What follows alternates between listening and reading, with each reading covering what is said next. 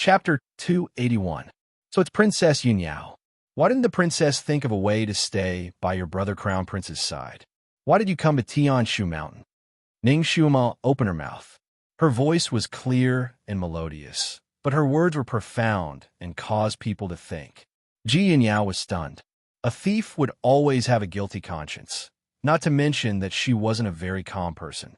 Ning Shuima's light words poked at her sensitive spot. Her expression changed, and she angrily said, "What nonsense are you talking about? How could I think of a way to stay by Brother Crown Prince's side? We're siblings." Didn't I say you're not siblings? Why is Princess Yunyao so anxious? Could it be that you have a guilty conscience? Ning Shuima blinked. Ji Yunyao's face turned even redder. Bastard, when did I have a guilty conscience? Brother Yunhuang and I are innocent. We're siblings, biological siblings. What's wrong with us being close? There's indeed nothing wrong with biological siblings being close. Ning Shuima dragged her voice. However, looking at the princess's usual behavior, I thought you were foster siblings. It seems that I misunderstood. However, the princess's behavior really makes people think. Her words had a double meaning, and each sentence had a meaning. Most of the people present were young men and women. People of this age group were always sensitive to emotional gossip. Ning Shuima's words were like a shot of stimulant, instantly lighting up everyone's gossiping factor. It was unknown how many bright eyes fell on Ji Yunyao. Biological sister and biological brother having an affair? It couldn't be, right? Ji Yunyao clenched her fists tightly. She felt that she had always hidden her thoughts very well. How could she be seen through by this little brat in front of her? Just now, when she splashed dirty water on Ning Shuima, she felt incomparably happy. Now, this basin of water was splashed back on her. Under everyone's subtle gazes, her charming face turned redder and redder, almost turning purple. You slut, you're full of nonsense. What behavior did I do that made people think too much? If you don't say something today, I won't let you go. Ning Shuima raised her lips and smiled. You still remember Lu Susu, right? Ji Yunyao's expression changed again. She naturally remembered Lu Susu. Lu Susu was once her good friend.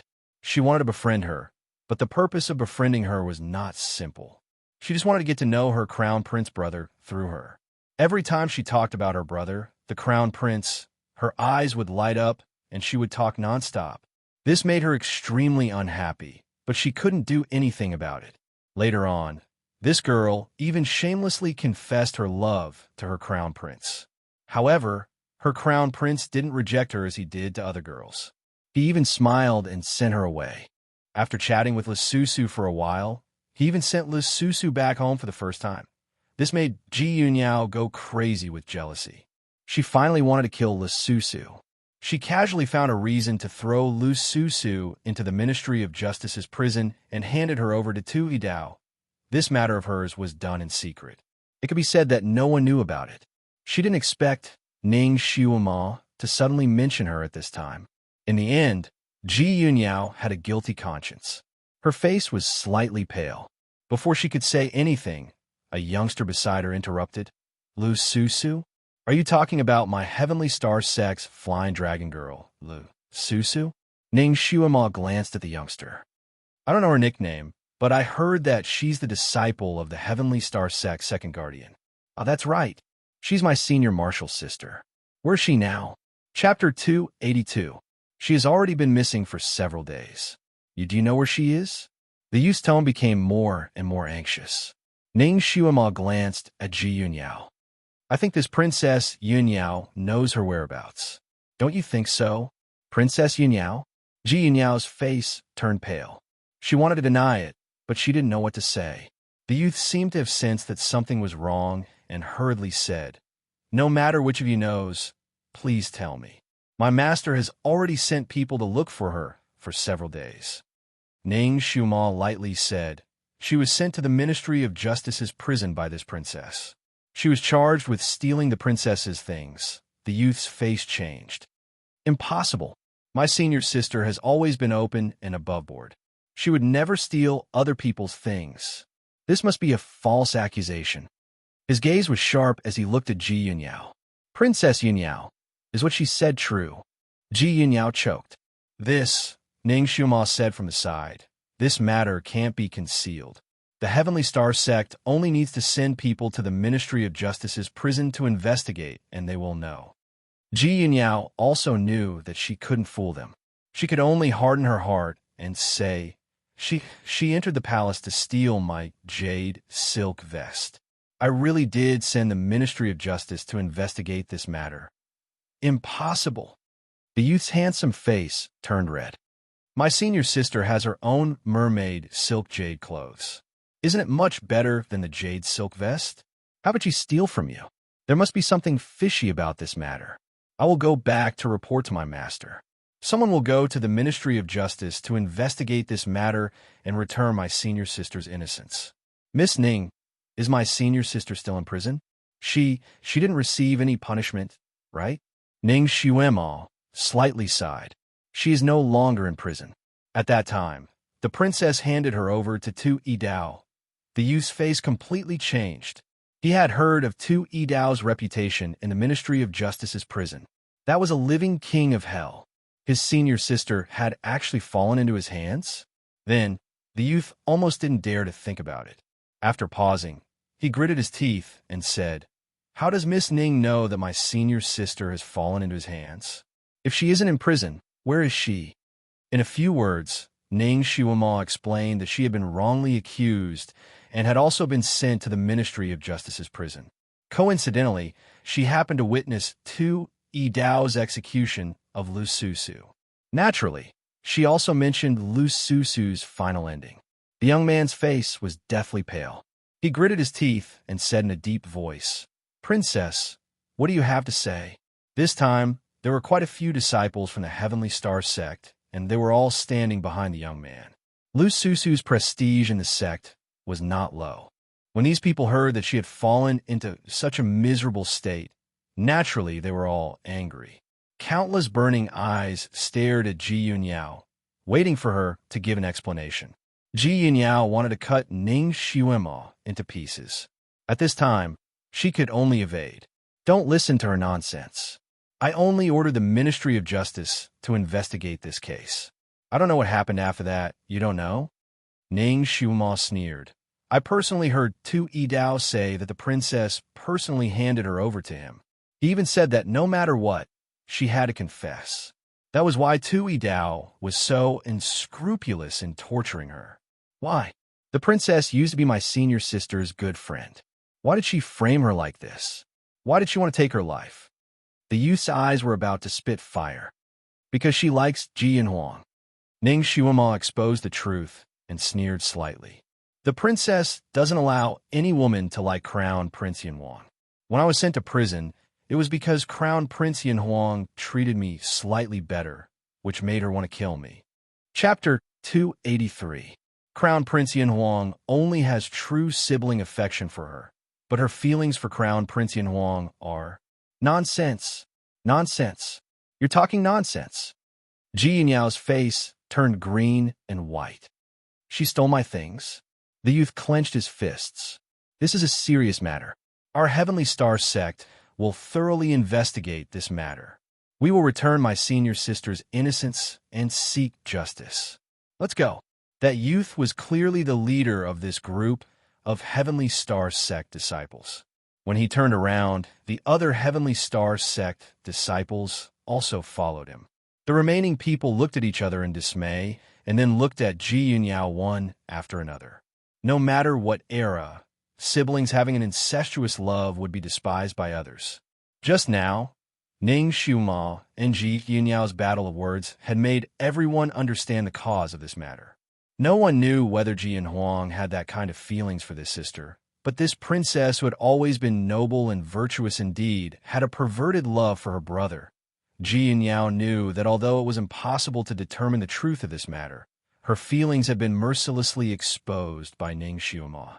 From today onwards, her reputation would be thoroughly tarnished.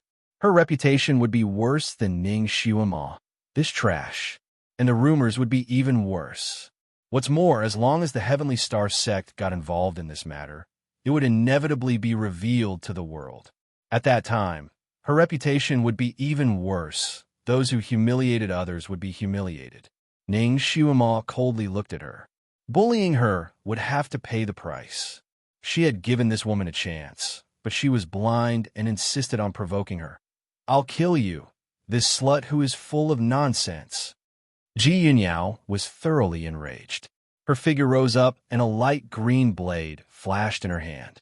The wind was like a wave as it swept towards Ning Xiuma's waist.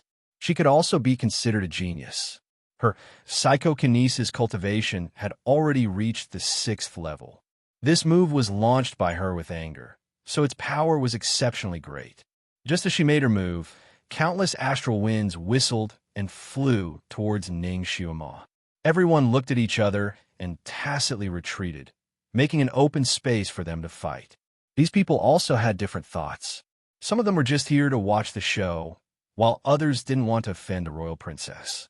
Of course, they didn't want to help her either. More importantly, they could take the opportunity to see how good Ning Xiuma's kung fu was. He could also figure out how to seize Kirin. No matter which side of the two girls lost, it would be beneficial for them. They were happy to sit back and reap the benefits. Fortunately, Ning Xiuma was prepared for it. She didn't panic when she was attacked and calmly fought back. Ji Yanyao's martial arts skills were indeed not low, and her techniques were also very powerful. Every move she made was full of grace, and her movements were as light as a fairy's. On the other hand, Ning Xiuma's psychokinesis was not as good as her, but she had extraordinary inner strength. Moreover, her combat experience was extraordinarily rich. Her movements were clean and neat, strange and changeable, and her moves were often unexpected. When she started a fight with Ji Yunyao, she was not in a hurry to attack. Instead, she was mostly on the defensive.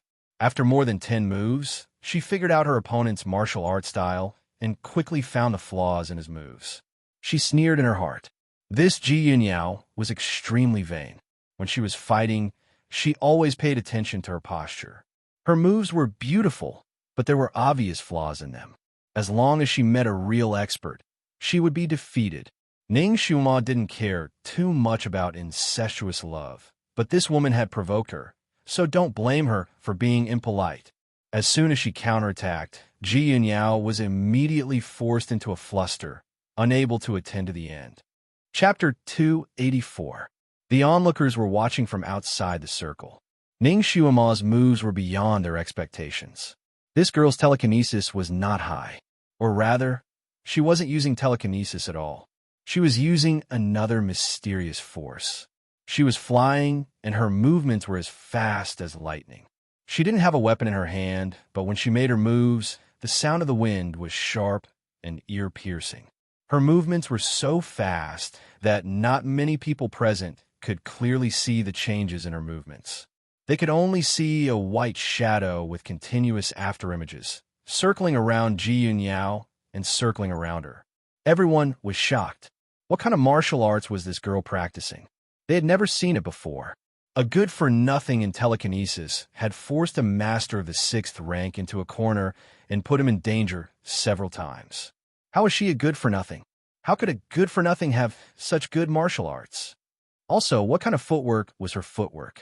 Natural and smooth, unfathomable. At first, the onlookers were only paying attention to the fight between the two. Later, more and more people were looking at Ning Xiuma. Most of the onlookers were martial arts fanatics. Naturally, they were curious to see martial arts that they had never seen before. They were so engrossed in the fight that they even forgot their initial goal. Kirin was standing on the side, watching the white figure in the fight. Its big eyes were filled with pride. That was its master.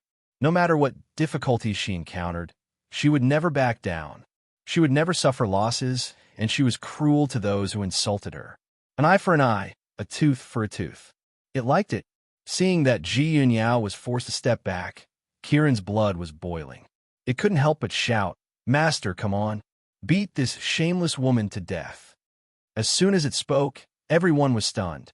They knew that pets of the highest rank could communicate with their masters, but they didn't know that this Kirin could speak. No wonder it was a legendary, mythical creature. What did it call that girl? Master? It seemed that only pets with blood contracts would call their masters. The others would just call them yes. This little girl had established a blood contract with Kieran. That was impossible.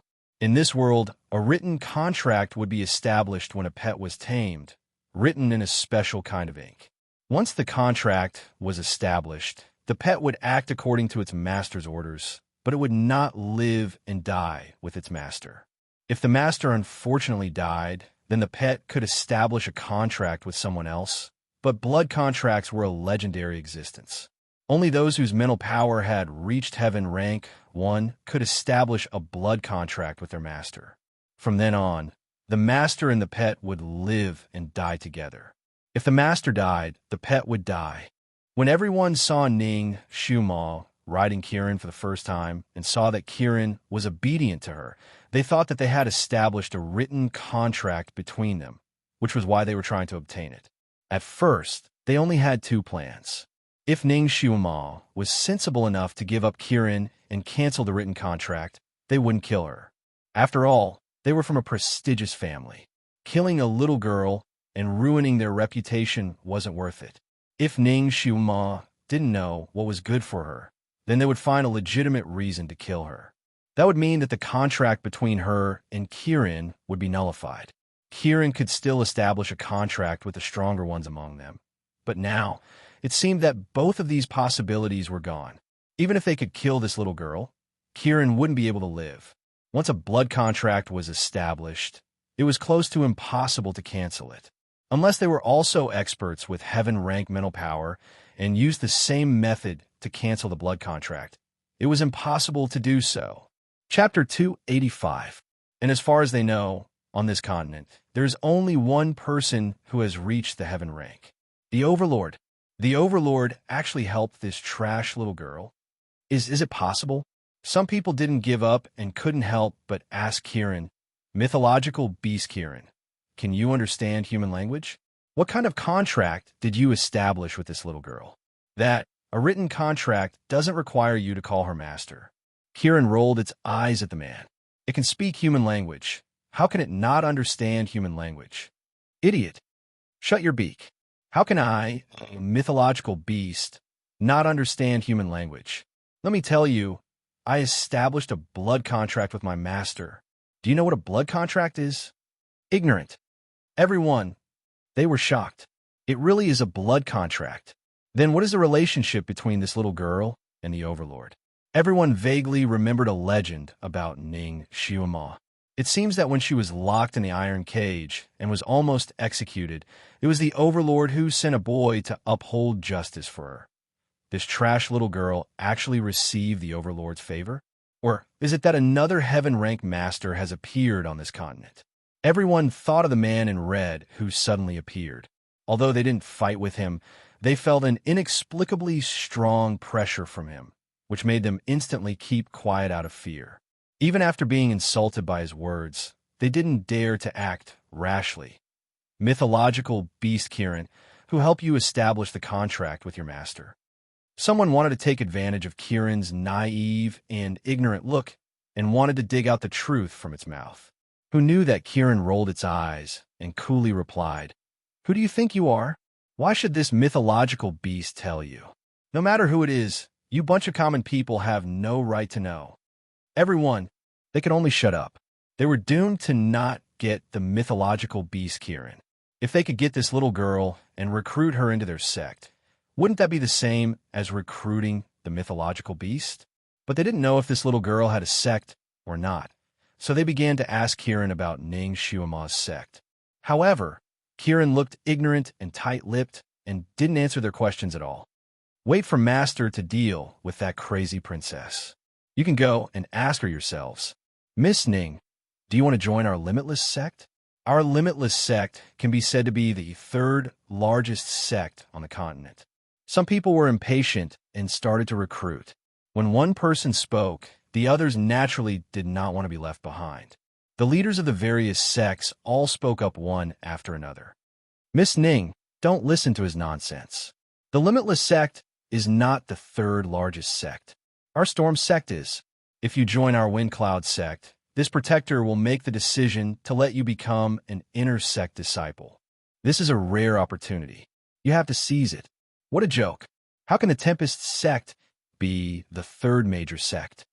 A scholarly-looking person spoke and said proudly, "Our Boundless sect is the third major sect. Lady Ning, you should join our Boundless sect. This elder will personally take you in. Our Limitless sect is the third largest sect. Our Wind Cloud sect is." Who in the pugilistic world doesn't know that our Boundless sect is publicly recognized as the third strongest sect? Aren't you afraid that you'll bite your tongue if you say that? In order to recruit Ning Xiuma, these people each pulled the other's leg and showed off their own sect's prestige.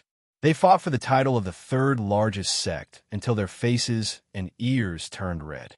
In the end, they stretched out their arms and rolled up their sleeves as if they wanted to fight. Chapter 286. Ning Xiuma pretended that she didn't hear their argument. She didn't need to think to understand why these people wanted to take her in. It was nothing more than taking a liking to her Kirin. As for her, she was probably just an accessory, a free gift. Ji Yinyao was even angrier. The lowly girl in front of her was obviously a good-for-nothing. She shouldn't even care about dogs, but these sects were actually fighting over her like dogs fighting over a bone. What's more, there was even her own sect's leading senior among them. This made her lose face even more, and the hatred in her heart surged like the waves of the sea. Lowly girl, don't be so smug. They're only fighting over your Kirin. They can't be bothered with a good-for-nothing like you.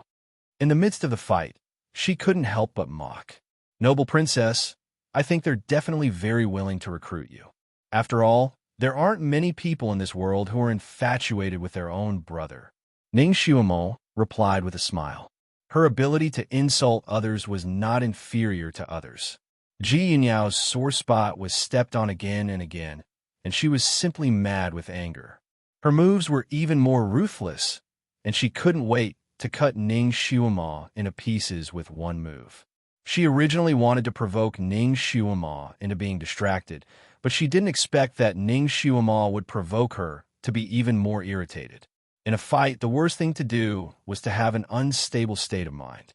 Ji Yinyao's mind wandered for a moment, allowing Ning Xiuma to find an opening and directly barge in. With a beautiful empty-handed grab, Ji Yinyao's sword was snatched away by Ning Xiuma. She was shocked and hurriedly retreated. Ning Xiuma sneered and turned her long sword in a circle, slashing towards her head. Her footwork was like the wind, and Ji Yinyao couldn't dodge at all. Her expression changed, and she screamed, "You can't kill me. If you kill me, even Brother Crown Prince won't let you off." Pa! Ning Xiuma's sword slashed diagonally onto her pretty face. Ji Yinyao's face suddenly hurt, and she thought that her face was split into two. She was so frightened that she screamed again, and her body flew backwards like a hawk. "Even if I kill you, you won't do anything to me." Ning Xiuma took a step forward and continued to approach her. "You have such dirty thoughts about him. He will be ashamed of you." This princess's desire for revenge and jealousy could already be described as perverted. She had to teach this kind of woman a lesson so that she would be frightened for the rest of her life. Ji Yinyao's mouth was filled with blood. Half of her face was numb and painful. Her entire life had been smooth sailing. Because of her status as a princess, everyone treated her with respect and courtesy. No one had ever really disobeyed her. This had nurtured her arrogant and despotic temperament. If things didn't go as he wished, he would beat and scold others. She had never suffered such a huge loss before. At this moment, seeing Ning Xiuma pouncing on her again, obviously unwilling to let her go, she was shocked, angry, and finally scared. This little girl whom she had always looked down on was actually not someone to be trifled with. At this moment, he was like the god of death, closing in step by step. "Ji Yinyao, I'll make you regret provoking me." Ji Yinyao was intimidated by her fierce aura and desperately retreated in fear. "You can't. You wouldn't dare. Why can't I?" "Ji Yinyao, I didn't want to lower myself to your level, but you're the one who asked for it." Ning Xiuma's figure flashed, and the sword in her palm shot out towards her neck. Ji Yinyao was almost scared out of her wits. She regretted it. She really regretted it. She regretted provoking this little devil. She hurriedly dodged again. Ning Shuima's movements were like lightning, and the sword's light circled around her. Chapter 287. Ning Shuima's movements were as fast as lightning, and the sword's light circled around her. In just a moment, Ji Yanyao's clothes were torn, her skirt was shortened, and her face was slapped by the sword. They were red and hot, and it was unknown if they were disfigured. At first, Ji Yanyao was still cursing endlessly, but later on, she could no longer be firm. When Ning Shuima's sword pierced through her ribs, her sleeves were cut in half, and a piece of her flesh was also cut off. She finally began to collapse. Okay, I was wrong. Now you know that you were wrong? It's too late. Ning Shuima's wrist turned, and the sword's light slanted and rushed towards her left shoulder. Ning Shuima actually did not want to take Ji Yanyao's life. After all, this girl was Ji Yunhuang's biological sister. If she killed her, it would be difficult to explain to Ji Yunhuang. After all, Ji Yunhuang treated her very well, so she had to give him face. However, she also had to teach this princess a lesson. Only this way, this princess would remember it for the rest of her life and not dare to cause trouble again. Stop! Suddenly, a voice came from afar. Following the voice, a faint blue light with a sharp whistling sound rushed towards Ning Shuima's chest. When Ning Shuima heard that shout, her heart skipped a beat. When she saw the blue light in front of her, her expression changed slightly. In her hurry, she did not care about hurting Ji Yunyao anymore. She pulled back her sword to defend herself against the blue light. Bang! With a loud sound, the blue light collided with her treasured sword. Ning Shuima's wrist went numb, and the sword in her hand flew out, flying straight to the sky. Ning Shuima was originally standing on top of a blue stone, but when she was hit by the blue light, her footing became unstable. She stumbled and retreated a few steps before steadying herself. Her ankle was burning with pain. She sprained her ankle. Ning Shuima slowly raised her head and saw a white-clothed man jumping down from a golden-eyed eagle. Brother! Ji Yanyao looked as if she had seen her savior. She cried out in joy and directly threw herself into the white-clothed man's embrace. The white-clothed man was handsome and tall. Among the group of handsome men and beautiful women, he was also incomparably handsome and calm. Ji Yanhuang. It was actually Ji Yanhuang. Brother, this slut bullied me. Woo, I don't want to live anymore. Ji Yanyao tightly hugged his waist, crying like a person. Her face was still red and swollen, and one of her front teeth were also broken. Ji Yanhuang looked at his sister in his embrace. He had never seen his sister in such a sorry state before. His body was covered in spots of blood, and his clothes had been shredded to the point that he looked like he was wearing rags. His skin was exposed in many places. He subconsciously took off his outer robe and wrapped it around Ji Yunyao. He looked at Ning Shuima, who was standing there, and then looked at Ji Yunyao, who was in his embrace. He furrowed his brows. What exactly happened? Now that Ji Yunyao had someone to rely on, she felt more confident and immediately cried, Brother, I was looking for her whereabouts for you. It was not easy for me to find her here. When I saw her, I like her very much. When I saw that she seemed to have some misunderstanding with these people, I told them her identity. Who would have thought that she would fly into a rage out of humiliation? She actually insulted our reputations like a madwoman, saying that we said that we were unbearable. I was so angry that I wanted to teach her a lesson. I wanted to teach her a lesson and let her know when to back off. She actually used underhanded tricks on me. Brother, you have to help me. Her words seemed to be right, but were actually wrong. She completely distorted the truth. Ji Yanhuang's gaze fell on Ning Shuima, and his complexion was not good. Shuima, is this true? Chapter 288. Ning Shuima's ankle was still burning with pain.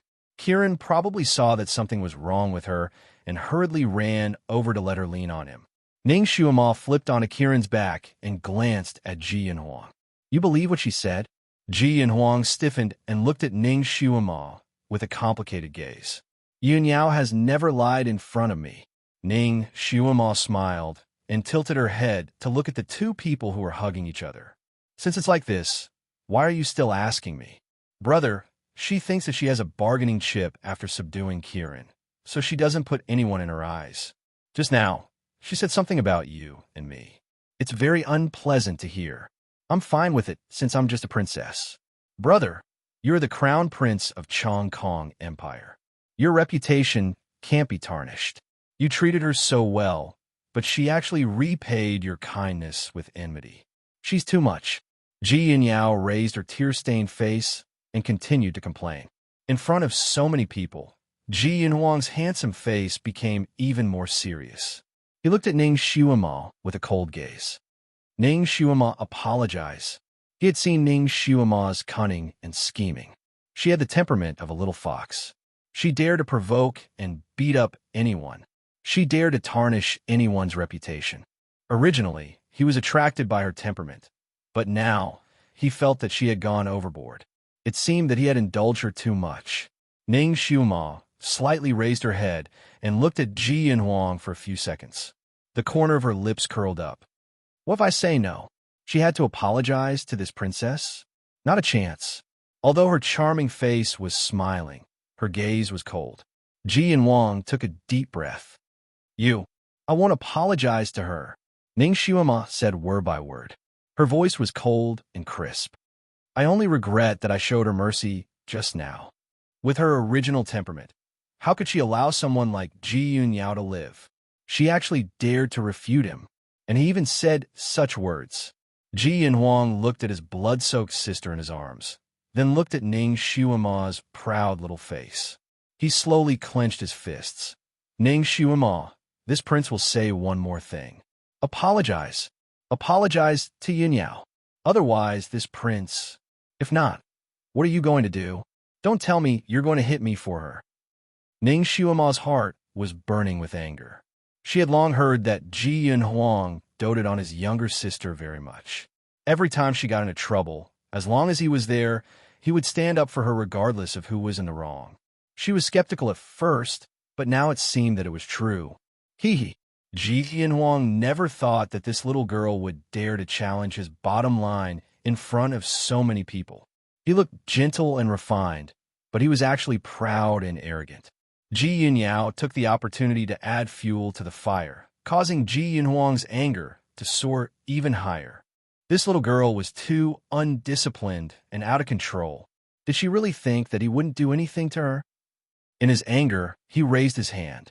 Ning Xuema, you really disappoint me. A blue light shot out from his palm and transformed into a large hand in midair. It slapped towards Ning Xuema. Bang! That hand slapped Ning Xuema's ribs. Ning Xuema's face paled. Her body swayed on the Qilin's back. A mouthful of blood rushed up to her throat, but she forced herself to swallow it down. A line of blood flowed down from the corner of her mouth. Ji Yinhuang never thought that this palm would actually hit him. He was stunned for a moment and couldn't help but take a step forward. Xuema, with her inner strength and Qigong, she should be able to dodge this palm. Chapter 289. Master, Kieran anxiously shouted. On the way here, Ning Xuema had told it about her friendship with the crown prince. It thought that he was Ning Xuema's friend and would not harm Ning Xuema, so it was not prepared and did not have time to set up a protective barrier.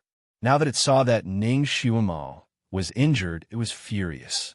It seemed that this friend was not trustworthy. What a biased person. It opened its mouth and spat out a ball of water, which instantly turned into an ice ball in the air and smashed towards Ji Yinhuang's face. Master treated you as a friend, but you hurt her. The ice ball was as big as a basketball and brought with it a frightening sound. Even Ji Yinhuang did not dare to face it head-on and could only swing his sword and knock it against the ice ball. His original intention was to deflect the ice ball away, but he did not expect that the ice ball would explode in an instant and turn into countless small ice balls, which smashed onto his body. Of course, it also smashed onto Ji Yunyao, who was in his embrace. The power of these ice balls was not small, causing Ji Yunyao, who was watching Ning Xuema, to let out a groan. Ji Yinhuang's cultivation was profound, so these ice balls only caused him some pain and did not cause any other harm. Hearing Ji Yunyao's discomfort, he subconsciously asked, Yunyao, how are you? Ji Yunyao's eyes were brimming with tears. Brother, my body hurts. When we go back, let the imperial physician take a look at you. And okay, brother, I will listen to you. Ji Yunyao was always very obedient in front of Ji Yunhuang. Actually, Ji Yunhuang had already secretly checked her body and found out that her injuries were all superficial and nothing serious. Thus, he was able to relax. In the end, he was still worried about Ning Xiuma and hurriedly raised his head to look at her. Ning Xiuma's face was as white as a sheet of paper. It was obvious that she had suffered internal injuries. She pacified the little Qilin who still wanted to throw another ice ball. She shot a glance at Ji Yunhuang and faintly said, Your Highness the Crown Prince, you once saved my life. Now that I've received your palm, we're even. I do not owe you anything anymore. You better control your little sister well. The next time she insults me, I will not be merciful to her. Little Apple, let's go.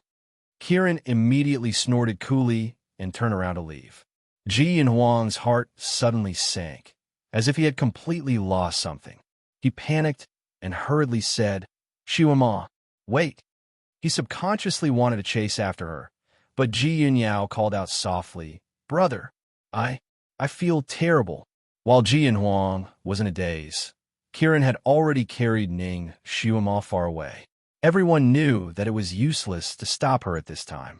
They looked at each other and dispersed.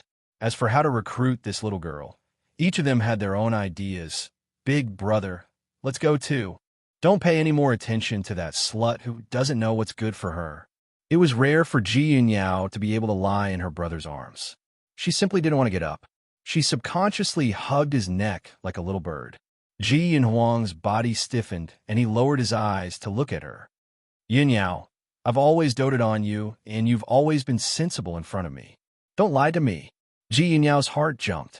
Yunyao definitely won't lie to Big Brother. Very good. Remember what you said? Ji Yunhuang raised his hand to summon Ji Yunyao's red-crowned crane and placed her on it. Go back to the city first. Ji Yunyao panicked and hurriedly hugged his neck. Big brother, I'm injured. I want you to take me with you. Big brother still has things to do. Be good. The injuries on your body are only superficial. Let the imperial physician treat it for you, and you'll be fine. Go back first. He wanted to pull her hand away. Chapter 290. Ji Yunyao was so angry that she hugged him even tighter. Brother, you want to look for that slut again? She already treated you like that. Shut up. Ji Yunhuang's face darkened. You're not allowed to talk about her like that. In the future, she will be your royal sister-in-law. It was earth-shattering. Ji Yunyao's face changed greatly. She couldn't help but shout in anger. Royal sister-in-law? Brother, you're crazy. How is she worthy? She's a trash of psychokinesis and even has an affair with a man. With such a bad reputation, even if she warms your bed, she's still not worthy. Shut up. Ji Yunhuang's face darkened and a storm was brewing. Ji Yunyao, have you always thought of her like that? Then just now? It was rare for him to speak so harshly to Ji Yunyao. Ji Yunyao became even angrier. Blood rushed to her head and she became dizzy. She shouted, She's already worse than a slut. Didn't you see her body just now? She was clearly wearing men's clothes and her legs were bare, just like a seductive slut. Pa! Ji Yunyao's face received a heavy slap. Ji Yunyao, no wonder she treated you like that just now. You're a princess. How can you speak so viciously? Ji Yunhuang was so angry that his hands were trembling. He never knew that his sister was so unreasonable. Did he really wrongly accuse Xiuma just now? Although that girl had always been as cunning as a little fox, she still had a bottom line. If you didn't really provoke her, she would still be kind to others and even have a code of brotherhood. She was ruthless to Ji Yunyao, so she must have provoked her too much. Thinking about Ning Xiuma's cold gaze and resolute words when she left, his heart suddenly ached. Was he wrong? This was not the result he wanted. He clearly came to look for her. Ji Yunyao caressed her face in disbelief. Her eyes were wide open. You hit me? Brother, you actually hit me because of that slut? Ji Yunhuang tore off his clothes that she had been holding on to and took a step back. He coldly said, Yunyao, you're not allowed to interfere in my matters. Also, Even though we're siblings, there's still a difference between men and women. In the future, don't go to the Crown Prince's residence. If there's nothing important, don't see me." He turned around and jumped onto the large eagle that he had ridden here, leaving like a whirlwind. He was going to look for Ning Xiuma and tell her that he had been very worried ever since he found out about her disappearance. He had been searching for her day and night. Ji Yunyao was simply dumbfounded. She clutched the red-crowned crane's feathers tightly. The hatred in her eyes surged like a tidal wave. "Ning Xiuma, Ning Xiuma, sooner or later, I'll make you wish you were dead." The eagle that Ji Yunhuang was riding was naturally very fast. He thought that with his speed, he would be able to catch up with Ning Xiuma in less than a quarter of an hour and explain everything to her. However, he didn't expect that even after chasing in that direction for an hour, he still didn't see Ning Xiuma. Kiran shouldn't be that fast, right? The eagle's eyes were sharp, and the large eagle he was riding on was one of the best. As it flew in the air, even a rabbit running across the ground within a radius of tens of miles would not be able to escape its eyes. In order to find Ning Xiuma, he purposely let the large eagle fly lower and lower, almost brushing against the treetops. Logically speaking, he shouldn't have missed Ning Xiuma and Kiran, unless she didn't take this path down the mountain. However, there was only one path up the mountain. If she didn't take this path, where else would she go? Chapter 291. Ning Xiuma's figure flashed through his mind. Naturally, he also thought of the Kiran. His heart suddenly skipped a beat. Suddenly, he hit his own head hard. Damn it, he had actually overlooked the most important issue. He had accompanied the ancestor in the palace for 4 whole days. He had not taken a single step out of the frozen palace. Every day, other than occasionally answering the ancestor's questions, he would just sit there and meditate. Naturally, he was also worried about Ning Xiuma, who had left earlier. However, following the ancestor was a rule. If the ancestor did not leave, he would not be able to leave. The ancestor was also strange. Every day, other than occasionally talking to him, he would also spend most of his time meditating. He sat there like an ice sculpture. He did not see anyone else, nor did he go out to meet the emperor and civil and military officials who were paying their respects every day. He really did not know why the ancestor had stayed here for these few days. Don't try to guess the ancestor's intentions, because even a deity would not be able to guess it. Therefore, although Ji Yanhuang was a little puzzled, he was too lazy to try to figure out the ancestor's intentions. The ancestor had said that he would stay in the palace for 3 days, but for some reason, he stayed for an extra day, causing Ji Yanhuang to accompany him for an extra day. Fortunately, accompanying the ancestor was very beneficial. For example, he would give Ji Yanhuang a date to eat every day. That date was obviously not an ordinary one. It could greatly replenish the vitality in the body. Not only would he not be hungry, but it would also increase his resistance to the cold. Although he had been staying in the frozen palace, he would not feel cold. His psychokinesis had also increased. These 4 days by the ancestor's side was equivalent to half a year of his own cultivation. 4 days later, the ancestor finally left. It was only after Ji Yanhuang left the palace that he found out that Ning Xiuma had been betrothed by the emperor and that she had been kidnapped. He was very strict with his subordinates. There were all kinds of talents in the Crown Prince's residence. During these 4 days, the aides in the Crown Prince's residence knew that he had a special impression of Ning Xiuma. Therefore, they had already started investigating this matter. Therefore, not long after Ji Yanhuang left, he found out that Ning Xiuma was not kidnapped. She was just trying to escape from the marriage. When he found out about all this, he was both happy and surprised. He was shocked that this girl was so bold that she dared to run away from the emperor's wedding. What made him happy was that she could even refuse the emperor's great favor of making her a concubine.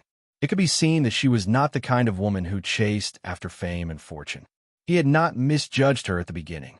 Moreover, the little girl was smart enough to come up with such a plan that even his imperial father was unable to do anything about it. When he entered the palace and saw his father's sullen face, he was secretly pleased, of course. His men had also investigated and found out that after Ning Xiuma had escaped from the city, she had entered the heavenly book mountain with number 2 by her side. What worried him the most was that the Crown Prince's residence had once sent experts in a heavenly book mountain to secretly protect that girl. However, they had not expected that after searching the entire 3 peaks, they would not be able to find them. It had been 4 days, and the girl seemed to have disappeared into thin air. No one had seen her again. Some people even suspected that she had met with misfortune in the mountains. Ji Yanhuang's heart was also burning with anxiety. He sent out all the elites from the Crown Prince's residence to search the mountains. He himself had also carefully searched the peaks one by one. However, he did not expect that when he searched the 3rd peak, the giant eagle he was riding on had sensed Ji Yunyao's existence and screamed. Chapter 292. He thought that she had encountered some ferocious beast, so he hurried over, but what he saw was Ning Xiuma attacking Ji Yunyao. When he saw that Ning Xiuma was fine, his joy was diluted by shock and anger. Protecting this sister of his had already become a habit in his bones. Perhaps he saw Ning Xiuma as his future wife, so he unconsciously raised his expectations of her. Seeing her like this, he actually felt disappointed and angry, so he wanted her to be more sensible. But he didn't expect that one slap from him would break the friendship that he had built with great difficulty when she coldly called him Crown Prince. His usually calm heart actually felt as if a cat was scratching it. It was as if something was completely destroyed by his slap and could never be found again at that time. The situation was too chaotic, plus Ji Yunyao was crying and throwing a tantrum in his arms, which made his heart uneasy. He actually didn't think of why so many people were surrounding Ning Xiuma.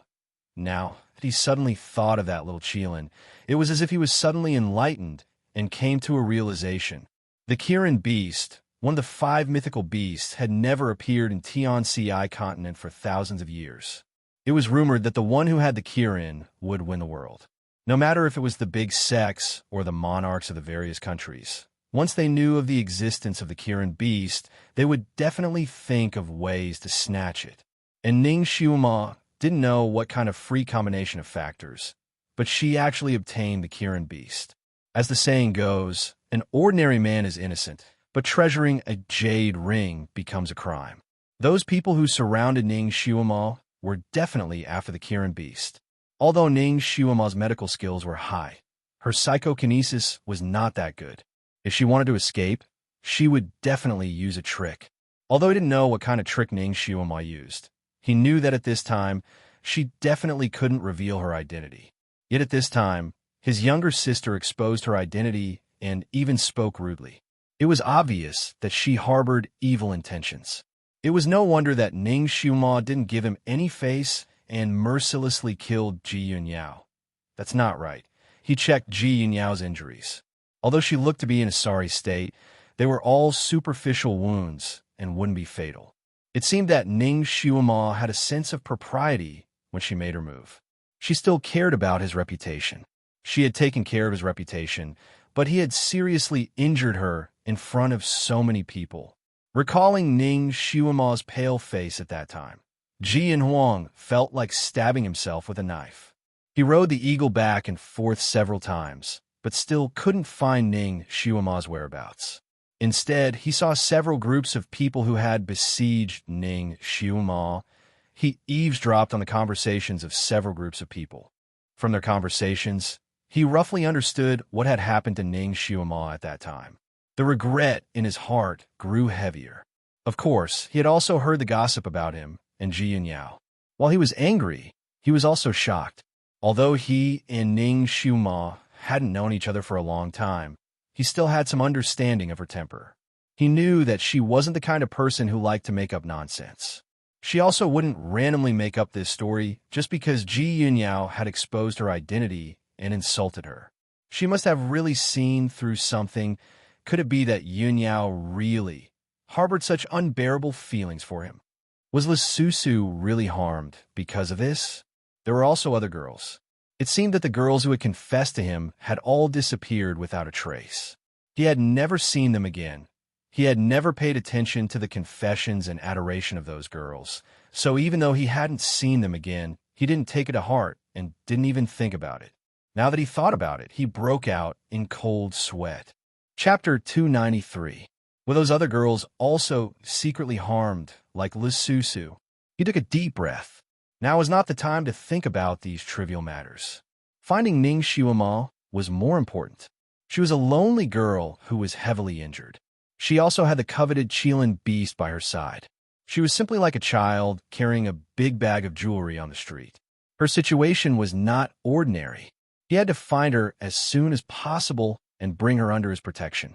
Ning Xiaomo's figure appeared in his mind again. She was indeed wearing a man's robe. When he made his move, he also saw her exposed calf. When the robe fluttered in the wind, his heart felt like it was blocked by a lump of iron, and he felt indescribably uncomfortable. What did she experience in the past 4 days? What about number 2? Who gave her the robe? Who made the blood contract between her and Kirin? Could it be the person who gave her the robe? Countless questions revolved in his mind. He naturally did not believe that the ancestor was behind this. The ancestor was in the palace these past few days. He personally accompanied him for a few days. Could it be that he was lying? It could not be that the ancestor could clone himself, right? This was absolutely impossible. Then, who could that person be? He forced himself to suppress the rolling questions in his mind. He raised his hand and sent out a signal to gather his subordinates. In a dense forest at the bottom of a hill, Kirin, with a head full of green grass, raised his head and looked at Ji Yinhuang's eagle flying past. He then turned his head to look at Ning Xiaomo, who was also wearing a green grass robe and had a head full of green twigs. Master, is he looking for you? Could it be that this bastard wants to beat you a few more times to avenge his shrew sister? Ning Xiaomo gently spat out the grass in her mouth and answered casually, "Don't worry about him. We will go our own way later." Kirin shook the camouflage on his body and sincerely admired it. Master was a smart master. She said that there would be people following her. So after escaping, she immediately made camouflage for herself and Kirin. She put the grass and twigs on her body and actually made it look like a bundle of grass. No matter where she squatted, she blended in with the surrounding grass. Several groups of people had already gone over, but no one had discovered her whereabouts. Master, from whom did you learn this disguise technique? Ning Xiaomo faintly smiled, but did not speak. This was the Special Forces jungle camouflage technique. It had been scientifically verified and was naturally very advanced. Those who were searching for her would not be able to find her, nor would they be able to find her. Apparently, those people did not expect her to be in disguise. They were too busy searching for her in white and the blue Kirin to notice the green grass. Ning Xiaomo took another light breath. She had already taken a pill to treat her internal injuries, but the blood in her chest was still surging violently. It was obvious that her internal injuries were not light. She lowered her eyes. She had overestimated her own strength and underestimated the strength of Ji Yinhuang's palm. He probably didn't show any mercy when he attacked just now. This was good too. She had paid off all her debts to him. She let Kirin be her protector while she sat in the grass and meditated for a while. Initially, she wanted to use her internal energy to heal her injuries, but she suddenly remembered the breathing method that Jiuzun had taught her. Now that she had a little bit of psychokinesis in her body, perhaps she could try using this method to heal her injuries. She immediately put it into action, her psychokinesis circulating within her body. After a while, she only felt a warm itch around her injuries, and the pain gradually subsided. It really worked. Chapter 294. Ning Xiaomo's spirit was shaken. She began to use her psychokinesis to soothe her injuries. After half an hour, she opened her eyes once again and sensed the condition of her injuries. The originally unbearable pain was unexpectedly gone. She was still worried. Turning around, she undid her robe and looked at her wounds. The bruises that had been swollen below her ribs were now only a faint red patch. She had actually recovered by 90%.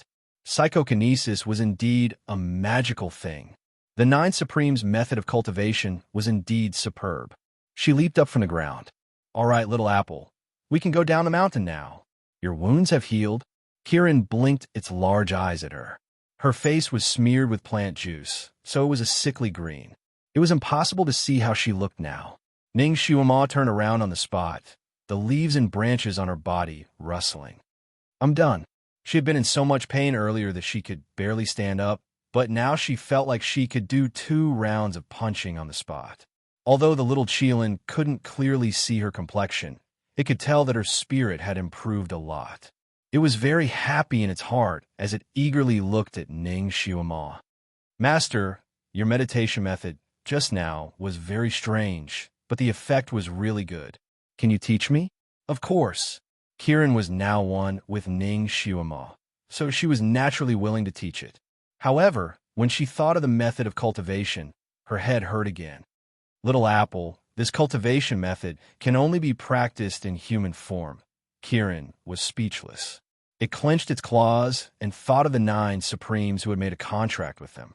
That little bastard, why didn't he let it transform into human form? It stood up dejectedly. Master, where are we going now? Back to the city. Ning Shuama hopped onto its back. She was homesick after drifting outside for so long. In this world, if Ning Shuama claimed to be the second best at evading pursuers, no one would dare to claim that they were the best. Coupled with Kirin's extraordinary speed, they managed to avoid the search teams from all directions and successfully descended the last peak of Heavenly Book Mountain. After climbing over a small hill, they would be able to see the official road that led to the capital. Master, should I transform into another animal before following you into the city? Kirin raised her head and asked. Ning Shuama was looking at the mountain path, deep in thought. Hearing its words, she was shocked. Didn't the 9 Supremes seal off your ability to transform? He sealed my ability to transform into a human. I can also transform into other animals. In order to prove its words, the little Qilin shook off the camouflage on its body, and with a shake of its body, it transformed. A faint blue light flashed, and the little Qilin disappeared. What appeared in its place was a majestic tiger, but its fur was blue. Master, how is it? Kirin spun in a circle on the spot, full of himself. Ning Shuama was speechless. She raised her hand to rub her forehead and glared at Kirin. Little bastard, why didn't you use this transformation earlier? If she had known that it could transform like this, she would have turned it into a normal animal long ago. How could she have let so many people discover its existence and chase her like a rat crossing the street? You didn't tell me earlier. Kirin felt wronged. Looking at Ning Shuama's dark face, it rubbed its big head against the corner of her clothes cutely. Master, it's fine if I transform into this, right? A blue tiger entering the city seemed to be quite eye-catching. Ning Shuama looked at the blue tiger with its big watery eyes and asked tentatively, how many transformations do you know? Chapter 295. Apart from humans, I could transform into any living animal. All right then, you can make a horse out of it first. The little Qilin frowned. I feel that transforming into a horse will lower my style. What style does a Kirin have? Ning Shuama immediately said, Little Apple, we have to enter the city quietly. You have to transform into a horse. All right, the little Qilin compromised. With a shake of its body, it indeed transformed into a horse. However, the fur on its body was still blue. It was a blue horse. Why did it look like a freak?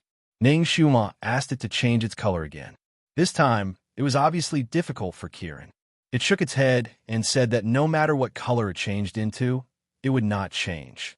After another round of haggling, the little Qilin finally turned into a blue cat with grievance. Ning Shuama carried the blue cat down the mountain. At a hunter's house, she asked for a hunter's daughter's clothes and then went to the main road. After all, this place was remote and there should not be many people on the main road. When Ning Shuama escaped and was brought here by the Sixth King, there were very few people on the main road. However, this time, Ning Shuama immediately felt that something was wrong when she walked on the main road. There were still not many people on the main road, but there were many people from various sections. These people were in a hurry and looked around with sharp eyes. It was obvious that they were looking for someone. Ning Shuama's heart skipped a beat. It seemed that these people had not given up on her and still wanted to catch her. She carried the blue cat in her arms and walked freely on the streets. She was dressed like a hunter, and her small face was also dark. She looked like a typical mountain dweller. It was very normal for a mountain dweller to walk on this road, so the people from the sects that she passed by did not pay attention to her. She was relieved. If she was caught now, no matter which sect she fell into, she might not be able to get any benefits. They just wanted to use her as a breeder for the Kirin beast. And it was a long-term job. Once her 10-year blood contract with Kirin expired, it was hard to predict what would happen to her. These sects were still rather fearful of the imperial family. She would only be safer if she entered the city. She would first return to the Marquis's mansion to recuperate for a while. She would look at the situation before making any other plans. She carried Kirin and walked forward, her footsteps as vigorous as those of a normal hunter's daughter. It was very different from her usual walking style. Naturally, he would not reveal his identity.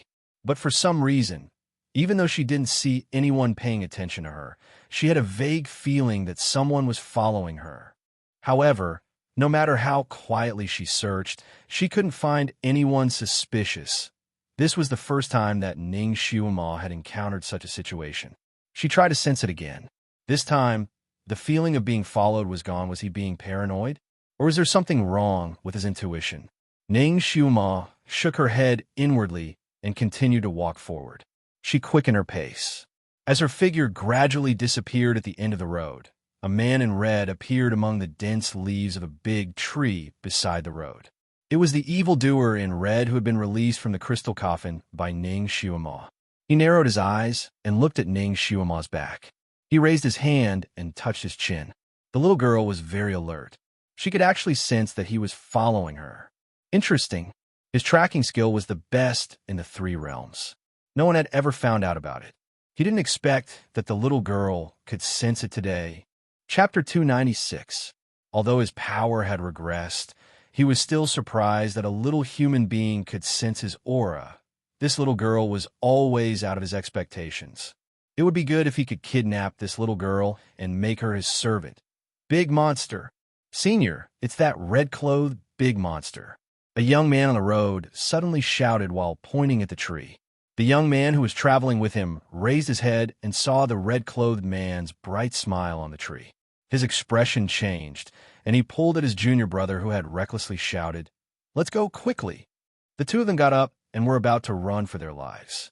Just as they got up, a golden light suddenly flashed in front of their eyes. The two of them screamed at the same time and covered their eyes. Blood flowed out from the gaps between their fingers. "You guys are really annoying." A voice as gentle as the spring breeze rang in their ears. "Cripple a pair of eyes." The voice was gentle, but the move was not gentle at all. It was extremely sinister. The two of them rolled on the ground with golden needles in their eyes. They were in so much pain that they did not notice when the red-clothed man left.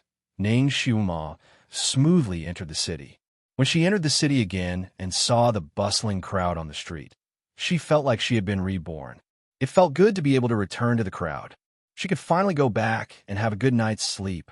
She strolled back to the vicinity of her Marquis, Jing Yuan's residence, and keenly discovered that there were many secret agents moving around.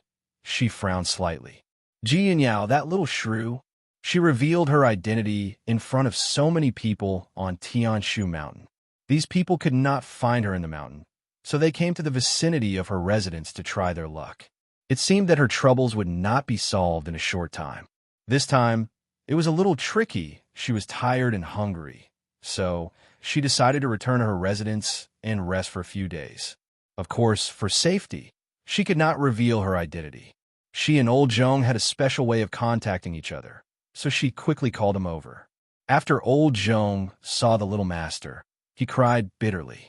Then, he secretly brought Ning Xiuma, who had disguised herself, back to the Marquis Jing Yuan's residence. However, the people outside were still unaware. Ning Xiuma rested in the mansion for 2 full days before she was able to completely recover her strength. From Old Zhong's mouth, she knew that the people outside had already turned the sky upside down in search of her.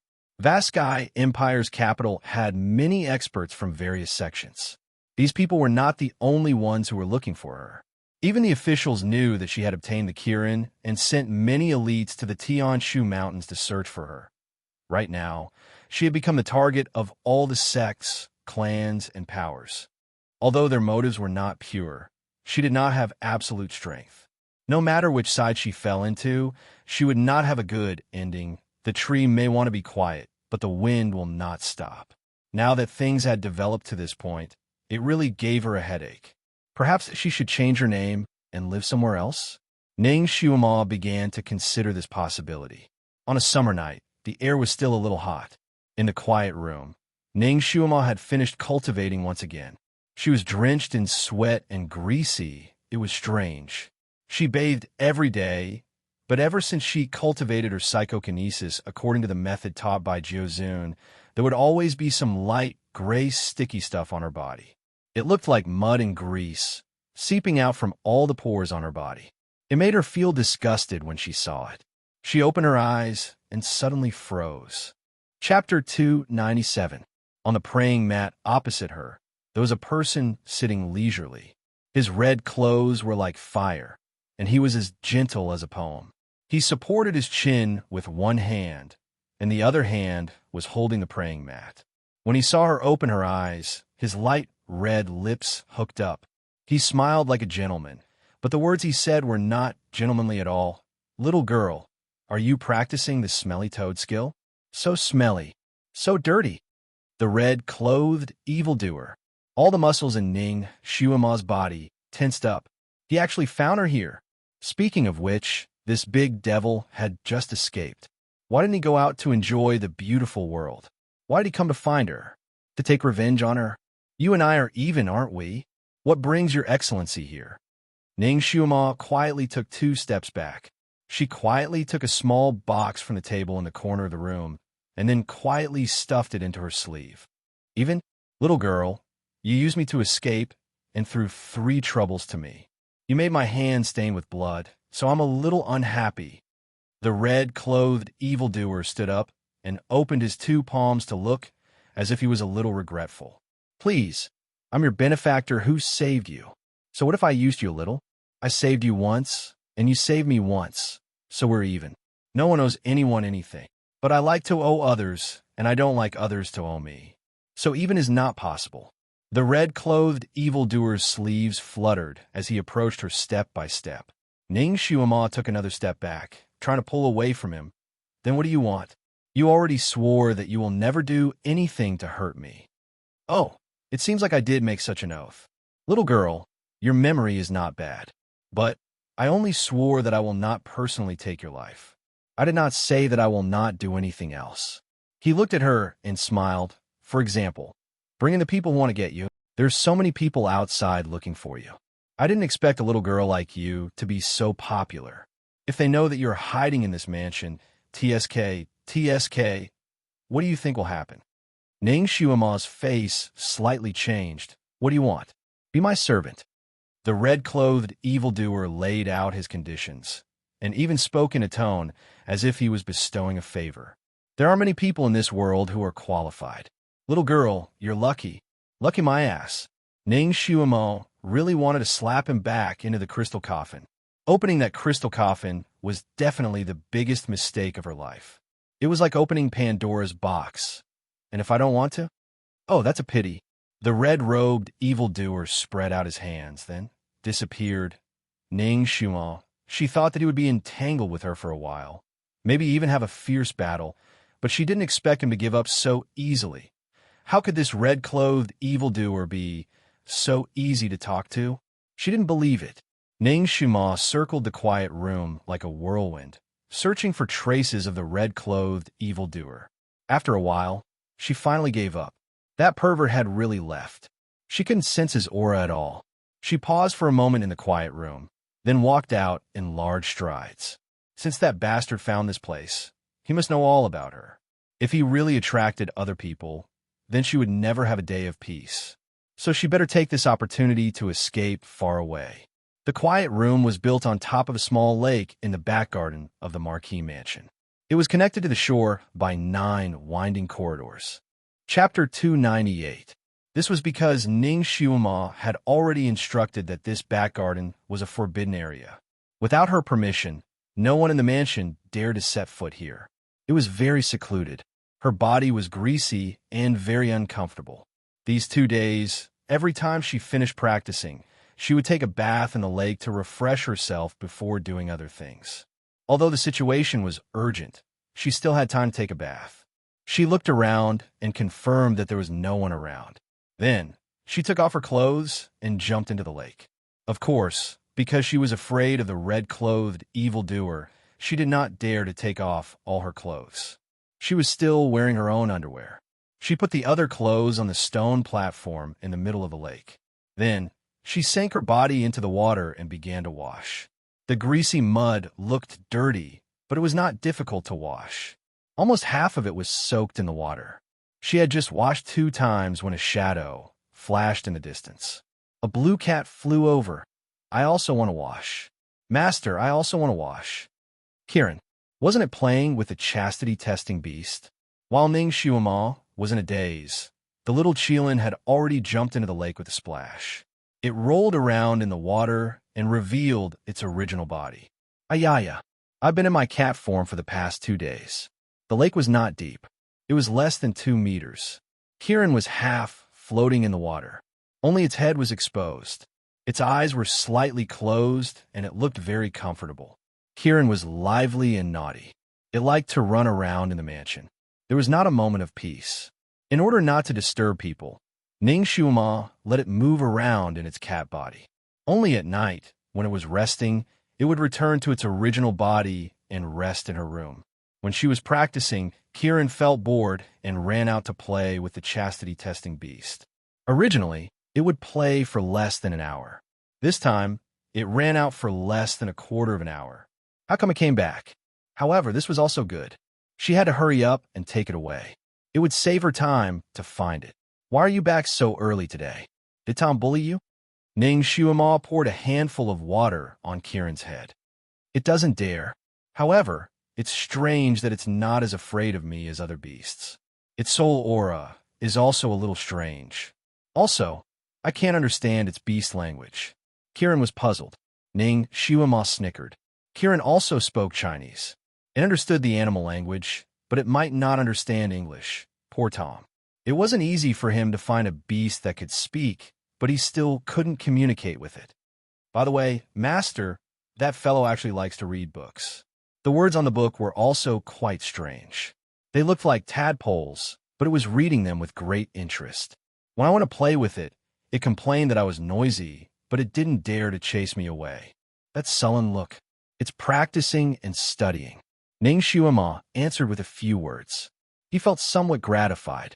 The books that the chastity-testing beast was reading were all translated by her to it. They were the basic cultivation methods, the same way as the chastity-testing beast. In order to get rid of its beast form as soon as possible, Tom studied very hard. It was to the point that it forgot to eat and sleep. It was just like a bookworm. Not to mention that Kiran went to find it. Even if she went back to the mansion to see it, it would only excitedly express its welcome and then sit in the corner to read the book. Ning Xuema came back this time and brought some herbs that were suitable for it to practice. She also refined some pills to treat the symptoms. After Tom ate it, its cultivation speed became faster. In these 2 days, its cultivation speed was very fast. Tom was actually very smart. Ning Xuema also taught it Chinese several times in her free time. Chapter 299.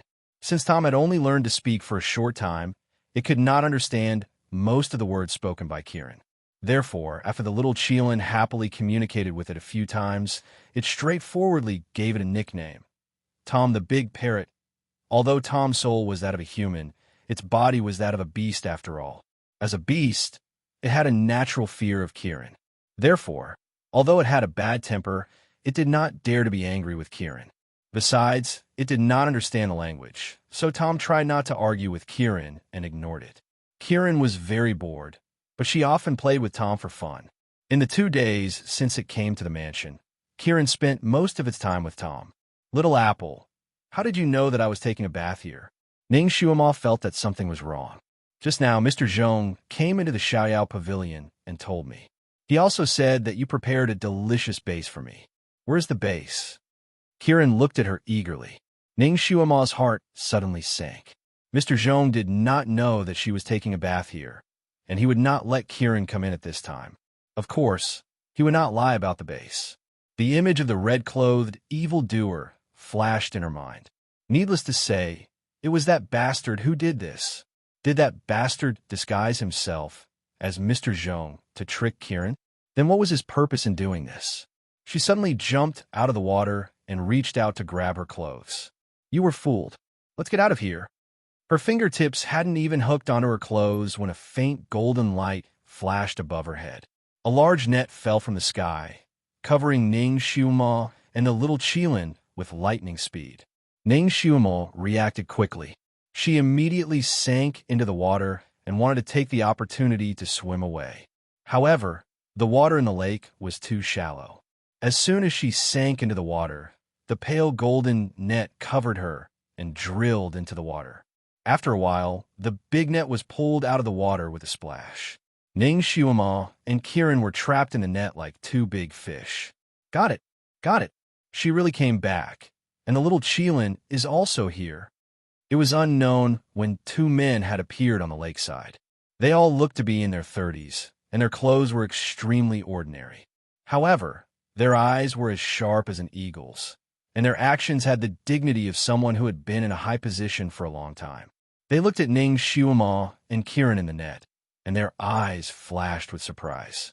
One of them raised his sleeve, and the big net that trapped Ning Xiuma and Kieran flew towards him. Bang!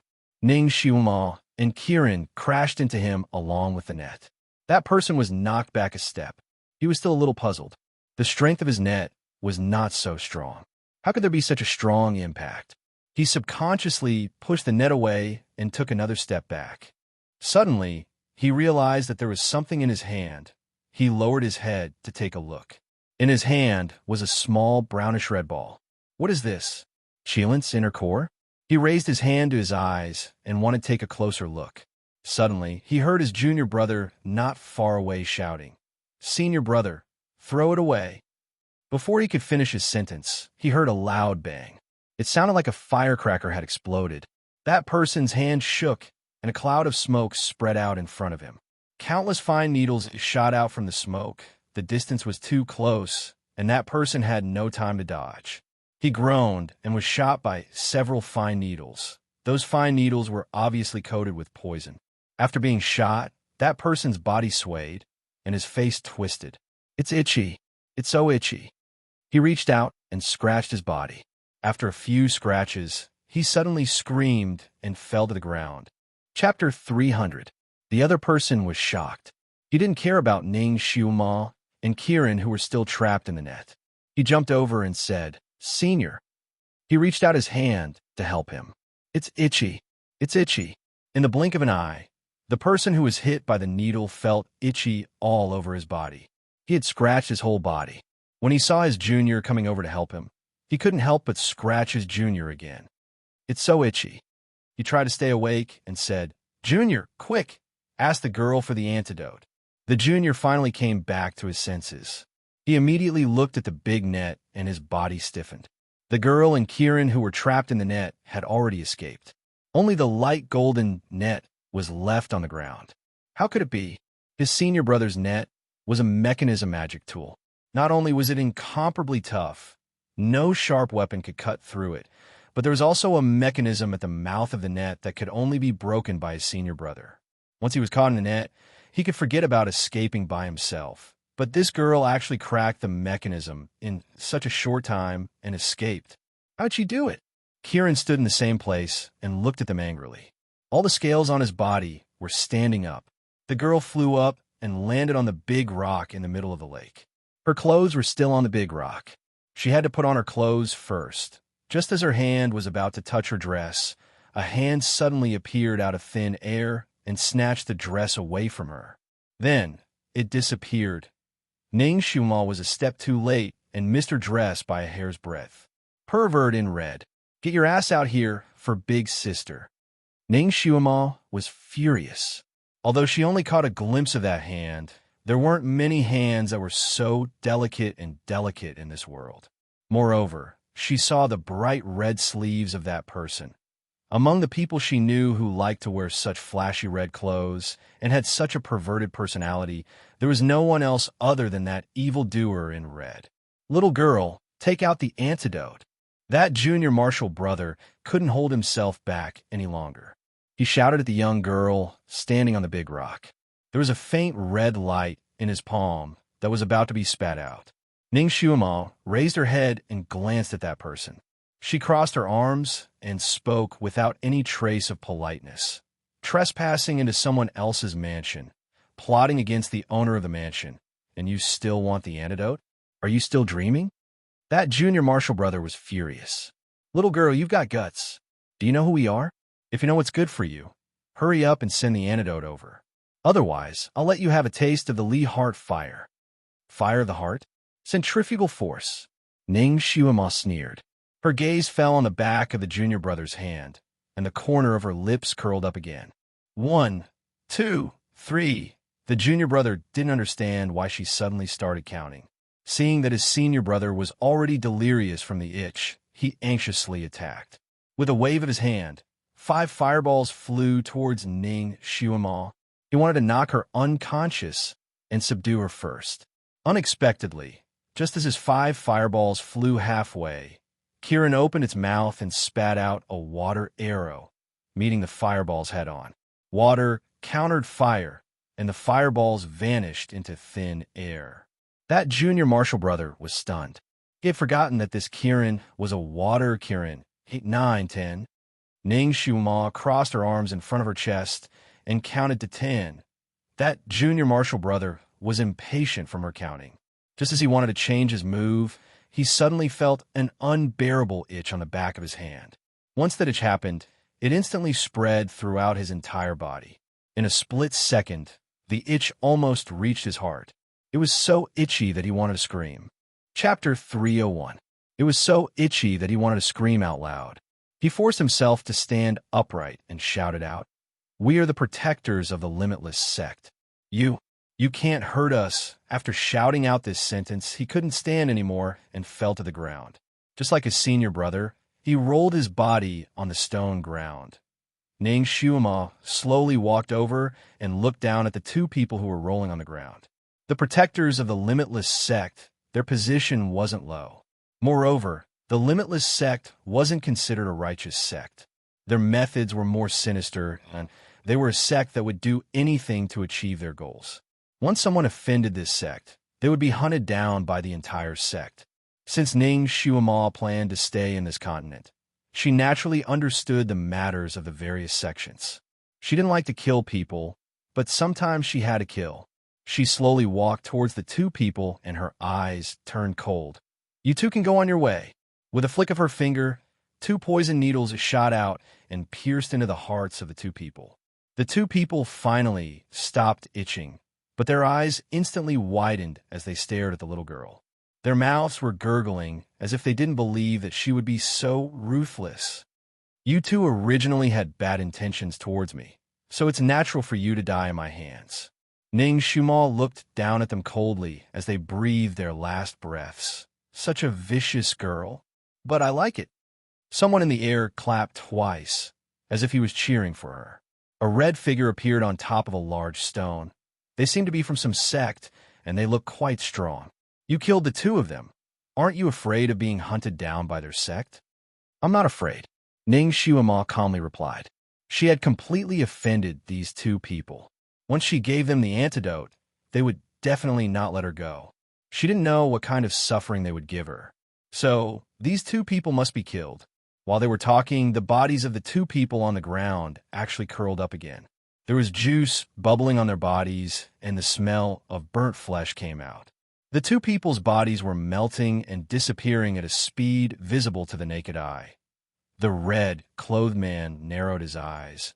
"Little girl, your ability to destroy corpses is not small. Aren't you going to ask who sent them?" Ning Xuema glanced at him. "Do you even need to ask? Other than you, who else would tell them my whereabouts? You want to threaten me when they catch me? Threatening me to become your servant. In your dreams." The little girl was so smart. He actually guessed it correctly. The man in red looked at her with admiration. "Little Xuema, you are very smart. I suddenly feel that it's a waste of your talent to be a servant. Of course, it was a waste of talent. It was more appropriate for her to be his master. This bastard actually knew her name. It seemed like he had already investigated her behind her back. Ning Shuima stretched out a hand and said, "Give me back my clothes." Her clothes were still in his arms. The red-clothed man smiled faintly, his eyes gleaming as he looked her up and down several times. Suddenly, he said in an incomparably serious manner, "Little Shuima, I've discovered that you've actually grown taller again. Oh, your figure seems to be starting to look good as well. Also, your little outfit is very interesting. You're dressed like this, standing in front of a big man like me. Why don't you know how to be shy?" Ning Shuima sneered. "Thank you for the compliment. I'm already good-looking. There's no need for you to say it. As the saying goes, don't look at indecent things. You stole my clothes like a thief, and you still have the face to say that I'm dressed like this?" Chapter 302. Ning Shuima found it strange as well. Ever since she started cultivating the martial arts that Jiuzun had taught her, not only was she oozing greasy mud every time, she was also growing taller. Her originally flat body was also starting to develop. Every time she cultivated, it was like she had been reborn. In just 2 days, she had grown 5 to 6 centimeters taller, and her figure was starting to become curvaceous. In addition, she was only wearing her self-made underwear, which was equivalent to a modern bikini, revealing her fair arms and legs. It made her body look even more curvaceous, and she had the charm of a young girl. Ning Shuima's original body had been malnourished for a long time, and her body had not developed well. She still looked like a 10-year-old child at the age of 13. Now, after a few days of cultivation, her figure was already that of a normal 13-year-old girl. Not only had she grown taller, her skin was also much fairer than before. She was originally a beauty in the making, and after developing, she finally became a beauty. When her eyes turned to the side, there was a natural charm to them. In addition, her appearance was sweet and pure, and her every frown and smile radiated brilliance, making it hard for people to shift their eyes away from her. Her feet were now bare. Her feet were white and soft, as if they were carved from jade. Her toenails were pink and glossy, shining like pearls under the starlight. The man in red looked at her feet, his gaze deeper. This girl's face might not be the prettiest, but her feet were beautiful. They were like crystals. He looked at her pair of tiny feet and actually felt something. The little Qilin had been paying attention to Ning Shuima's expression. When it saw Ning Shuima's expression, it immediately took a step forward and stood in front of Ning Shuima, blocking most of her body. Naturally, it also covered her little feet. It angrily said, "You big pervert, what are you looking at?" The man in red's gaze turned to Ning Shuima's face. "Shui Ilan." Ning Shuima raised her eyebrows. "What? My name?" The man in red's eyes were as deep as water, and there was a smile at the corner of his lips. "Remember it?" Ning Shuima turned to leave. "I'm not interested in your name." She only hoped that he would go far away and not provoke her again. There was a flash of red in front of her eyes. Shui Ilan stood in front of her. "Wait." Ning Shuima took a step back and looked at him warily. "What are you doing?" Shui Ilan opened her dress and handed it to her. "Come, put on your clothes. Although you look good like this, it's enough that I'm the only one who can see it. As for the others..." He glanced at Kirin with hostility. "If anyone else sees you like this, I'll gouge their eyes out." His last sentence was too sinister. The little Qilin quivered and shivered. It angrily glared at him. "Who are you? Why should I only show it to you? She's my master, not yours. I've decided that I don't want her to be my servant. She can be my concubine. Concubine knows husband's name, and only husband can see concubine's body." Shui Ilan made an earth-shattering announcement. Kirin was speechless. "Are you having a fever?" Ning Shuima was also shocked. She picked up her clothes and took a few steps back. Ignoring his crazy words, she quickly put them on. Shui Ilan looked at her with a smile. "If you don't object, then I'll take it as a yes." "Yes, my ass." Ning Shuima refuted him. "I'm not interested in you. Even if you want to marry me as your wife, I won't agree, let alone being a concubine." The outside world is beautiful. It's not easy for you to come out. You should go out and walk around. Don't look for me again." She turned around and left. Chapter 303. She had just taken a few steps when her waist suddenly tightened. She didn't even have time to scream before her body was lifted up into the air. A voice chuckled beside her ear. "The outside world is really not bad. Accompany me for a stroll." Ning Xuema's expression changed. Her body was tightly held in Shui Ilan's embrace, and she couldn't move for a moment. The wind whistled past her ears, and the scenery in front of her quickly flashed by. Kieran shouted, "Let go of my master! Where are you taking her?" It wanted to chase after him. "Little colt, if you're not afraid of being caught, then chase after me." Shui Ilan chuckled, and his laughter dissipated in the wind. Kieran was startled. It immediately rolled on the ground and turned into a blue cat. When it jumped up again, the red-clothed evildoer had already disappeared without a trace with its little master. It pressed its little paws on the ground. Trying to get rid of it? That won't be so easy. Its body shot up into the treetops like lightning, and it flew all the way, chasing after them. "Where are you taking me?" Ning Xuema struggled in his embrace. This guy's Qigong was actually so good. It was practically no different from flying. Wherever he went, it was like a flash of shadow. There were obviously spies from various sects wandering around outside her residence, but not a single one of them discovered their whereabouts. "I'm taking you to see the outside world. What's the point of being cooped up in the residence all day?" Shui Ilan didn't loosen his grip on her arm. "Hey, you're hurting me." Ning Xuema struggled again. This scoundrel also wrapped her arms around his, making it hard for her to breathe. "Be good. Endure it for now." Shui Ilan didn't have any intention of letting go, and flew even faster. "Red-clothed evildoer, you swore you wouldn't hurt me." Ning Xuema was angry. I didn't hurt you. Call me by my name." "If you call me by my name, I might loosen up a little." Shui Ilan laughed gently.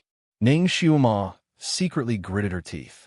She took a deep breath and finally couldn't do anything to him. "Shui Ilan, it should be fine, right? Loosen up a little. I'm about to throw up from your strangling." That's more like it. It's just that when you say my name, it's a little stiff. It's not very comfortable to listen to. Why don't you call me?" He seemed to suddenly have an epiphany. "You can call me Lan Shan. In the waning night, my blood-red clothes are like fire." Ning Xuema shuddered. "Lan Shan? Isn't this name a little feminine? There were even poems and allusions." "Not bad, that's good." Shui Ilan was obviously very satisfied, and his arms loosened a little. Ning Xuema secretly clenched her teeth. "This sister is going to beat you into a pulp." She smiled and looked at him. "You won't do anything bad to me, right? I'll take good care of you." Shui Ilan lowered his head and kissed her forehead. "I think we're quite compatible. Match your head." Ning Xuema smiled again. "Your Excellency must be joking. You've lived for at least a few thousand years, and I'm only 13 years old. It's said that 5 years is a generation gap. You and I are so different, and the generation gap between us is like the Mariana Trench. It's definitely insurmountable. I think it's better for your Excellency to find someone similar to you." While she was talking nonsense with him, one of her hands was secretly moving behind his back. She lowered her hand slightly, and a blue steel needle appeared at the tip of her finger. She was about to pierce one of his major acupoints on his back when her wrist suddenly tightened. Shui Ilan seemed to have eyes on the back of his head.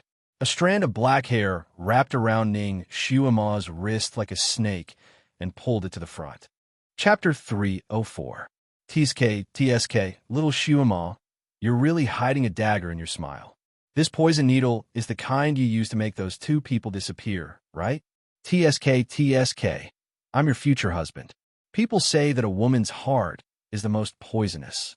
This saying is indeed true. Shui Ilan shook his head and sighed. At the same time, he raised his hand and took the poison needle from Ning Xuema's hand. He pointed the tip of the needle at Ning Xuema's fingertip. "Xuema, did you bring the antidote for this needle? What do you think will happen if I stab you with it?" Ning Xuema's expression changed slightly. She glared at him with hatred. "Why don't you try it? If I die, you'll have fulfilled your oath. Then you'll be locked in that crystal coffin for 10,000 years." Shui Ilan sighed. I'm not afraid of fulfilling my oath. We're monsters, so we don't believe in gods. That oath can't bind me. He really doesn't believe in gods. Damn it, I was fooled by him back then. You believe in the demon ancestor? Ning Shuima asked tentatively. What do you think? Shui Ilan blinked his eyes. If you don't want to say it, then forget it. Ning Shuima closed her eyes. When you marry me, I'll tell you everything. Shui Ilan's tone was gentle. He lowered his head and kissed her forehead again. But you're too naughty. I have to teach you a little lesson. Before Ning Shuima could understand what he meant, his arms suddenly loosened. Ning Shuima couldn't help but fall downwards. A vast expanse of white water rushed towards her. At this moment, Ning Shuima was able to recognize where this water body was. Netherworld Lake. It was the only big lake in Chong Kong Country's capital, Jialan City. There were countless man-eating aquatic beasts in the lake. The Netherworld Lake that made everyone shrink back in fear. At that time, the fake Hu Dao was lured into this lake and eaten by the monsters. She didn't expect that this bastard evildoer who kept saying that he wanted to marry her would actually throw her in here. The monster at the bottom of the lake seemed to have smelled something. It popped its head out of the water and looked at Ning Shuima, who was descending from the sky. It bared its sharp teeth. Ning Shuima couldn't help but fall towards the mouth of a monster. Her expression changed. At this time, she could only save herself. Fortunately, she had refined a lot of poisonous needles recently. She waved her hand and shot a poisonous needle at the mouth. When the poison needle entered the monster's mouth, the monster quivered and closed its mouth. At the same time, Ning Shuima's body landed next to the monster's mouth. Her hand was about to enter the monster's closed mouth. Ning Shuima really couldn't dodge, so she could only close her eyes and wait for her arm to be cut off.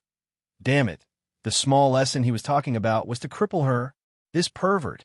At this critical moment, her ankle suddenly tightened. Then, she was pulled by a strong force. She was lifted upside down and flew into the air again. Little Shuima, how does it feel? Shui Ilan's laughter was like a cool breeze. It was indescribably pleasant. Ning Shuima's little face was pale. Her whole body was trembling slightly. Suddenly, she cried out, What do you want? You could just kill me. Woo woo woo. Shui Ilan was stunned. He had never seen her cry before. He held her ankle and inevitably saw her exquisite snow-white feet. His throat moved slightly. How can I bear to kill you? You should stay by my side obediently in the future. As he spoke, he flipped her over. Ning Shuima turned in the air and finally, her head was facing up. Shui Ilan reached out and wanted to hold her waist. Suddenly, a golden light flashed in front of him. A big net was coming toward him at lightning speed. Chapter 305. By the time he reacted, he had already been trapped in a pale golden net. Bastard, go and die. Ning Shuima took the opportunity to step on his body and use the momentum to fly to the shore. Shui Ilan fell directly into the lake with a net wrapped around him.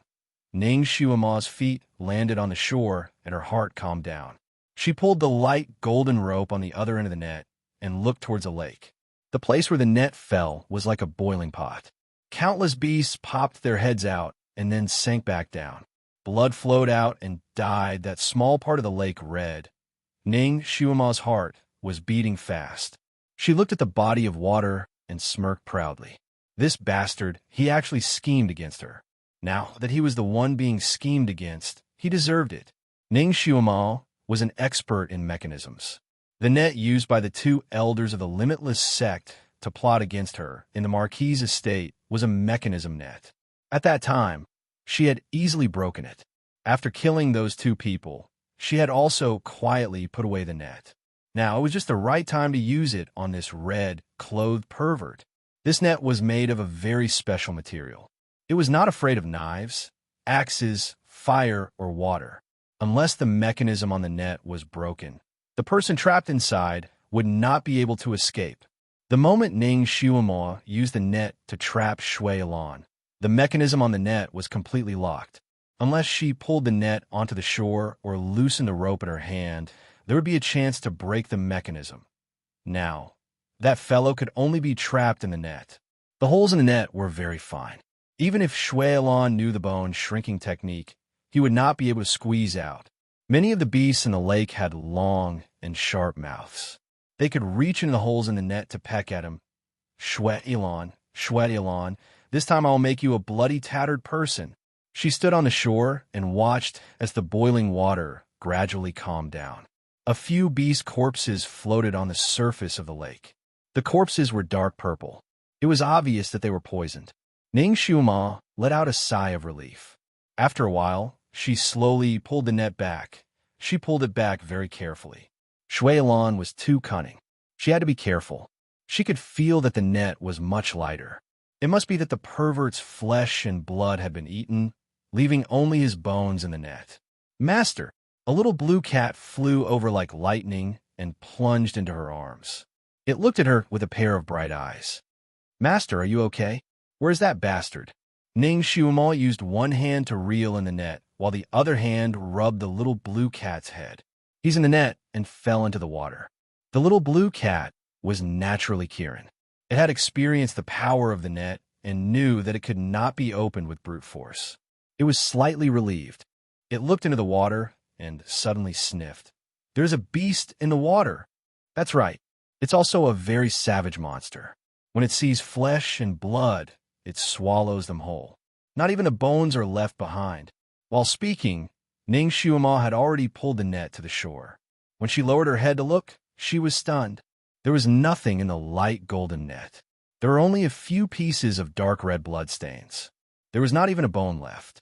It couldn't be, right? That person was a big monster. How could he die like that?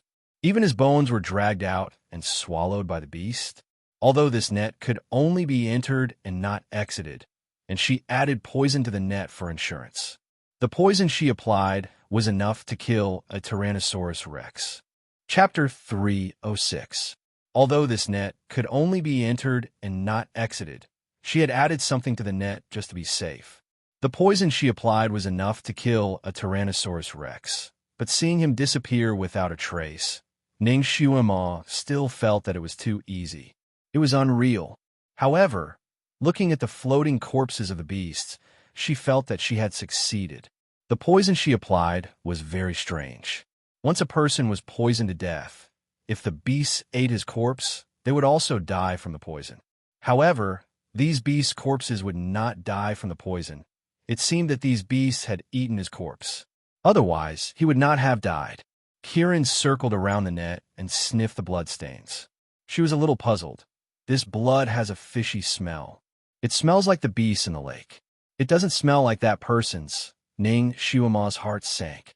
Could it be that person did not die? That's impossible, right?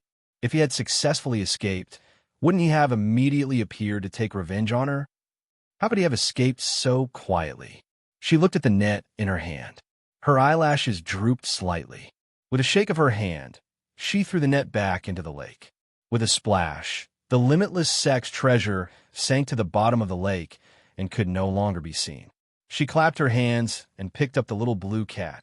Little Apple, let's go. Just as she turned around, her feet paused. Not far behind her stood a man dressed in white. His figure was tall and straight like a jade tree. His appearance was incomparably handsome, but his expression was a little haggard. At this moment, his eyes were focused on Ning Xiuma. Xiuma. Ning Xiuma's lips curled up slightly. She raised her sleeves and saluted. Her tone was indifferent and distant. Your Highness. That person was Ji Yanhua. Ning Xiuma's politeness clearly made him uncomfortable. He paused and took a step forward. Xiuma, it's good that you're fine. I'll look for you in the next 2 days. Ning Xiuma cupped his hands again. Thank you for your concern, Your Highness. I'm fine. If there's nothing else, I'll... Before she could say goodbye, Ian Huang interrupted her. I have something to discuss with you. Why don't we find a place to sit? What's the matter? Ning Xiuma didn't want to move. A trace of pain flashed through Ji Yunhuang's eyes, but he still smiled faintly. It's a very important matter, so it won't take up too much of your time. Don't tell me you won't even give me this much face. After all, Ning Xiuma was still living in this country. She didn't want to offend him too much. She smiled faintly. Your Highness is too polite. Your Highness, please. His attitude was polite and distant. Ji and Huang's fingers tightened as he forced a smile. All right, let's go. After Ning Xiuma and Ji and Huang left, the Netherworld Lake returned to its usual tranquility. There were many ferocious beasts in this place. Usually, very few people would come here. That was why when Ning Xiuma and Shui Ilan created such a big commotion here, no one came to watch. The grass on the shore was luxuriant, and the lake rippled gently. After a moment, the center of the lake suddenly surged up like a fountain. On top of the water, a person slowly rose. He was wearing red clothes and had black hair. He looked gentle and elegant like jade. It was Shui Ilan, who Ning Xiuma thought had been eaten by the monsters. He floated in the center of the lake. The nearby aquatic monsters surrounded him from afar. Each and every one of them arched their bodies as if they were worshipping him. Shui Ilan looked at Ning Xiuma and Ji and Huang walking side by side. His dark eyes slightly narrowed. What a ruthless and straightforward little girl. Chapter 307. What a ruthless and straightforward young lady. She was as cunning as a little loach. When he was not paying attention, he was plotted against by her again. However, he liked it. Only a young lady like her was worthy of him. Only a young lady like her was worthy of staying by his side. The image of her delicate little feet flashed across his mind, and he swallowed slightly. Perhaps it was unfair for her to stay by his side as a concubine. When he caught her again, he would tell her that he could raise her status to become a concubine. The place that Ji and Huang chose to sit was a tea house. Ning Xiuma had visited this tea house a few days ago. She had even met the sixth prince, Ji Yunhao, and Hu Daichang. Because of a teapot, they had gotten into an argument. Ning Xiuma plotted against Hu Daichang and received 3 lashes from Ji Yunhao. In the end, she was rescued by the crown prince, Ji Huang. Although it had happened more than 20 days ago, Ning Xiuma felt like it was a lifetime ago when she revisited this place. Too many things had happened in the past 20 days. No matter if it was people or her mood, they had all changed. Hu Daichang was dead, and the sixth prince was demoted. As for her, she did not know how many times she had been on the brink of death, but she was still strong enough to live in this world. However, her situation was still not good. The old emperor's engagement had not been annulled.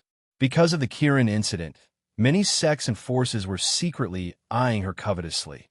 Ning Xiuma noticed that the most famous and elegant tea house in the city was cleaner and quieter than the last time she had been here. Originally, the upper and lower floors of this tea house were very clean, but this time, it was especially clean. It was as if everything had been wiped with alcohol. If she used a magnifying glass to look at it, she was afraid that she would not be able to find a single speck of dust. Even the waiter of the tea house was wearing new clothes. His face was clean, and his walking speed was light and fast. There were many people drinking tea downstairs, but all of them were holding their breaths and sitting upright. Everyone's face was filled with excitement, but they forcefully suppressed it and pretended to be calm. Even if they were talking, their voices were low, as if they were afraid of disturbing something. Their eyes swept upstairs from time to time. What was upstairs? What's wrong with these people? Ning Xiuma looked at Ji and Huang with a questioning gaze. Ji and Huang slightly furrowed his brows. It was obvious that he did not know the inside story. He looked at the waiter who was leading the way. The shop assistant was quick-witted. He immediately bowed and said, "Your Highness, Master Han Shanyue is upstairs painting." His voice was low, and when he said the 3 words Han Shanyue, it was especially low and respectful. Ning Xiuma raised her eyebrows. Not only did she know the name of this Han Shanyue, it was like thunder in her ears. The 3 words Han Shanyue represented the 3 most. The most famous painting saint on the continent, the most famous fortune teller on the continent. He was the most mysterious expert on the continent. Experts all had weird tempers. Even if some people were not experts, they would still develop weird tempers in order to pretend to be experts, let alone real experts. This Han Shanyue was one of the best and was the most outstanding among the freaks. He was so cool and clean that everything he used could not have a single flaw. Wherever he went, he had to use clean water to clean it, and the people who serve him had to burn incense and bathe. He did not paint casually, but every painting he made was a priceless treasure. His fortune-telling was accurate, but he did it based on his preferences. If he did not want to tell the fortune of the current emperor, he would not buy it. He also had unfathomable kung fu. Chapter 308. The reason why he was said to be mysterious was not because he was the best in martial arts and was unrivaled in the world, but because he was indifferent and would not easily fight with others. Once he fought, he had never lost. Since he was the art saint, he naturally did not lack money. Moreover, he did not keep a low profile in the way he dressed. Any random accessory on his body was worth tens of thousands of gold. Some items were even worth hundreds of thousands of gold. No matter where he went, he was like a moving treasure trove. This kind of person naturally attracted the attention of people from all walks of the martial arts world. There were countless people who wanted to plot against him to make a fortune. But it was strange. This enchanting was obviously just one person. No matter how many people those gangs sent to kill him, they were all like meat buns thrown to a dog, never to return. No one had ever seen him in action. Those who had seen him were no longer living in this world. His whereabouts were uncertain. On this continent, he had been seen in all 5 countries. No one knew where he lived. It was as if he suddenly appeared when he was supposed to. And when he left, there was no sign of him at all. As he walked, he disappeared. There were once busybodies who followed him, but they could not find him halfway. Some said that he disappeared into thin air, while others said that he rode the clouds and left. In short, the rumors were very mysterious. This also made him even more mysterious. Ning Xuema did not expect that she would meet this great god in a trip to the tea house today. Her heart was filled with curiosity. So when Jian Huang found out that the upper floors of this tea house were all booked by Mr. Han Shanyue, and that they could only drink tea downstairs, he suggested that they go to another tea house, but was rejected by her. She picked a seat that faced the stairs and sat down. She smiled and said, "Your Highness, let's talk here." She waved her hand and asked the waiter to bring 2 pots of good tea. Jian Huang looked at her with a complicated expression. The things he wanted to talk to her about needed to be discussed in a quiet room, and not in this hall where there were other customers. But now, he did not want to go against her wishes. This time, she was obviously much colder to him. If she was angry and ignored him, he would have the confidence to coax her. But she was neither cold nor warm to him, and was very polite. It made him feel a kind of fear that he would never be able to get her back. When His Highness the Crown Prince came, the waiters in the tea house naturally didn't dare to be negligent. The tea was the best tea, the pot was the best pot, and the snacks were also the best snacks. Ning Xuema glanced at the small red clay pot. She naturally recognized this pot. It was the same model she used last time. It should be a new one. It seemed like this crown prince wanted to evoke her nostalgia and make her forget the unhappy past. The crown prince was quite attentive. Unfortunately, Jian Huang seemed to be an expert in brewing kung fu tea. He personally brewed the tea, and his movements were smooth and fluid. His every movement was filled with the free and easy demeanor of a noble, which was very pleasing to the eyes. Jian Huang, the crown prince, did not keep a low profile, so the citizens of the capital were not unfamiliar with him. This was especially true for the customers of the tea house. Most of them were officials and nobles, so they were naturally more familiar with him.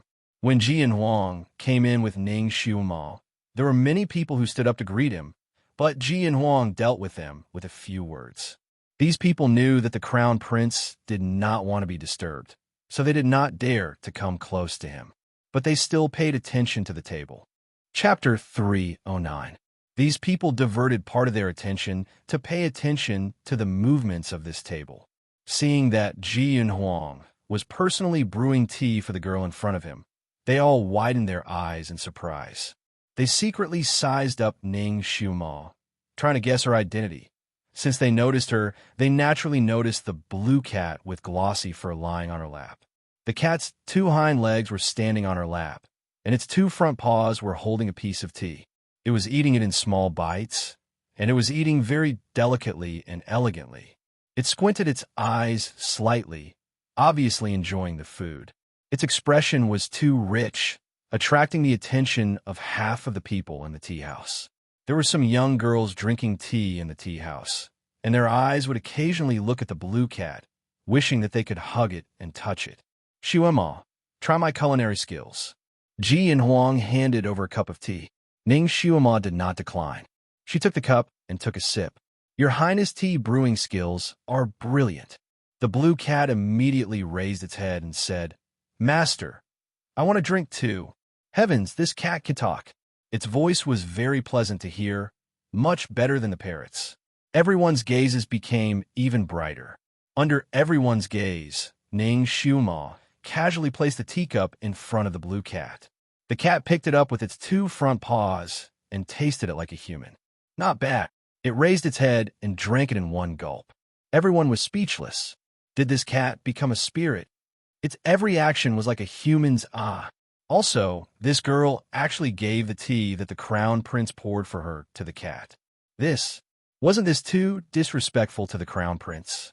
Everyone's gazes secretly looked at Ji Yunhuang's expression. Ji Yunhuang did not bat an eyelid. He took another teacup and poured another cup for her. Come, drink this. Many thanks, Your Highness. Ning Shuema thanked him again. Shuema, must you be so polite to me? Ji Yunhuang's eyes darkened. I'm not being courteous. It's the proper etiquette I should have in front of Your Highness the Crown Prince. Ning Shuema smiled faintly. Ji Yunhuang seemed to be choked by her words and paused for a moment. You weren't like this before? Originally, it was Shuema who was young and insensible. Please don't blame me, Your Highness. I would rather you treat me like how you did in the past. Ji Yunhuang's eyes darkened. Ning Shuema raised her hand and took a sip of tea. Her smile became more clear. The past is the past. Your Highness, no one can go back to the past. Was there really no way to return to the past? No, he couldn't accept it. Ji Yunhuang looked at her calm demeanor and sighed softly. Shuema, you've changed. Ning Shuema didn't care at all. Your Highness, no one stays the same. Are you still blaming me? Ji Yunhuang frowned bitterly. Your Highness worries too much. How could Shuema blame Your Highness? Your Highness protecting your own sister is a matter of course. After all, I'm just an orphan of the Marquis Mansion, an outsider. Ning Shuema's tone was indifferent.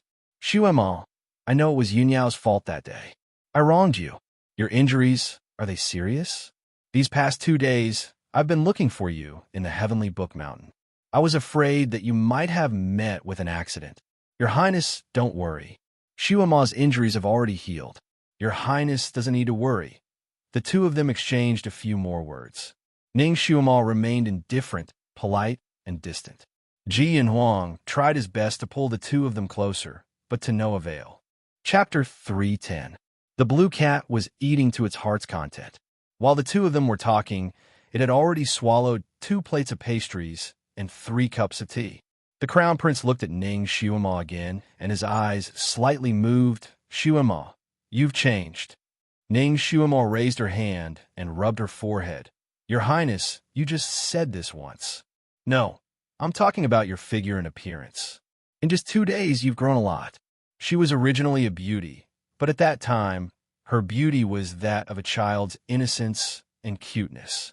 Now, she had the charm of a young girl. He had not seen her for 2 days. How could she change so much? Ji Yunhuang's heart skipped a beat. He suddenly reached out and grabbed her wrist, wanting to check the psychokinesis in her body.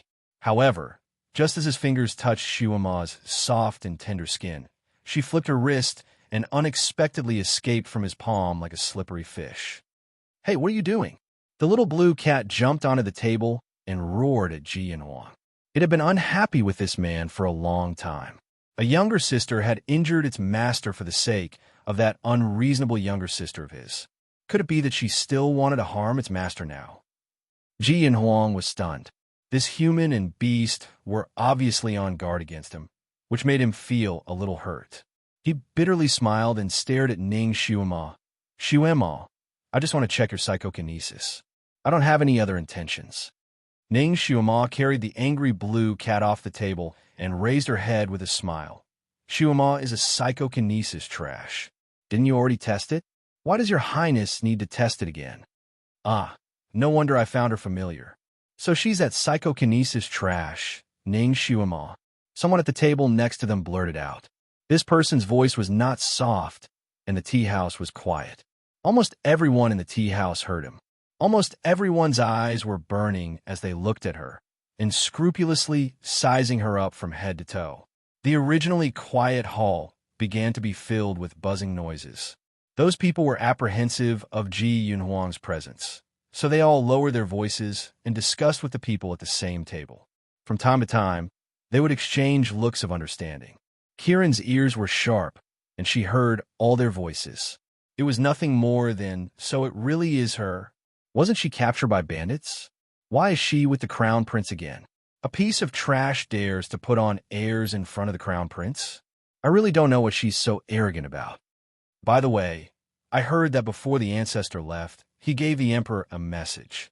Could it be related to this woman? What did the ancestor say? How come I didn't know about it? Tell me quickly. Quick, tell me. The ancestor spoke in Zen language. That sentence is too profound. I can't remember it at the moment. I think he said something like a jinx or something. My father heard it with his own ears, so it can't be wrong. Bang! The teacup in Ji Yunhuang's hand suddenly fell to the ground.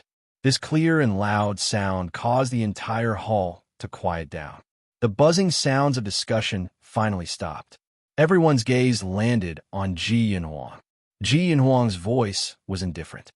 Those who speak nonsense will be killed without mercy. His imposing manner was astonishing. Most of the people present were the children of the country's high officials and nobles. They were still very afraid of this crown prince. When his gaze swept past them, they all lowered their heads. Ji Yunhuang secretly took a deep breath, as if he had finally decided on something. He said in a deep voice, "This Miss Ning is the daughter of Marquis Jing Yuan. She is intelligent and sensible. This prince admires her very much. In the future, I will marry her as..." Chapter 3:11. Before he could say the words crown princess, a cold voice suddenly came from upstairs. Who was making a ruckus downstairs? The voice was like ice and snow, flowing past everyone's ears. It was the end of summer, and the weather was still a little hot. In this era, there was no air conditioning, so even the best tea house's indoor temperature was still very high. But when this voice came out, everyone felt as if they had suddenly drunk a cup of iced tea. Their bodies felt cold, and their spirits were lifted. Ning Shuima's heart also jumped. Hearing the voice, she raised her head and saw a person appear at the staircase. When this person appeared, everyone's eyes lit up. It was as if the entire tea house's taste had been raised by several levels in an instant. It was a young man who looked to be about 20 years old. He was wearing a loose moonlight robe. The robe was like a painting with a mountain rock and a cluster of bamboos. As he moved, the shadow of the bamboos was reflected on the mountain rock, as if it was dancing under the moonlight. It made people feel as if they were in a forest, and they could feel the sounds of nature. This person stood on the stairs, and the light behind him made his face blurry.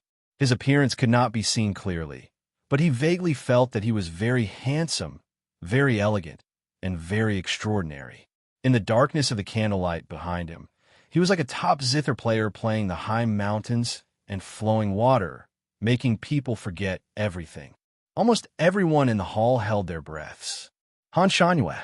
Needless to say, this person was the legendary Han Shangyue.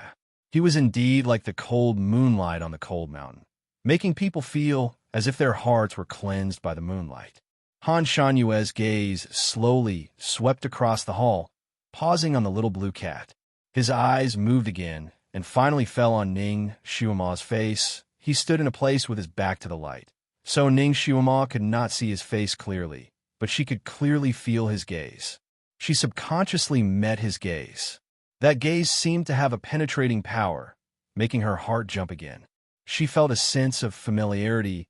It was a bit like when the ancestor looked at her through the palanquin. There was also an inexplicable sense of familiarity, making her heart suddenly tremble. "You?" Han Shanyue's gaze fell on Ning Shuima.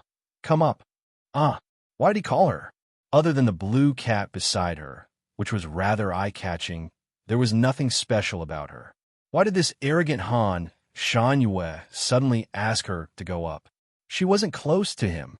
A bunch of bright gazes turned to Ning Xiaoma. Their gazes were filled with all kinds of emotions. Some were surprised, some were puzzled, and some were gloating. Of course, those young girls looked at her with eyes full of jealousy. He was obviously a well-known piece of trash, so why did so many experts treat him favorably? The ancestor had once sent a servant to serve as a judge for her, and the crown prince had saved her many times. Lu Henti had even wanted to make her his concubine. Now, this mysterious and otherworldly person, Han Shangyue, had personally asked her to go up. Had all these big shots been bewitched by this little girl? Why?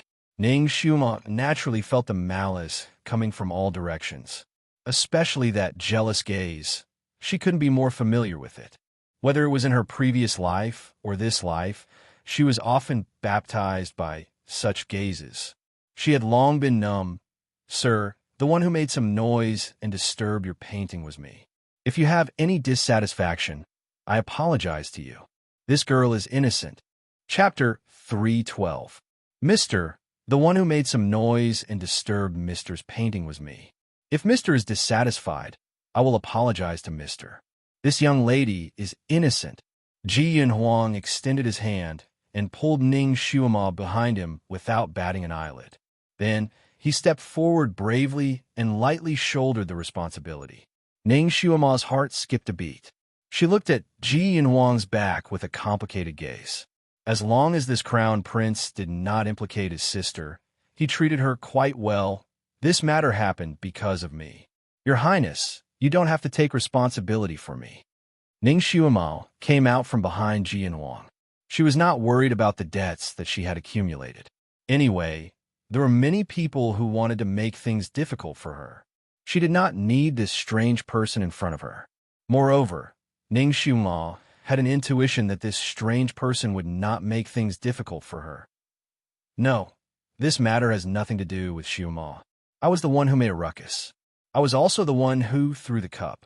Ji Yinhuang pulled Ning Xiaoma again, wanted to pull her back. Han Shangyue stood on the stairs and looked at the two of them who were trying to make excuses for each other. His dark eyes narrowed slightly, looking somewhat unfathomable. The two of you can come up together, he said faintly and turned around to go up the stairs. Ning Xiaoma and Ji Yinhuang looked at each other. Ning Xiaoma did not care. She would go up. It was just a ruckus. What could this strange person do to her? She lifted her leg and was about to go up the stairs when Ji Yinhuang pulled her back. I will be in front. A black shadow flashed by the door. Two people who were dressed as imperial bodyguards entered and blocked Ji Yinhuang's path. Their faces were solemn. Your Highness, don't take the risk. Ning Xiaoma felt that the two guards were making a fuss over nothing. She was just going to meet a weirdo, the sage of painting. Did they have to make it seem like she was going into a tiger's den? Ji Yinhuang seemed to have read Ning Xiaoma's mind and quietly said to her, 3 years ago, there was a rather influential young master who quarreled with someone in front of Han Shangyue, which affected the painting sage's work. He was thrown down the stairs by the painting sage with a wave of his sleeve. He fell until he was half dead and laid in bed for more than a year before he recovered a bit of his vitality. However, his martial arts were completely crippled, so brutal. Ning Xiaoma couldn't help but glance upstairs. It was really hard to equate that person with a violent person. Mistress, don't be afraid. I'm here. Kirin licked her finger, indicating that she would stick by her side. Xiaoma, no matter what, I won't let you get hurt again. Ji Yinhuang held her other hand. He casually pushed aside the two imperial bodyguards who were blocking the way. Both of you step back. His aura was very strong. The two imperial bodyguards didn't dare to stop him and could only step aside. Your Highness, please allow us to follow you. No need. Ji Yinhuang waved his hand. Both of you can wait here. Han Shangyue didn't like to have too many people. Moreover, he didn't allow anyone to go against his words. He said that he would let 2 people in, so he wouldn't allow him to bring any more subordinates. Moreover, Ji Yinhuang was also a proud person. His martial arts were considered top-notch in this continent. If he really wanted to fight, he didn't believe that he wouldn't be able to last 3 moves in front of the Sage of Painting. As long as he could last 3 moves, the elite bodyguards he had arranged outside would rush in. Therefore, he didn't need to let his bodyguards take the lead to boost his courage. The two Imperial bodyguards were also very smart. They immediately understood Ji Yunhuang's intention.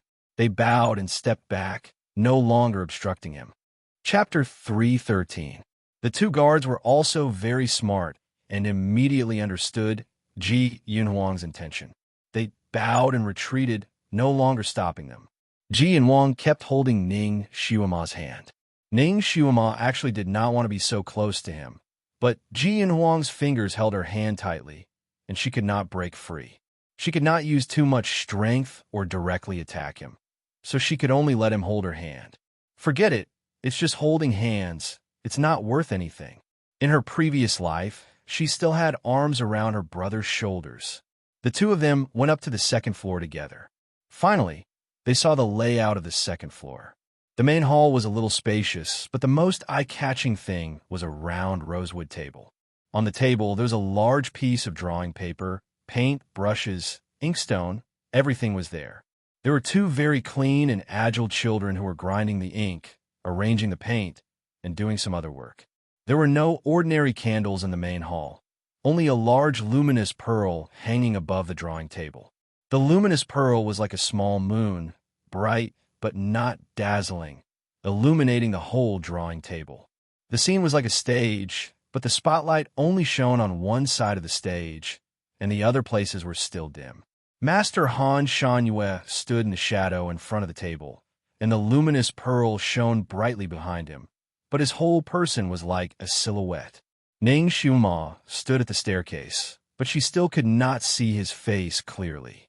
It seemed that this art saint did not want people to see his face clearly, so he was very good at using the light effect. Although he did not wear a mask, it was not much different from wearing one.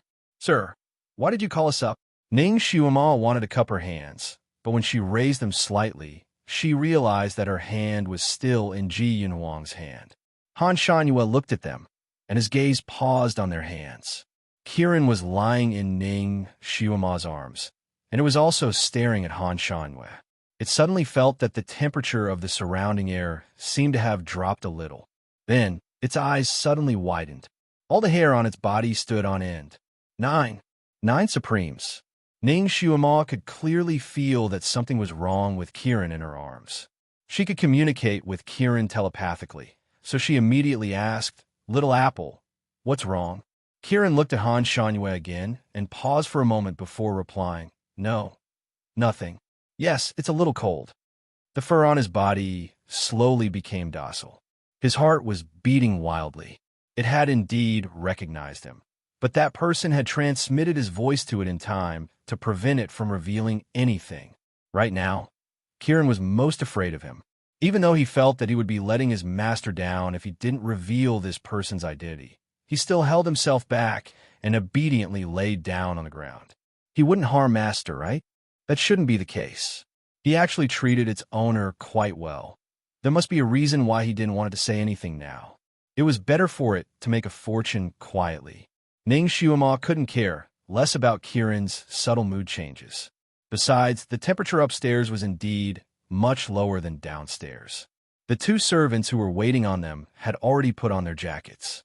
If it wasn't for Ning Xiuma's profound cultivation, she would have shivered a few times from the cold when she entered. Han Shangyue pointed at Ji Yunhuang with his sleeve and said, "You stand there." He then pointed at Ning Xiuma and said, "Come and grind the ink for me." He made such a big fuss to call her up just to grind the ink. Chapter 314. Ning Xiuma was a little embarrassed. For such a small request, she naturally wouldn't go against the other party. She took the opportunity to break free from Ji Yunhuang's hand and walked over. Ji Yunhuang was stunned. He opened his mouth as if he wanted to say something, but as if he was worried about something, he finally shut his mouth. He only reminded Ning Xiuma behind her back, "Xiuma, be careful." Ning Xiuma did not even turn her head. She only made a peace sign with her hands behind her back to show that she understood. She finally saw the painting that Han Shangyue had just drawn. Her heart suddenly skipped a beat. It was a half-finished painting of mountains and rivers. Mountains of different heights were covered by clouds and fog. In the middle of the mountains, there was a waterfall. Beside the waterfall were jagged rocks. This was actually similar to the scenery she had seen on the ninth peak of Tianshu Mountain after the illusion had disappeared. Ning Xuema raised her eyes to look at Master Han Shanwei. From her position, the master's face was still a little blurry. Even at such a close distance, she still could not see his face clearly. A thought suddenly floated into Ning Xuema's mind. Could this Master Han Shanwei be the Nine Supreme's illusion? She was shocked by her own thought and could not help but look at him a few more times. Han Shanwei did not look at her and only ordered, "Grind." His palm landed on the half-drawn drawing paper, and the drawing paper suddenly emitted a faint white smoke, and the whole drawing paper instantly disappeared without a trace. Ning Xuema asked, "Why did you destroy this painting?" She felt a little heartache. That painting had both form and spirit. When she first saw it, she wanted to take a second look. After the second look, she actually had the illusion that she was there. Although Ning Xuema did not know much about painting, it should be a successful piece of work to be able to easily bring people into the mood of the painting. What a pity it was to destroy it. She could still sell it for a lot of money if it was given to her. "It's dirty," Han Shanwei answered succinctly. The art boy beside him also had a pained expression on his face. They were prodigies in the field of painting and could be considered as genius artists. This time, they were invited by the tea house to assist Master Han Shanwei. Naturally, they were very willing to come. Just now, when they saw Han Shanwei's painting, they saw how his brush moved like dragons and snakes. The mountains and rivers seemed to come alive under his brush, and they were mesmerized. Although it was only half a painting, in their eyes, it was already a peerless treasure. They didn't expect this master to destroy it just like that. They couldn't even see where the stain was, no matter how he thought about it. The two of them must have startled the great master with their sudden clamor. That was why this peerless masterpiece was destroyed in a single day. The two boys glared at Ning Xuema with resentment. Ning Xuema just pretended not to see it. Instead, she smiled and said, "It's just a small flaw. Why are you so demanding?" At this moment, the two children had already unfolded a new piece of paper and smoothed it out. Ning Xuema was also a nimble person. She grinded the ink in a few seconds. She didn't know why, but the ink seemed to bite her hand. Just as she finished grinding the ink, her fingertips inexplicably cut a small hole. She couldn't retract her hand in time, and a drop of blood dripped into the ink. "Let me grind it again." Ning Xuema knew that the art saint in front of her was a perfectionist. She resigned herself to her fate and wanted to throw away the ink that was stained with her blood. "It's okay." Han Shanwei raised his hand and pressed it on the ink slab. Ning Xuema couldn't retract her hand in time, and his hand was pressed on the back of hers. His hand was as cold as ice. Ning Xuema shivered from the cold. She frowned and was about to withdraw her hand. Chapter 315. His palm was as cold as ice, causing Ning Xuema to shiver from the cold. She frowned and was about to withdraw her hand, but the other party had already withdrawn his hand. He even used a white handkerchief to wipe his hand. Ning Xuema was speechless. She remained calm and collected as she unhurriedly took out a silk handkerchief from her bosom and wiped the back of her hand where he touched it. Han Shanwei looked at her and did not say anything. He started to paint. His tone was calm as he answered Ning Xuema's question. "Since you can get the best, why would you want the flawed one? I can't tolerate any flaws." He was obviously a perfectionist. Ning Xuema looked at his spotless outer robe and then looked at his hand that was holding the brush while painting. His fingers were clean and slender with distinct joints. They were as white as jade. He moved the brush as he wished. Mountains, trees, lakes gradually appeared under his brush. Ning Xuema suddenly held her breath. She was familiar with this scene. It was the scene she saw in the illusion. The leaves that were like palms, and the vast lake that was sparkling with clear light. Ning Xuema was in a trance. It was as if she had walked into the illusion of the ninth peak, the green leaf stage, the little ginseng baby sitting on the stage. The scenes flashed through her mind like a movie. The two painters standing by the side suddenly felt that something was wrong with Ning Xuema. She stared at the drawing paper while Han Shanyue's brush was flying. The scenes under his brush danced as if they were flying. What was even more strange was that the scenes on the drawing were flashing and disappearing at the same time. Huh? Was there something wrong with the brush? The two art assistants widened their eyes and were about to open their mouths when Han Shanyue suddenly glanced at them. The two of them felt dizzy and couldn't think of anything else to ask. They just mechanically helped him out. Ning Shuima's eyes were like a drunkard. She followed Han Shanyue's brush, and the memories of the ninth peak in her mind began to disappear. Ji and Huang stood at the door and watched from afar. At first, he was on guard, afraid that Han Shanyue would do something bad to Ning Shuima.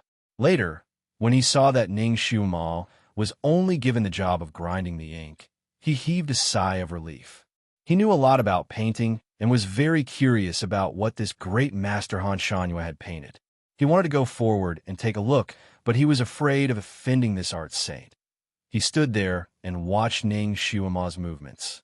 When he saw her standing beside Han Shanyue and staring at the drawing paper, as if she was drunk, his heart itched. Finally, Han Shanyue stopped and threw the brush into the brush holder. It's done. Ning Shuima's body, as if she woke up from a dream. Her legs seemed to have gone numb from standing, and her body swayed violently. Be careful. Ji and Huang subconsciously wanted to rush over and support her. However, he didn't know what he stepped on. His toes hurt and his legs went numb. He almost fell down and hurriedly held onto the railing next to him. When he steadied himself and looked at Ning Shuima again, he saw that Han Shanyue had one arm around her and placed her on a chair next to him. Ji and Huang was speechless. Was he seeing things? The art Saint Han Shanyue, who is usually difficult to approach, was actually helping a girl. However, seeing that he was helping her openly and Ning Shuima almost fell down, Ji and Huang didn't say anything. The numbness in his legs had disappeared. He walked over to Ning Shuima and looked at her face. Shuima, are you okay? Chapter 316. Ning Shuima felt as if she had just woken up from a strange dream, but she could not remember what was in the dream. She shook her head and stood up. I'm fine. Have you finished painting? Ji and Huang looked at the painting on the table. It was a painting of a mountain with a misty rain. The strokes were experienced, and the charm was ethereal. It was indeed a rare painting. However, he felt that the painting was missing something, but he could not tell what it was. Ning Shuima naturally saw the painting too. She was slightly stunned and felt that the painting she saw just now was not the one in front of her. She looked at the ink on the painting again. It was new and the ink had not dried yet. It was obvious that it was just completed. She shook her head. She was probably too tired these past 2 days. Her mind was a little muddled and she might have seen wrongly. Since you helped me grind the ink, I'll forgive you this time. Han Shanyue opened his mouth and raised his hand to roll up the painting. He handed it to Ning Shuima. A painting is a gift to a fated person. This painting is yours. Ah, he gave it to her. This master's painting was hard to come by. Ning Shuima's eyes lit up, and she immediately thanked him. Ji and Huang also heaved a sigh of relief. He bowed and said, Thank you, master. He then stretched out his hand to pull Ning Shuima. Shall he go too? This time, Ning Shuima raised her hand and avoided him. Ji and Huang's eyes flashed with sadness. Han Shanyue suddenly opened his mouth again. Since I'm in a good mood today, I'll give you another divination. Ji and Huang's eyes lit up. Master, please tell me. In the future, when the wind and clouds meet, you will become a dragon. You must break through the barrier of love. Han Shanyue gave him a few words. Ji and Huang understood the first sentence. It meant that he would become the emperor in the future. But did he need to break through the barrier of love to become the emperor? Was his barrier of love an obstacle to the throne? It couldn't be. His gaze fell on Ning Shuima. Would she be an obstacle to his ascension to the throne? That was impossible. Shuima had no power or influence, and she didn't have many connections with the other princes. How could she hinder his ascension to the throne? Ning Shuima felt goosebumps all over her body as he stared at her left and right. Without batting an eyelid, she took a step back. Initially, she did have a good impression of the crown prince, but now, She was very sure that she would not fall in love with this crown prince. She smiled and said, "Congratulations, Your Highness. In the future, you will definitely be able to fulfill your wish." Her eyes then fell on Han Shangyue and asked, "What was the divination that Grandmaster gave me?" Han Shangyue spoke slowly, word by word. "Heaven's bane, the fate of a 1,000-year lone phoenix." Ning Xiuma, fuck, did he think that she was a 1,000-year-old bachelor? Although Ning Xiuma didn't know much about metaphysics, such as numerology, she still understood the meaning of these 8 words. To put it simply, she was destined to jinx all her relatives. Whoever was her relatives would be unlucky and would be jinxed to death by her. Parents, brothers, sisters, husbands, children, none of them would be able to escape. No matter how many times she married, in the end, she would be left alone, facing the autumn wind alone. Ning Xiuma seemed to see her old self, walking alone on the desolate mountain road with a walking stick, gradually disappearing in the sunset. This future was too beautiful. She couldn't imagine it. She was really drunk. This little body was not only a good-for-nothing, but it was also a jinx star. How unlucky must she be to have transmigrated into this body? Ning Xiuma didn't want to believe it at first. Chapter 317. Ning Xiuma did not want to believe it at first, but when she thought of the original owner of the body, Ning Xiuma's parents who died early, and her brother who died early, she heard that her brother died on the battlefield in the same year she was born. Damn. She was actually able to match the words "heavenly cursed lone star." However, the original owner of the body, Ning Xiuma, had died long ago, so her fate should have changed, right? Perhaps she had already changed her fate when she transmigrated. At the very least, the people she cared about were still alive, and well, Yin Huang naturally heard what Han Shangyue said about Ning Xiuma's fate, and his expression changed slightly. Master Han Shanyue's words were actually similar to what the ancestor had said to his imperial father before he left. He remembered that before he left, Lu Hin Ti suddenly asked the ancestor to calculate Ning Xiuma's fate, and the ancestor said 7 words, "1,000-year lone phoenix roaming the world." Then, the venerable ancestor left with his entourage in front and behind him. However, Lu Hin Ti remained in a daze for half a day. After that, Lu Hin Ti gave the order to revoke the imperial edict that conferred Ning Xiuma the title of imperial concubine. After that, he sternly warned him not to have any thoughts about Ning Xiuma anymore. He was actually skeptical about this and didn't really take his father's words to heart. He continued to look for Ning Xiuma everywhere. Later, when he found out that Ning Xiuma had subdued Kirin, he felt that she was not ordinary. Kirins were not only divine beasts, but also auspicious beasts. It was said that wherever this beast appeared, there would be peace and prosperity. He originally wanted to use the fact that Ning Xiuma had subdued Kirin to persuade his father to change his mind and agree to make her his imperial concubine, but he did not expect that the iron-mouthed Han Shanyue would give him a blow to the head. "Your Highness, Your Highness, Your Highness, it's not good. Something happened to the princess." Suddenly, a young girl's panicked voice came from downstairs. Ji Yinhuang's expression changed slightly. He could tell that the young girl downstairs was Ji Yunyao's personal maid. He could not help but look at Ning Xiuma. Ning Xiuma waved her hand. "Your Highness, please go quickly. You don't need to care about me." Ji Yinhuang wanted to say something, but the maid downstairs urged, "Your Highness, please go and take a look. The princess is really in trouble." Ji sighed. "Xiuma, to go take a look, to find you, to look for you, to return. I'll find you later." His figure, he went downstairs in a flash. Ning Xiuma stared blankly at Ji Yinhuang's back. Although she didn't have any feelings for Ji Yinhuang right now, seeing him leave her in this place, surrounded by a pack of wolves, she still felt a bit disappointed. "You like him?" Han Shanyue's voice was neither salty nor light, and there was no emotion in it. Heard. Naturally, answered.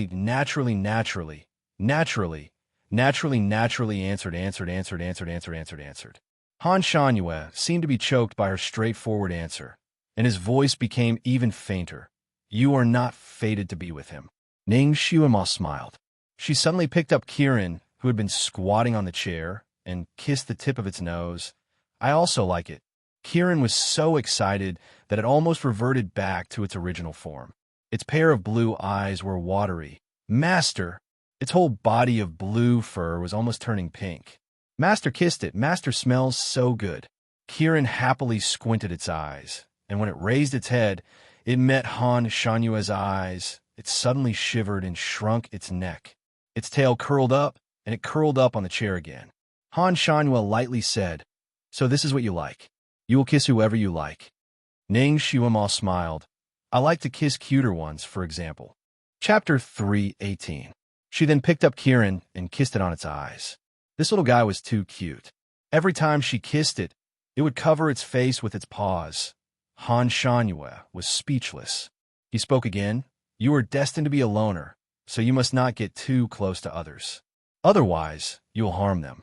Ning Xuema lowered her eyes and thought of number two. It seemed that what Han Shanyue said was true. Those who were close to her and treated her well were all unlucky. The little Qilin couldn't help but speak. "Master, you still have me. I'm not a human. Our lives are tied together. As long as Master is well, I will also be well." As it spoke, it kissed Ning Xuema's palm. Ning Xuema touched Kieran's head and was touched. Kieran was such a loyal friend. "Even if you are not human, you cannot do it." Han Shanyue continued. "No matter who you like, you cannot be too close to them. Otherwise, they will be unlucky." Damn, he made it sound like she was a jinx. She was just a little unlucky recently. In the past, everything was smooth sailing. Her friends in a modern world were so close to her, but they did not die because of her. How could it be as exaggerated as he said? Did this Han Shanyue have a grudge against her? He purposely said that in front of others, she glanced at the two children who were watching from the side. She knew in her heart that it wouldn't be long before her reputation as a super jinx would spread throughout the world, just like her reputation as a trash. No one would dare to get close to her in the future. She rolled her eyes, as if she had suffered a blow. Suddenly, she jumped onto Han Shanyue's body, hugged his neck, and fiercely kissed him on the cheek. If being close to him would cause bad luck, then she would get closer to him. She would pass on all her bad luck to him. The two of them were very close to each other. Her movements were as fast as lightning. Han Shanyue was not prepared at all, so her sneak attack succeeded. He froze. The other two children were dumbfounded. Their mouths were so wide open that a duck egg could be stuffed into them. The mysterious, noble, and untainted art saint was kissed by a girl. If this was spread out, it would be a huge scandal. The little Qilin's eyes were also wide open. Master is too valiant. His face was as smooth as jade. When Ning Xuema got close to him, she could even smell the light and unique fragrance on his body. Ning Xuema wanted to get back at him, so she wanted to kiss him and leave quickly. However, she was distracted by the faint fragrance on his body.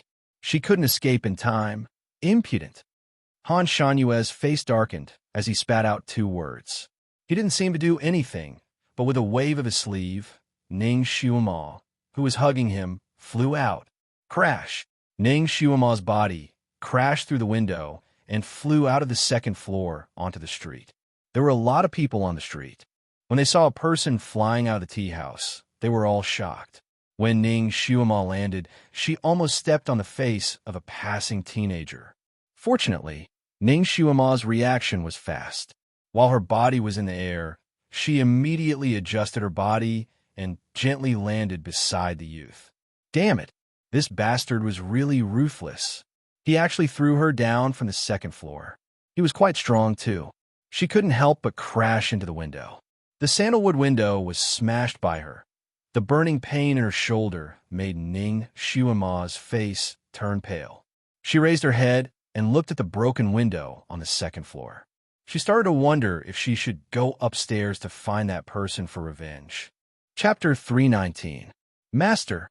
The little Qilin shouted and jumped down from the window. Ning Xuema reached out to catch it, but this action affected the wound on her arm, and it hurt so much that her little face turned pale. Master, are you okay? Kieran worriedly reached out, its two little claws, to touch Ning Xuema's injured arm. Ah, you're bleeding. It's okay, it's just a superficial wound. Ning Xiuama slapped away Kieran's little claws to prevent it from accidentally scratching her again. Little girl, you are indeed bleeding. Why don't you let me take you to the clinic for treatment?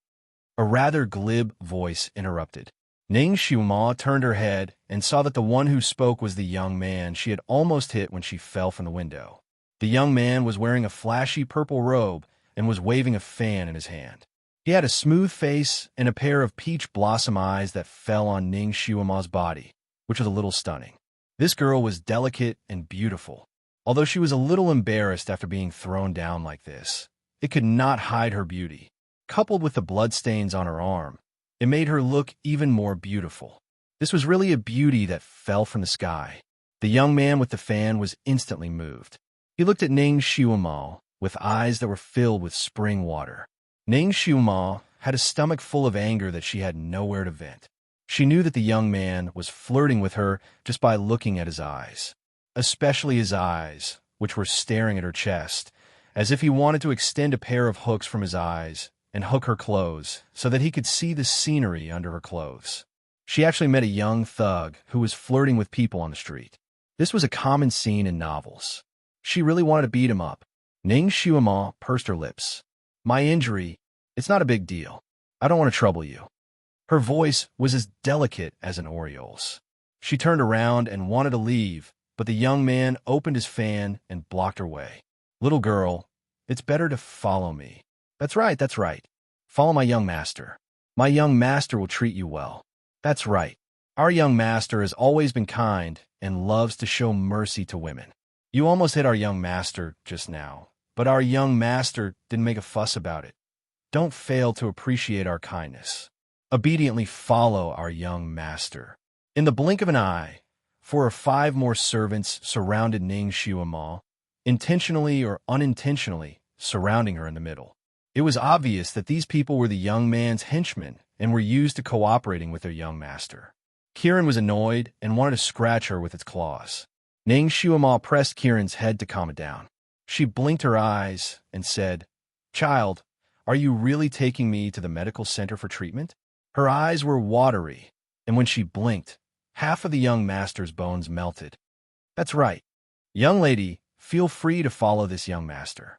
Come, I know the most famous doctor who can bandage your injury properly. He reached out his wolf claws to hold Ning Xiuama's little hand. Before Ning Xiuama could react, Kieran couldn't help but scratch him with its claws. Its movements were as fast as lightning, and the young master couldn't dodge in time. 3 deep blood grooves appeared on the back of his hand. The young master screamed and jumped up, shaking his hand desperately. My hand. Kieran scratched him with its claws, and the blood in the grooves flowed freely. In the blink of an eye, the young master's wolf claws turned into bloody claws. Chapter 320. How dare you hurt our young master? You must be tired of living. Our young master is the only son of Duke Ding. Kill this cat. All the servants aggressively surrounded her, wanting to snatch away the Kieran in Ning Xiuama's arms. Ning Xiuama also frowned and lifted Kieran by the back of its neck. Little apple, who allowed you to randomly use your claws? Look, aren't your claws dirty? His other hand took out a piece of silk from who knows where and carefully wiped the little Chilin's claw, wiping away the bloodstains on it. Finally, he casually threw the silk away. All the servants were speechless. The young master's face turned green. How dare you? You actually let your cat hurt people. Men, take her down, the young master ordered in a flustered and exasperated manner. All the servants answered in unison, yes. They stretched out their hands to grab Ning Xiuama. Ning Xiuama's eyes flashed with killing intent. Just as she was about to do something, a shadow suddenly appeared. A black shadow flashed from the side, and everyone only saw a blur in front of their eyes. Suddenly, people directly crashed into the circle of people. As the shadows moved, the servants were thrown out one by one, wailing incessantly. When the dust settled, the servants surrounding Ning Xiuama were already lying on the ground.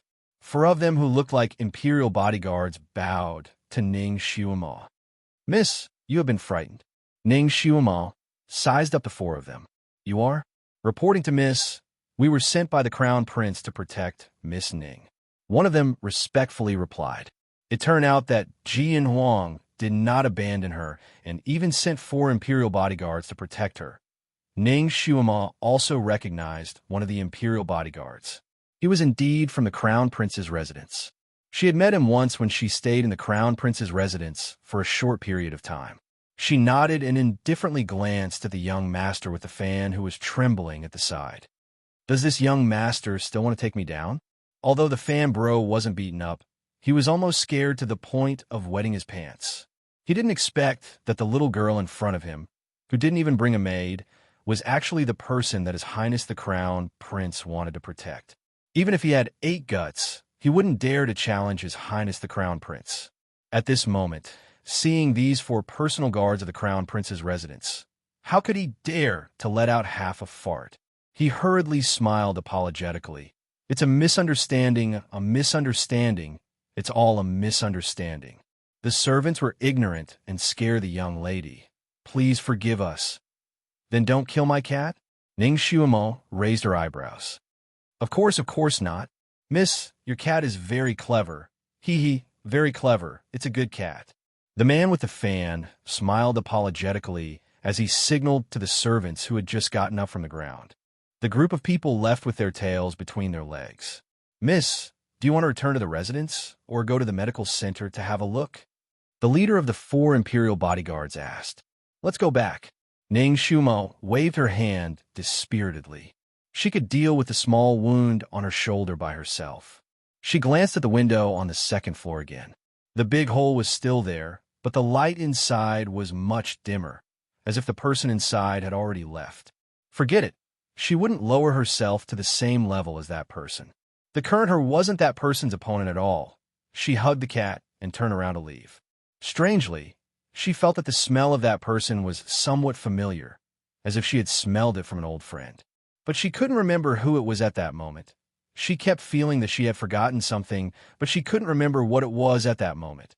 Inside the 2nd floor, 2 little art boys stood at the side, trembling, while that Master Han Shanyue stood in front of the table with an expressionless face. Chapter 3:21. The painting he drew was still on the table.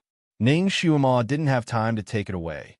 This girl's behavior was too frivolous. She shouldn't be able to recognize him and didn't know who he was. To her, it should be the first time they met. She actually hugged him and kissed him without any hesitation. Did she like to be close to men so much? She was obviously a genius, but her behavior was so unrestrained. How many people had she kissed? He didn't go near the window, but he seemed to be able to see everything that was happening on the street. The 2 children only felt that the temperature in the room was getting lower and lower. They stole a glance at Master Han Shanyue's face, but due to the angle of the light, they still couldn't see his face clearly. They could only faintly feel that this master seemed to be in a bad mood. One of the children plucked up his courage and said, Master, you don't need to lower yourself to the same level as this vulgar girl. She doesn't deserve this painting. You deserve it? These 2 words were thrown over. It directly made the child shiver and shut his mouth. Han Shanyue raised his sleeve. The peerless painting on the table spontaneously combusted and turned into a pile of ashes. The 2 children opened their mouths, but didn't dare to say anything. They watched the painting burn. Suddenly, their eyes were in a daze. The people in the tea house's hall naturally heard the commotion on the 2nd floor. Everyone was bewildered. The owner of the tea house courteously asked a few questions upstairs, but he didn't get any response. After a while, the owner finally carefully went upstairs to check. However, he found that there was no trace of the art saint upstairs. Only the 2 children were left standing there in a daze. The owner asked them a few times before the 2 children seemed to come back to their senses. However, their eyes were blank. They actually forgot more than half of what happened just now. The owner asked them for a long time, but he didn't get any information. They didn't even know when the art saint left. One of the children was in a daze for a moment. Suddenly, he seemed to remember something and shouted, I remember now. Master Art Saint said that girl is a jinx, a 1,000-year-old lone phoenix. A stone stirred up 1,000 ripples. Everyone who came up to watch the show was stunned. The people of this world naturally understood what this heavenly cursed Lone Star meant. That orphan girl of Marquis Jingyuan's mansion was a heavenly calamity, an unprecedented jinx. A jinx. No wonder Marquis Jingyuan and his wife died early. Even their only son died on the battlefield. So it was because of this daughter. The sixth prince had already broken off the engagement with her, but he was still beaten up because of her. He was stripped of his official position and became a commoner. The crown prince was also a little infatuated with her because he was a little closer to her. Therefore, he was severely reprimanded by the emperor in just one night. The rumor that Ning Xiumao was a jinx had spread throughout the city and was still spreading at the speed of light. Within a few days, Ning Xiumao's life had undergone earth-shattering changes. First, the maids and servants in the mansion came to resign. No matter how high the salary old Zhong offered them, they were determined not to stay. Money was indeed a good thing, but one had to be alive to take it, right? Taking care of a heavenly calamity, they might lose their lives here. In less than 5 days, old Zhong was the only one left in the bustling and lively Marquis Jingyuan's mansion. Old Zhong was very upset. Chapter 322. Old Zhong was very uncomfortable. These days, the little master had painstakingly managed the Marquis Jingyuan mansion to get on the right track with great difficulty. He didn't expect that the art sage's prophecy would turn the Marquis Jingyuan mansion back to its original state. It became the most depressed and desolate place. These days, he had been running around, wanting to hire some people with high salaries. However, Ning Xiumao's reputation as a heavenly calamity star was even more resounding than her reputation as a trash. When the people who were looking for work outside heard that the mansion was recruiting, they all shook their heads like a rattle drum and refused to come no matter what. Old Zhong ran around outside for 6 or 7 days, but he still couldn't find a single person. On this day, he came back with a gloomy face and looked everywhere for Ning Xiumao. Finally, he found her in the side hall of the chastity testing beast. Compared to old Zhong's gloomy face and worried heart, Ning Xiumao was a lot calmer. Nothing could be seen on her face. She still looked very carefree. She refined medicine as usual, practiced martial arts as usual, ate as usual, and even strolled around the garden admiring the flowers as usual. Old Zhong felt that the little master's heart must be very bitter. She was just putting up a front and didn't want others to see her as a joke. The little master's attitude was really good. For example, right now, she was chatting and drinking with the ferocious chastity testing beast. Her face was very comfortable. Little master, old Zhong walked in. Uncle Zhong, you came back. Come and drink 2 cups. Look at how sweaty you are after running around. Ning Xiumao gave him a praying mat and poured him a cup of wine. Old Zhong felt even more guilty. Little master, this old servant is useless. I still couldn't find anyone. Ning Xiumao smiled. It's fine if you can't find anyone. This matter can't be rushed. We'll talk about it later. Come, let's eat first. These days, even the cooks in the kitchen had all run away. Ning Xiumao simply ordered takeout from a restaurant outside. The food looked, smelled, and tasted good. It was even better than the food made by the original cooks. Although the current Marquis Jingyuan's mansion was as cold and cheerless as before, Ning Xiumao was no longer the same as before. Now that she had an endless amount of money to spend, she naturally wouldn't suffer. Old Zhong saw that Ning Xiumao was smiling and her little face was rosy. She didn't look worried and haggard at all. He asked tentatively, "Little master, in the future, what if we can't recruit people?" Ning Xiumao smiled and reached out to pat him on the shoulder. "If you can't recruit them, then so be it. Didn't we go through the same thing before?" That was true. Marquis Jingyuan's mansion had been deserted for several years already. As long as she was a bit more diligent, these rooms could still be tidied up. It's all that Han Shanyue's fault. Why did he have to say that my miss is a jinx? Just a simple sentence from him could make his young miss fall into hell. Right now, they were only unable to recruit servants. What would happen if the young miss were to find a husband in the future? With such a reputation, who would dare to propose marriage? What if Miss couldn't get married in the future? How could he face the Marquis and his wife? Old Joan was worried. He was really worried. His face was wrinkled like a walnut. Uncle Joan, you're all so old. If you want to leave, I can give you a large sum of money. Ning Shuma opened her mouth. No. Old Joan swears to follow little master to death. Old Joan immediately interrupted her. His face was flushed red. Miss, what kind of person do you think I, Old Joan, am? Since you want to follow me, then be happy. Ning Shuma took a cup of wine and handed it over. In this world, there's no obstacle that can't be overcome. It's not the end of the world yet. Why are you so worried? Come, have a cup of wine. Chapter 3:23. Old Joan was startled. He took the cup of wine and drank it in one gulp. That's right. There's no obstacle that can't be overcome. Ning Shuma leisurely smiled. That's right. Old Joan drank 3 cups of wine in a row and added, there will definitely be a wise hero who will take a fancy to Miss and marry Miss. Ning Shuma spat out a mouthful of wine. So this was the reason why Old Joan had such a worried expression on his face for such a long time. He was worried about her marriage. Uncle Joan, I'm only 13 years old. Why are you so anxious about marriage? I feel that my current situation is actually quite good. Ning Shuma sat cross-legged and lazily said, Miss is naturally not old now, but in our Chong Kong country, if a girl is 15 years old and still can't find a husband, she will be criticized. Old Joan was still worried. There's still 2 years left. There's no hurry. Ning Shuma didn't care at all and drank another cup of wine. Come, this restaurant's crystal prawns are pretty good. Uncle Joan, have a taste. She successfully shut Old Joan's mouth from worrying about her marriage. Ning Shuma truly felt that this kind of life was actually not bad. After her reputation as a heavenly cursed star came out, although the servants of the mansion had all left, the sects that were eyeing her covetously and wanted to rob her also disappeared without a trace. They were all afraid that she would jinx them to death.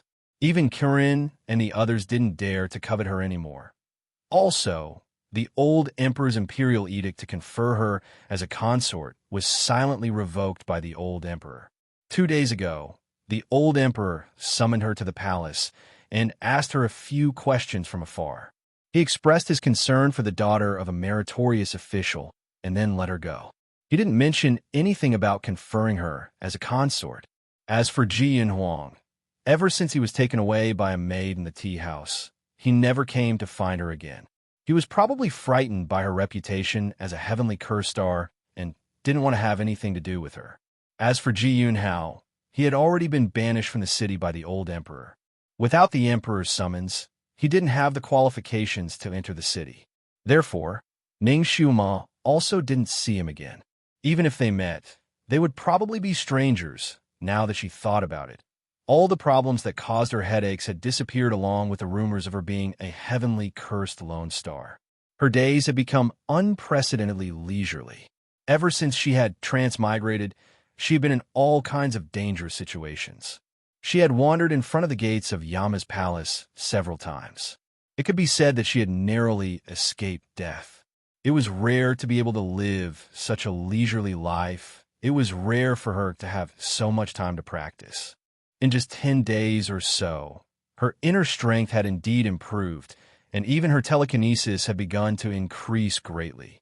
Yesterday, she had broken through to mortal rank level 4 and was now able to use the psychokinesis in her body as she wished. Ning Shuma felt very satisfied. The only thing that made her unsatisfied was that she seemed to have forgotten something. For example, she had forgotten who taught her how to cultivate her telekinesis. She had even forgotten how she managed to tame Kirin. When she asked Kirin, this fellow was even more confused than her. After staring at her for a long time, he finally said, "Wasn't it Master who saved me from a cave? That's why I established a contract with you, didn't I?" Ning Shuma vaguely remembered that there was indeed such a cave. However, her memory seemed to be covered by a layer of fog. No matter how hard she tried, she couldn't remember what happened in the cave. Fortunately, she was the type to look forward. Since she couldn't remember, she might as well not think about it. In any case, Kirin was now by her side, alive and well. That was enough. Chapter 3:24. Although there were fewer people in the Marquis's mansion, there was also less work to be done. If he made do with it, he could still live a carefree life. The chastity-testing beast was not picky as long as it had wine and food to eat.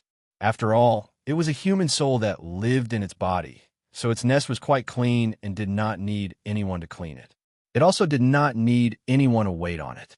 The only thing that gave her a headache was that there were too many rooms in the Marquis's mansion. Even if old Zhong cleaned it from morning to night, he would not be able to clean it all. Therefore, Ning Xiuma simply asked old Zhong to seal up a few courtyards, leaving only a few that were still in use. It was not bad to clean it up. After eating and drinking to her heart's content, Ning Xiuma got up and ordered old Zhong to prepare the carriage. Today, she would go to Heavenly Book Mountain to pick herbs and hunt again. After a few days of cultivation, Ning Xiuma found that her ability to absorb fire and with crystals was stronger. She could directly absorb crystals that were 5th level and below. This could help her improve her skills faster. With Kirin by her side, hunting was as easy as flipping her hand. Even the beasts on the mountain were afraid of it. When Kirin heard that they were going to Heavenly Book Mountain to hunt again, it was very happy. It could eat meat again. This time, entering Heavenly Book Mountain was very smooth. Ning Xiuma rode Kirin for less than 8 hours and arrived at the falling flower peak of the 5th peak. More than 10 days ago, Ning Xiuma had brought number 2 here to pick the heavenly ice grass. Now that she was revisiting this place, even the carefree Ning Xiuma felt a little sad. It was on this peak that she and number 2 were taken away by an eagle. Number 2 died miserably on the 9th peak, and she seemed to have taken some risks and finally escaped from the peak. Ning Xiuma felt that her memories of the 9th peak were the most blurry, as if they had been deleted by someone. The heavenly ice grass had changed her body better than ever, so Ning Xiuma wanted to pick it again. She was feeling sad at the bottom of the peak when she suddenly heard the sound of fighting on the peak, mixed with the hissing of snakes. Could it be that someone else had reached the peak before her? Ning Xiuma patted Kirin's head. "Little Apple, let's go too." Kirin climbed the mountain as if it were flat ground. In just a few jumps, he had already reached the top of the mountain. Then, Ning Xiuma finally saw the man who was fighting with the 3 snakes. Her heart skipped a beat, and she blurted out, "Sure too." Only after she called out to him did she realize that something was wrong. Sure too was the nickname of bodyguard number 2. He was about 20 years old when he was killed. On the other hand, the young man in front of him looked to be at most 15 or 16 years old. His face was much younger than number 2's, and his body was much thinner.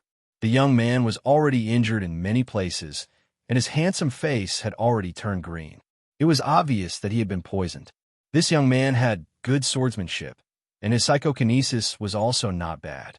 3 giant pythons besieged him, yet he still could not be taken down. However, he was poisoned after all, and his limbs were no longer as nimble as before. There were a few times when he was entangled by the giant python. This young man could not fight anymore. If he delayed any longer, the snake Venom would attack his heart. At that time, even the Daluo Golden Immortals would not be able to save him. Ning Xiuma made a hand gesture to Kirin. Kirin raised his head and roared. His voice was long and drawn out, as if it was swaying down from the sky. The giant snakes and scorpions of the Snake and Scorpion Mountain all trembled and ran away in a split second. The 3 giant pythons besieging the young man also trembled a few times. They did not care about the young man's sword light and turned around to flee. In a split second, they also disappeared without a trace. Ning Xiuma patted Kirin's head. "Strange, didn't you roar so loudly that they did not dare to move? Why did they all run away?" "It's okay if the others ran away, but these 3 snakes cannot be scared away. You have to catch them. I want a snake gall." Chapter 3:25. Kirin raised its head and said, "Master, they are insects, not beasts. It is already good enough that I can scare them away. It is easy to get the snake gall. Wait for me." It ran away quickly, probably to find the 3 giant pythons. The young man staggered and turned around. He saw Ning Xiuma in a light green dress and then looked at Kirin, who ran away. He was a little cautious and held his sword in front of his chest. You. Suddenly, his vision turned black, and he fell down. The snake venom that he had been suppressing finally took effect. He did not faint yet. He struggled on the ground a few times and wanted to get up. However, his head was dizzy, and the wounds all over his body were numb and painful. He propped himself up halfway and then fell down again. Out of the corner of his eyes, he saw the girl in the green dress walking over slowly. You, what do you want to do? He was even more cautious. Those who could come to the fifth peak were not easy to deal with. The girl in front of him looked less than 13 years old and was riding a Kirin. Was she a mountain spirit or a tree spirit? Ning Shuima looked at him with her arms crossed. Seeing that his face was as green as the grass under him, she smiled and said, "Are you afraid that I will eat you?" As she spoke, she had already squatted down and tore open his trousers. The young man was shocked and tried to stab her with his sword. "Don't touch me." He was poisoned, but his sword was still very strong. Ning Shuima extended her hand and grabbed his wrist. With a sweep of her palm, she directly knocked his sword out of his hand. Her pretty face was tense. "Don't use your psychokinesis again. Be careful of the snake venom." Her stern face had a murderous aura to it. The young man was stunned, and the palm that he was about to send out again paused. "You? Who exactly are you?" "Someone who doesn't want you to die." Ning Shuima's reply was cold and indifferent, but her movements were exceptionally nimble. In the blink of an eye, she had already ripped open all of his clothes covering his wounds. She began to treat his wounds, squeezing out the poisonous blood and applying the snake venom medicine. The young man's face was almost completely red. He had many wounds on his arms, under his ribs, back, chest, calves, and even his upper thigh. If it was a man treating his wounds, he wouldn't feel anything, but the other party was a young girl. He could feel the other party's soft and warm hands moving and squeezing around his wound. That kind of touch caused an indescribable feeling to surge in his heart. You. He seemed to want to say something, but Ning Shuima knocked the back of his neck. "Shut up." When she was practicing medicine, she hated it when her patients chatted with her. The young man finally shut his mouth and fainted. Ning Shuima glanced at him, and her eyes flashed with a touch of surprise. If an ordinary martial artist had been poisoned by such a deep snake venom, they would have already lost consciousness and foamed at the mouth. This young man was actually able to hold on until now without fainting. He could be considered a weirdo. Looking at his face that was 80% similar to number two's. Who was he to number two? Younger brother? She dealt with the wounds quickly and professionally. After half an hour, the wounds on the youth's body had been cleaned up by her, and the places that needed to be bandaged were all bandaged up. This time, she came here with a complete set of things. Bandages, anti-venom, medicine. Everything was here. She had originally prepared them for herself, but she didn't expect to use most of them on this young man. "Master, the snake gallbladders are here." Kirin rushed back like a whirlwind and brought back 3 snake gallbladders. Chapter 3:26. Ning Shuima looked at the 3 snake gallbladders, which were bigger than goose eggs, and her lips twitched. She had forgotten that the snakes were giant pythons. The young man was bitten by 3 giant pythons, so she had to give him some of the bile in the gallbladders. The young man was awakened by the bitter taste. He wanted to spit out the bitter taste in his mouth, but Ning Shuima pinched his chin and said, "Swallow it. It will save your life." The young man was slightly stunned, but he could only swallow it with his teeth clenched. After swallowing 2 mouthfuls, his throat was trembling because of the bitter taste. Finally, he finished 1 gallbladder. Before he could breathe a sigh of relief, the second gallbladder came close to his lips and said, "Here, there are 2 more." The young man was speechless. The young man finally finished the 3 gallbladders, and the snake venom was removed. His face turned green because of the bitter taste. However, the dizziness and nausea were alleviated. He turned over and wanted to get up, but he suddenly felt that his body was stiff. He looked down and saw bandages all over his body. He was tied up like a mummy. "All right, you're lucky to have your life back." Ning Shuima clapped her hands and stood up. She asked Kirin to get some water to wash her hands. The young man looked at her with his eyes wide open, and his expression was complicated. Why did you save me?" He did not know this girl, right? And on such a dangerous snake-scorpion peak, what was her goal? Ning Shuima glanced at him and said, I saved you for fun. You can go down a mountain by yourself. I have something to do, so I won't accompany you. She patted Kieran's head and said, Little Apple, let's go. She still needed to pick herbs. The young man struggled on the ground and finally sat up.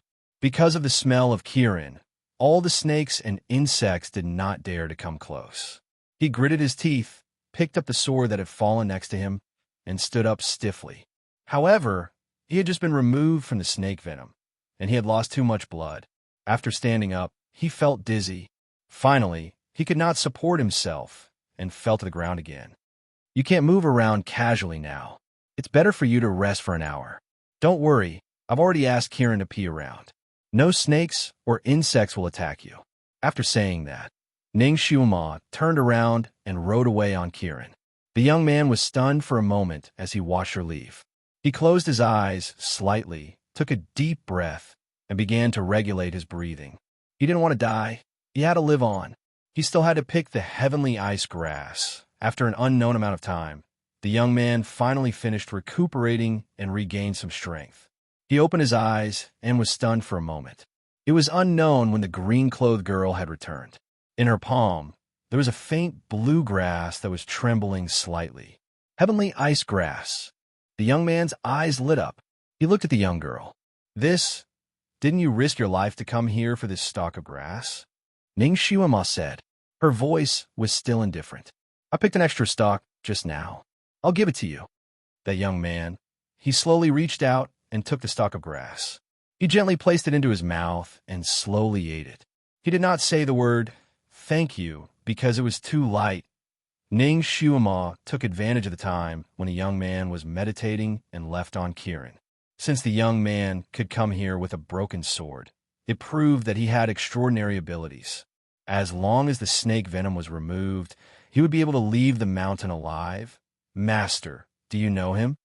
Kieran had been holding it in all the way. When they were about to reach the foot of the mountain, he finally could not hold it in anymore and asked.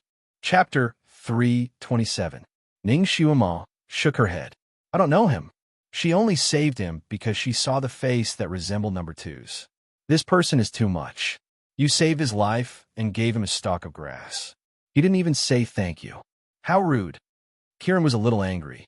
I don't have to ask for something in return for a favor. I don't need a thank you from him. He's much better than that red-clothed pervert. That guy was the real one who repaid kindness with ingratitude.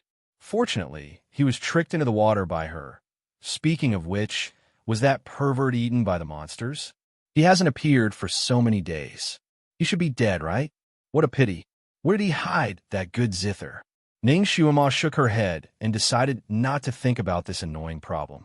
She yawned and said, Let's go. I'm sleepy. The matter of Ning Shuima subduing a Qilin had long been known by everyone. Therefore, recently, the little Qilin frequently appeared in the city in its original form. Aside from attracting people's attention, nothing else happened, and no one dared to have any ideas about it. If they caught it, they would have to catch that jinx, Ning Shuima. Jinxes were the bane of people. This time, Ning Shuima was a little tired. She simply let Kieran carry her in its original form and run into the city. As expected, it attracted the attention of passers-by. Occasionally, the sound of discussion drifted into her ears. Is the one who just passed by Miss Ning? Yes, it's that jinx. Stay away from her. Don't get the bad luck. Yes. When we get home, we should wash off the bad luck. The two of them were in a heated discussion. Suddenly, there were two whooshing sounds in front of them. The two of them looked up and saw two black balls flying into their mouths. It smelled fishy. The two of them almost choked to death. They hurriedly pulled the balls out of their mouths. When they looked down, they vomited. What blocked their mouths were actually two balls of fresh donkey dung. A girl's laughter came from the front. Her laughter was like a silver bell, swaying all the way. Master, good aim, Kieran praised. Its little master didn't even look back. She just flicked the willow branch she was playing with on the ground, and the two balls of donkey dung automatically flew backward. Ning Shuima patted her small mouth and yawned. Of course, your little master was number one in hidden weapons that day. While they were speaking, they had already arrived at the city gates. Ning Shuma had just arrived when a group of soldiers suddenly gathered at the city gate. "You're back. She's back." Ning Shuma frowned. She hadn't done anything wrong recently, had she? Why were the soldiers surrounding her? Just as she was about to ask, the crowd parted and a black-clothed bodyguard knelt down in front of her. "Miss Ning, please save our crown prince." Ning Shuma. She had already recognized that person as Ji Yunhuang's personal bodyguard, whom she had met 2 or 3 times before. His name was Lei Lu. "What happened to your crown prince?" "His Highness, he was seriously injured and his life is at stake." Ning Shuma raised her eyebrows and immediately said, "Let's go to the crown prince's residence." "Lei Lu, tell me in detail how he got injured." The crown prince's residence, which used to be orderly and well-trained, was now in chaos. The crown prince's aides, civil and military officials, and even Lu Hinti were all gathered in the crown prince's residence. The imperial physicians in the palace and all the famous doctors in the capital were urgently summoned to the crown prince's residence. Chapter 328. Inside the crown prince's bedroom, Ji Yunhuang's face was as pale as a sheet. He was lying on the bed with his teeth clenched, not moving an inch.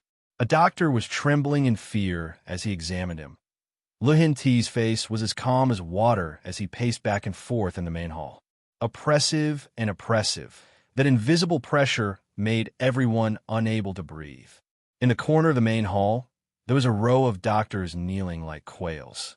All of them had their heads lowered as they were so nervous that they were sweating profusely.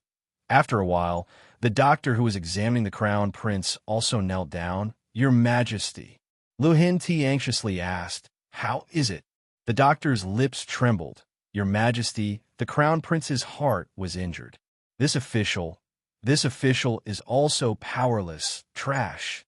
Lu Hinti slammed his palm on the table. "What did I raise all of you for?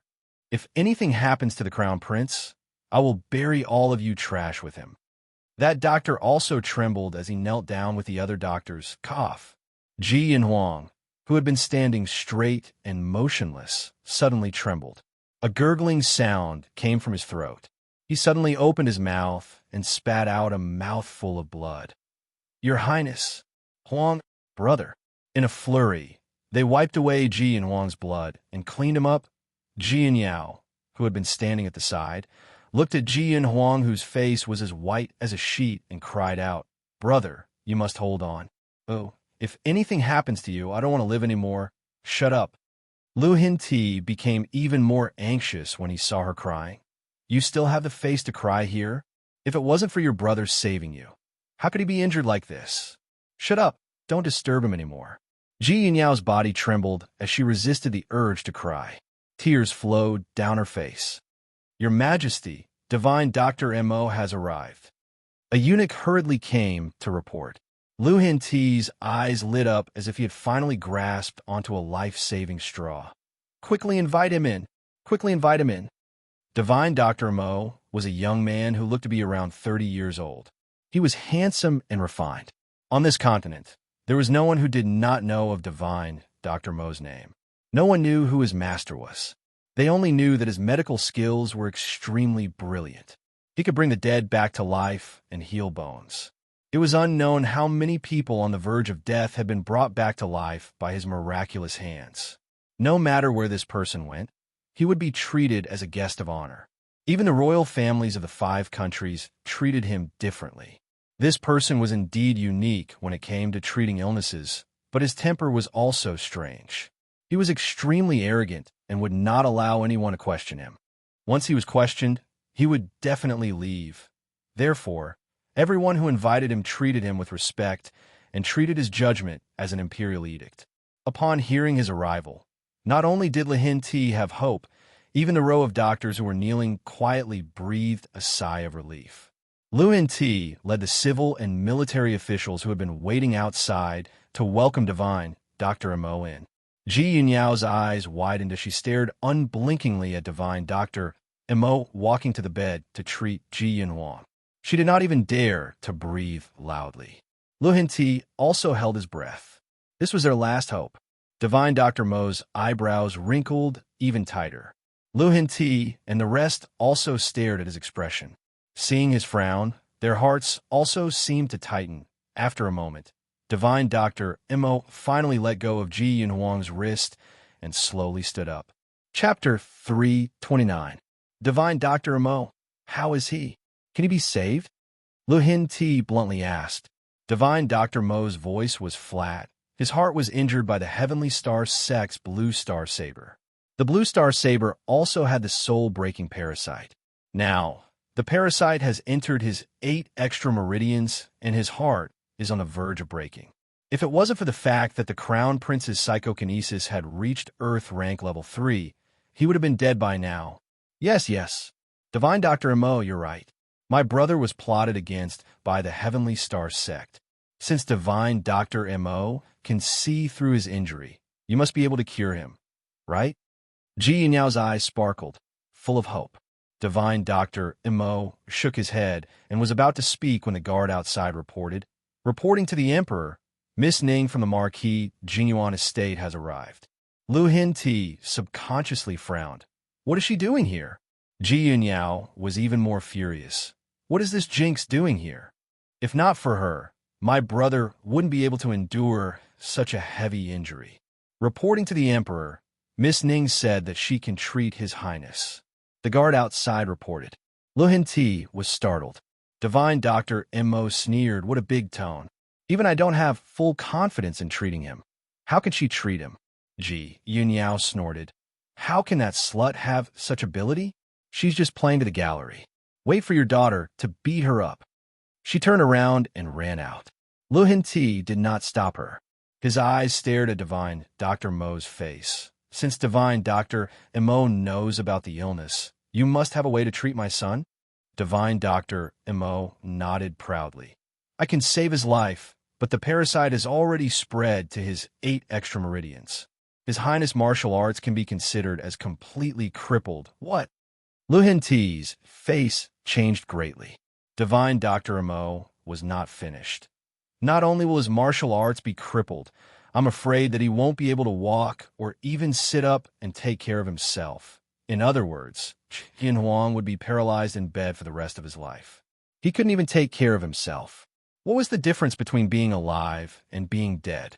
Lu Hin-ti's face turned pale. This was the son he was most proud of. If this was the result, Divine Dr. Mo, is there any other way? As long as I can make him better, no matter what you need, I will try my best to do it. Your Majesty, even if you pluck the ginseng fruit from the heavens, His Highness the Crown Prince can only do so. This is already the best outcome for him. Lu Hin-ti's body swayed, his heart filled with despair. The head steward leaned over and whispered into his ear, Your Majesty, just now the Imperial Guard said that Miss Ning seems to be able to treat the Crown Prince's injury. Why don't we let her in to take a look? I heard that Miss Ning had once reattached a severed arm and restored that person's severed arm back to normal. Lu Hin-ti's mind moved, but before he could say anything, Divine Dr. Mo sneered. His Majesty would believe a silly little girl? Lu Hin-ti choked. He wanted to ask someone to invite Ning Shuama back, but he was afraid that Ning Shuama wouldn't be able to treat him. Instead, he would offend Divine Dr. Mo and lose his paralyzed son. Divine Dr. Mo immediately saw through his worries. He sneered, Your Majesty, there is no harm in letting her in to take a look. Let this commoner see if she has any miraculous tricks up her sleeves.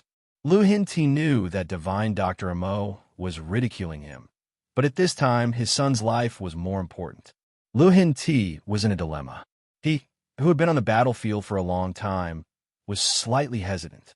He held onto the mentality that with one more person, there would be more hope. He immediately decided to go with the flow and summon Ning Shuama. Chapter 330. Lu Hin-ti smiled apologetically at Divine Dr. Mo, then let her come in and take a look. She may not have any methods, but to be able to consult Divine Dr. Mo is a rare opportunity for her. She still has some medical skills. Come, invite Miss Ning in. Divine Dr. Mo sneered as he casually sat down on a chair. He wanted to see who exactly was this person who dared to boast so arrogantly. Outside the crown prince's residence, Ning Xiuma stood there with her arms crossed, coldly confronting Ji Yunyao. On the way here, she had already asked Imperial bodyguard Lei Lu about the general situation. However, the matter of Ji Yunyao framing Lu Susu was exposed, and the people of Heavenly Star sect knew the ins and outs of the matter. The sect leader of the Heavenly Star sect was furious and sent a disciple to demand an explanation from Lu Hinti. Recently, Lu Hinti's children had been in trouble one after another. He had just beaten up his son and demoted him to a commoner. Before he could call him back, his daughter had created such a big mess. This gave him a headache. He was so angry that he called his daughter into the palace and reprimanded her. He stripped her of her princess title and demoted her to a princess. He ordered her to reflect on her mistakes in the princess's residence. His punishment was obviously too light, so the Heavenly Star sect disciples were naturally dissatisfied. They found a disciple from the Opportunity sect to sneak into the princess's residence and kidnap Ji Yunyao. That day, Ji Yinhuang accompanied Ning Xiuma to the tea house to drink wine. He was called away by the princess's maid because of the princess's disappearance. Ji Yinhuang investigated carefully and found out that it was the Heavenly Star sect who kidnapped his sister. He was afraid that Ji Yunyao would be at a disadvantage, so he brought people to chase after them. Lei Lu was also one of the people he brought along. The Heavenly Star sect is also a famous sect on this continent, and there are many experts inside. Ji Yinhuang spent a lot of effort to find Ji Yunyao. When he was escaping with her, he met the sect leader of the Heavenly Star sect who was returning to the mountain. After a fight, Ji Yinhuang was injured by the sect leader. Lei Lu and the others risked their lives to rescue him and retreated to the capital. Ning Xiuma also understood Ji Yunhuang's current symptoms from Lei Lu's description. She also had a general idea. He had even planned out the treatment plan in his heart. But she didn't expect to run into Ji Yunyao at the entrance of the Crown Prince's residence. When Ji Yunyao saw her, it was as if she had met her enemy. Her eyes burned with hatred. Immediately, he began to curse her, calling her jinx, scourge, slut, and clamoring for her to get lost. The commotion in front of the Crown Prince's residence naturally attracted a large crowd of onlookers. Usually, this princess always put on airs. Today, people finally saw the princess's scolding skills.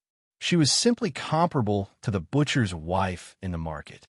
No one dared to intervene in the affairs of the royal family, and no one dared to stand up for this injustice. Therefore, when people heard her scolding fiercely, although they felt indignant, no one dared to say anything. They all looked at Ning Xiuma sympathetically, thinking that this seemingly weak girl would cry after being scolded. She didn't expect that Ning Xiuma would sit there with her arms crossed and listen. After hearing Ji Yunyao's scolding, her lips curved into a smile. She sized Ji Yunyao up from head to toe before unhurriedly saying, "Is this really a princess? Is it some shrew pretending to be her?" Uff. Someone in the crowd laughed. This little girl's counterattack was good. Ji Yunyao's face immediately turned red. "You slut." She raised her hand and was about to teach Ning Xiuma a lesson. Chapter 331. She raised her hand and was about to teach Ning Xiuma a lesson, but Ning Xiuma's words stopped her in her tracks. "If you want to lose a few more teeth, then come and try." Ji Yunyao immediately thought of the embarrassment Ning Xiuma gave her at Heavenly Book Mountain. If Ji Yinhuang had not arrived in time, she was afraid that she would have suffered even more under Ning Xiuma's hands. Ning Xiuma coldly said, "Ji Yunyao, let me ask you, who told you to stop me? Was it His Majesty?" Ji Yunyao choked. That's right. Imperial Father also doesn't want a jinx like you to enter the Crown Prince's residence, so as to avoid being tainted by your bad luck. All right, since it was His Majesty's intention, then there was no need for her to go in and ask for a rebuff. Ning Xiuma faintly smiled and nodded. "Very good. You're the one who said it." She then nodded at Lei Lu. "Lei Lu, I can indeed treat your Crown Prince's injuries, but since the Imperial family doesn't allow me to enter the residence, then I can't help. Goodbye." She turned and left.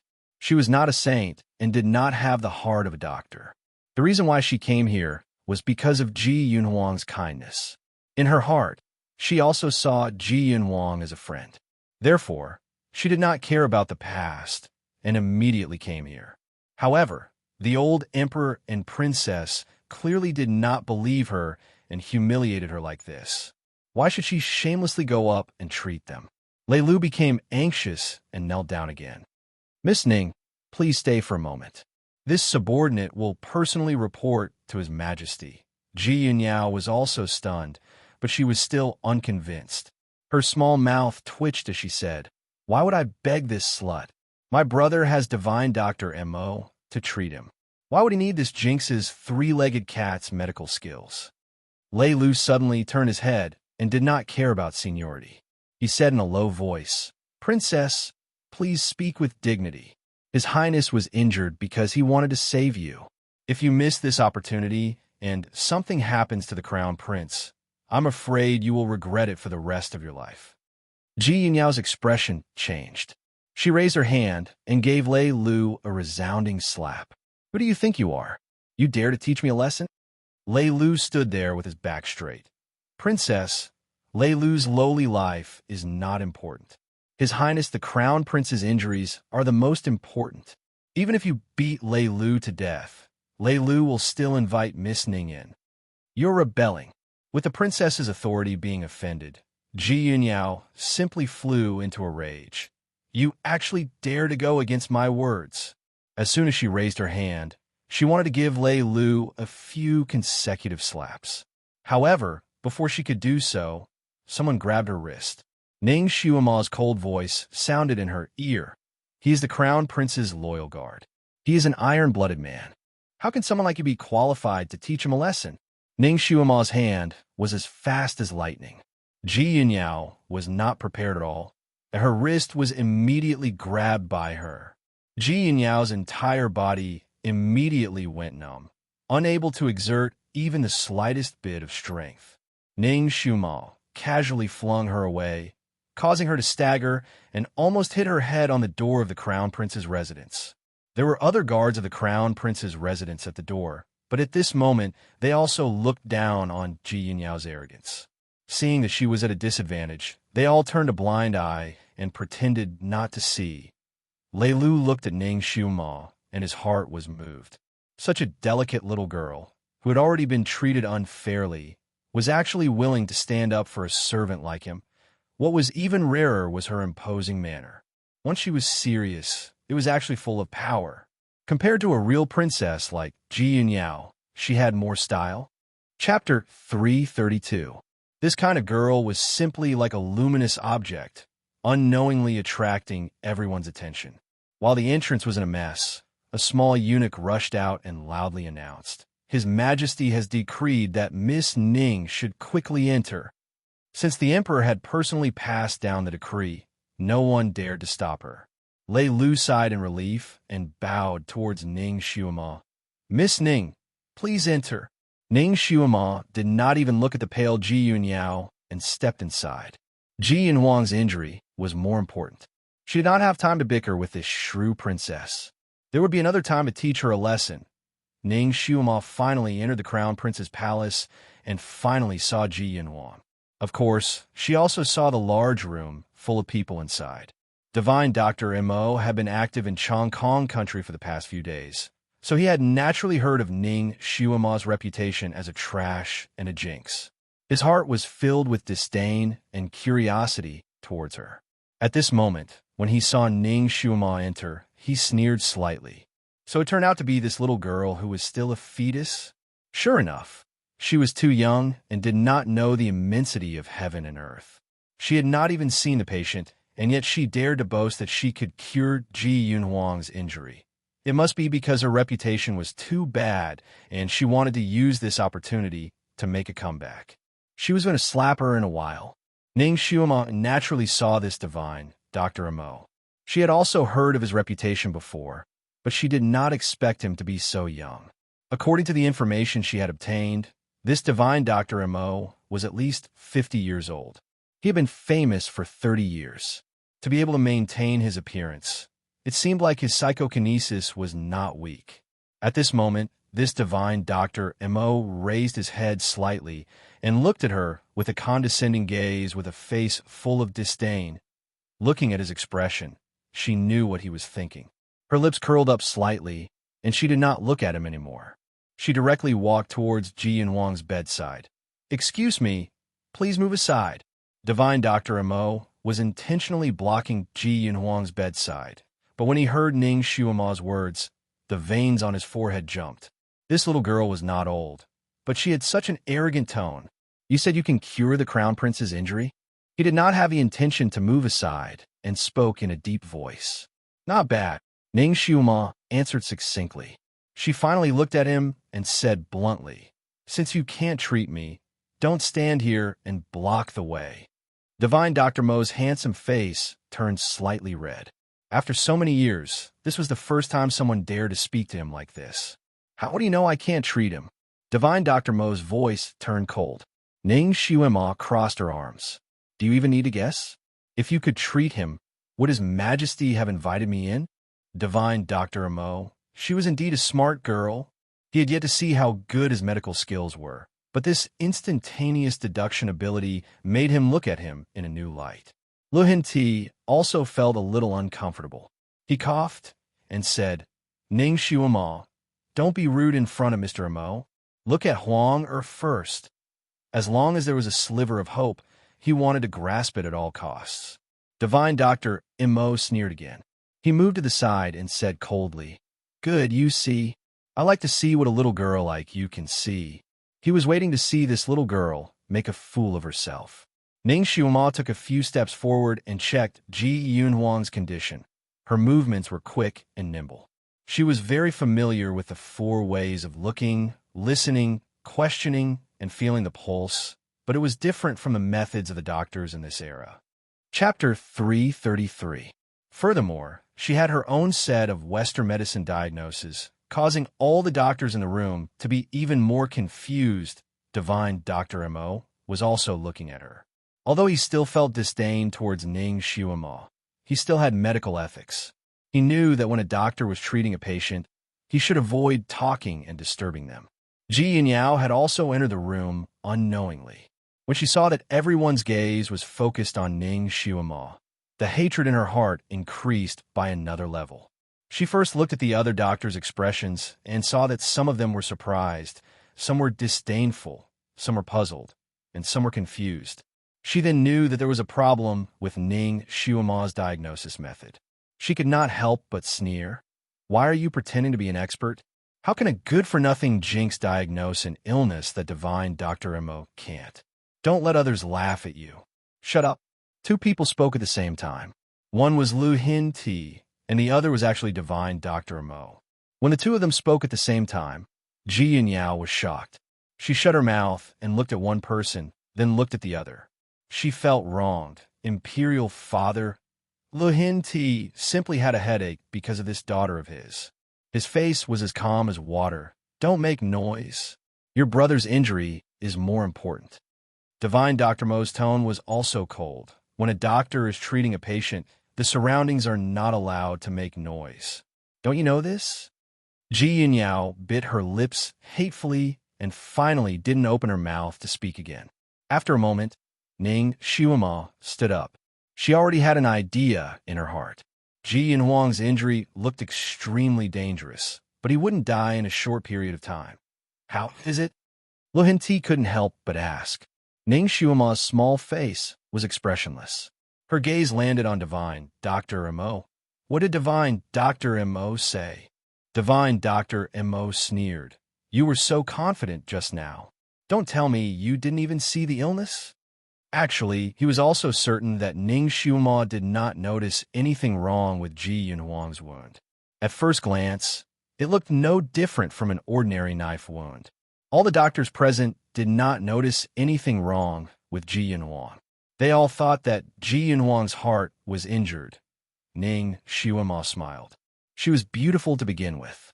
Her smile was like a clear light that seemed to brighten up the entire bedroom. "The illness isn't complicated. The Crown Prince's left ventricle was cut by a knife. The knife's aura cut the left ventricle.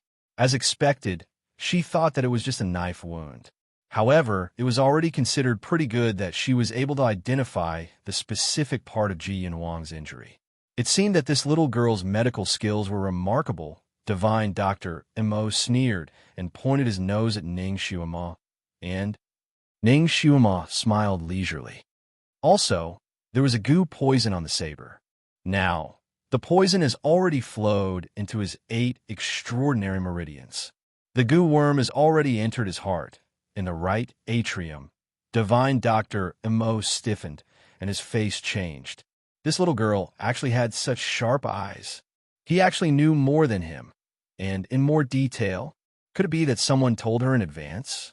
Divine Dr. Mo's gaze landed on the little eunuch who delivered the decree. When he told the Henti about the illness, this little eunuch was in the room. Ning Xuema smiled again. The goo poison has already rushed to the run and do meridians. She said a lot of professional terms and finally concluded, if we use ordinary methods to treat him, at most, we can save his life. However, his martial arts will be completely crippled.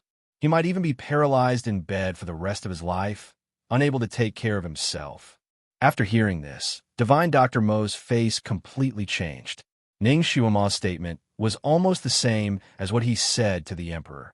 Chapter 334. Ning Xuema's statement was almost the same as what he said to the emperor. When he said this to the emperor, the eunuch had already left. She really saw through it. She was not opportunistic and did not follow the crowd.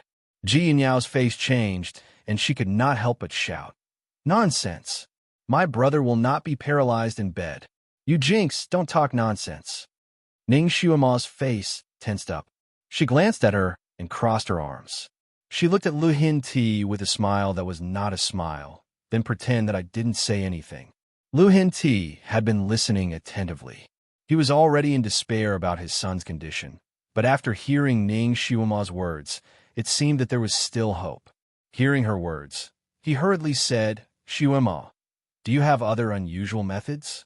Ning Xuema smiled lazily. "Of course I do. If you use my method, not only can the crown prince keep his life, he can also continue to practice martial arts. However, he will need to rest in bed for a month." When she said this, Lu Henti's eyes lit up. Divine Dr. Mo could not help but widen his eyes. He looked at Ning Xuema and did not believe her at all. Impossible. Once the parasite enters the run and do meridians, it cannot be removed. Moreover, the heart meridians that were injured by the knife will not be as good as before. Even if he can recover his ability to walk, his heart will beat like thunder after 2 steps. If he moves too vigorously, his heart meridians will break. He will still die. Ning Xuema pursed her lips. I said, if it is the ordinary method, the result will be like this. Then what is your special method? Divine Dr. Mo's interest was piqued. I will tell you when necessary. Ning Xuema said lightly and looked at Lu Henti again. Your Majesty may not believe me? Then I will ask Divine Dr. Mo to treat him. Xuema will take her leave now. Xuema. Lu Henti finally caught a glimmer of hope. How could he let her go? He even took a step forward and stood in front of Ning Xuema. Xuema, what are the chances of your special method succeeding? What's the worst that could happen? I'm 70 to 80% sure. Ning Xuema answered straightforwardly. The worst-case scenario is that he can't keep his kung fu and can't use his kung fu anymore. However, he can still do normal activities. Even the worst outcome was much better than Divine Dr. Mo's best outcome. Lu Henti's eyes lit up even more. He didn't care if he would offend Divine Dr. Mo.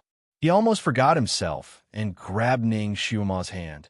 Xuema, then I'll leave Huang to you. You have to try your best to save him. He treats you well. Ning Xuema took a step back. Xuema will do her best, but Xuema has her own conditions. What conditions? I'll promise you anything. Lu Henti blurted out. Ji Niao's expression changed. If Ning Xuema's condition was to be the crown prince's consort, then she immediately sneered at the side. Father, she's just a 13-year-old girl. How could she have better skills than Divine Dr. Mo? Don't listen to her boasting. She's a jinx. If it wasn't for her, Brother Crown Prince wouldn't be like this. If she randomly asks for conditions and enters our imperial family." Her words reminded Lu Hinti. His expression changed slightly, and he regretted saying too much. If Ning Xiumo really asked to be the crown prince's consort, then should he agree or not? When the ancestor left that day, he said 1,000-year lone phoenix will cause chaos in the world. He naturally believed the ancestor's words without any doubt. Chapter 335. If she were marry the crown prince, not only would she cause Ji Yinhuang's death, she would also cause the destruction of Chong Kong Empire. "Xiuma, what are your conditions? I will try my best to satisfy you." His words were much more tactful. Ning Xiuma was extremely intelligent, so how could she not know what this father and daughter pair were thinking? The corner of her lips slightly curved, but it was unknown whether it was mockery or ridicule. "Your Majesty, don't worry. I am not interested in the crown princess.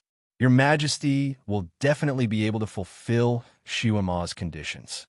Lu Hinti finally let out a sigh of relief. "All right, speak." Ning Xiuma's gaze fell on Ji Yunyao's body. Ji Yunyao's body inexplicably turned cold, as if she was being stared at by a ferocious beast. She couldn't help but take a step back. "Why are you looking at me?" Ning Xiuma's lips curved again, causing Ji Yunyao to be even more alarmed when she saw her smile. A bad feeling welled up in her heart, as if she was going to be in big trouble. This time, her intuition was not bad. Ning Xiuma really opened her mouth. "Your Majesty, the princess has repeatedly attacked Xiuma for no reason.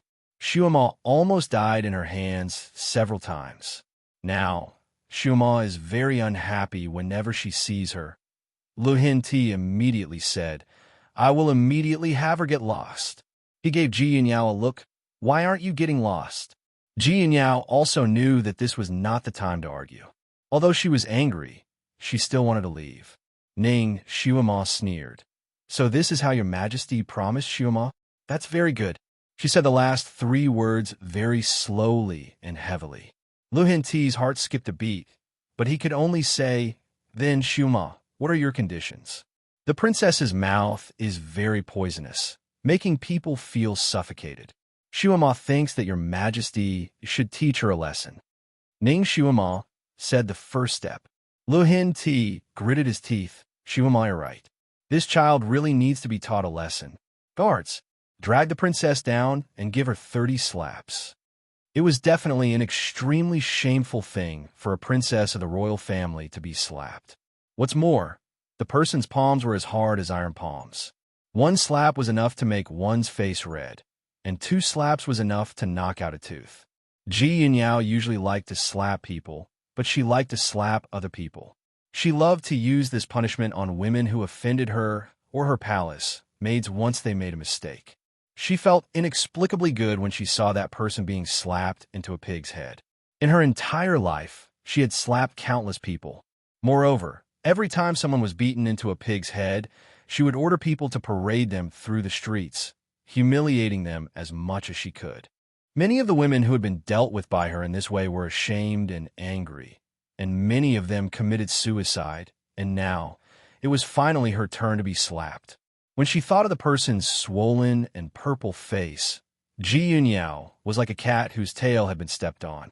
She jumped up. "Imperial father, don't listen to this slut's nonsense." 60.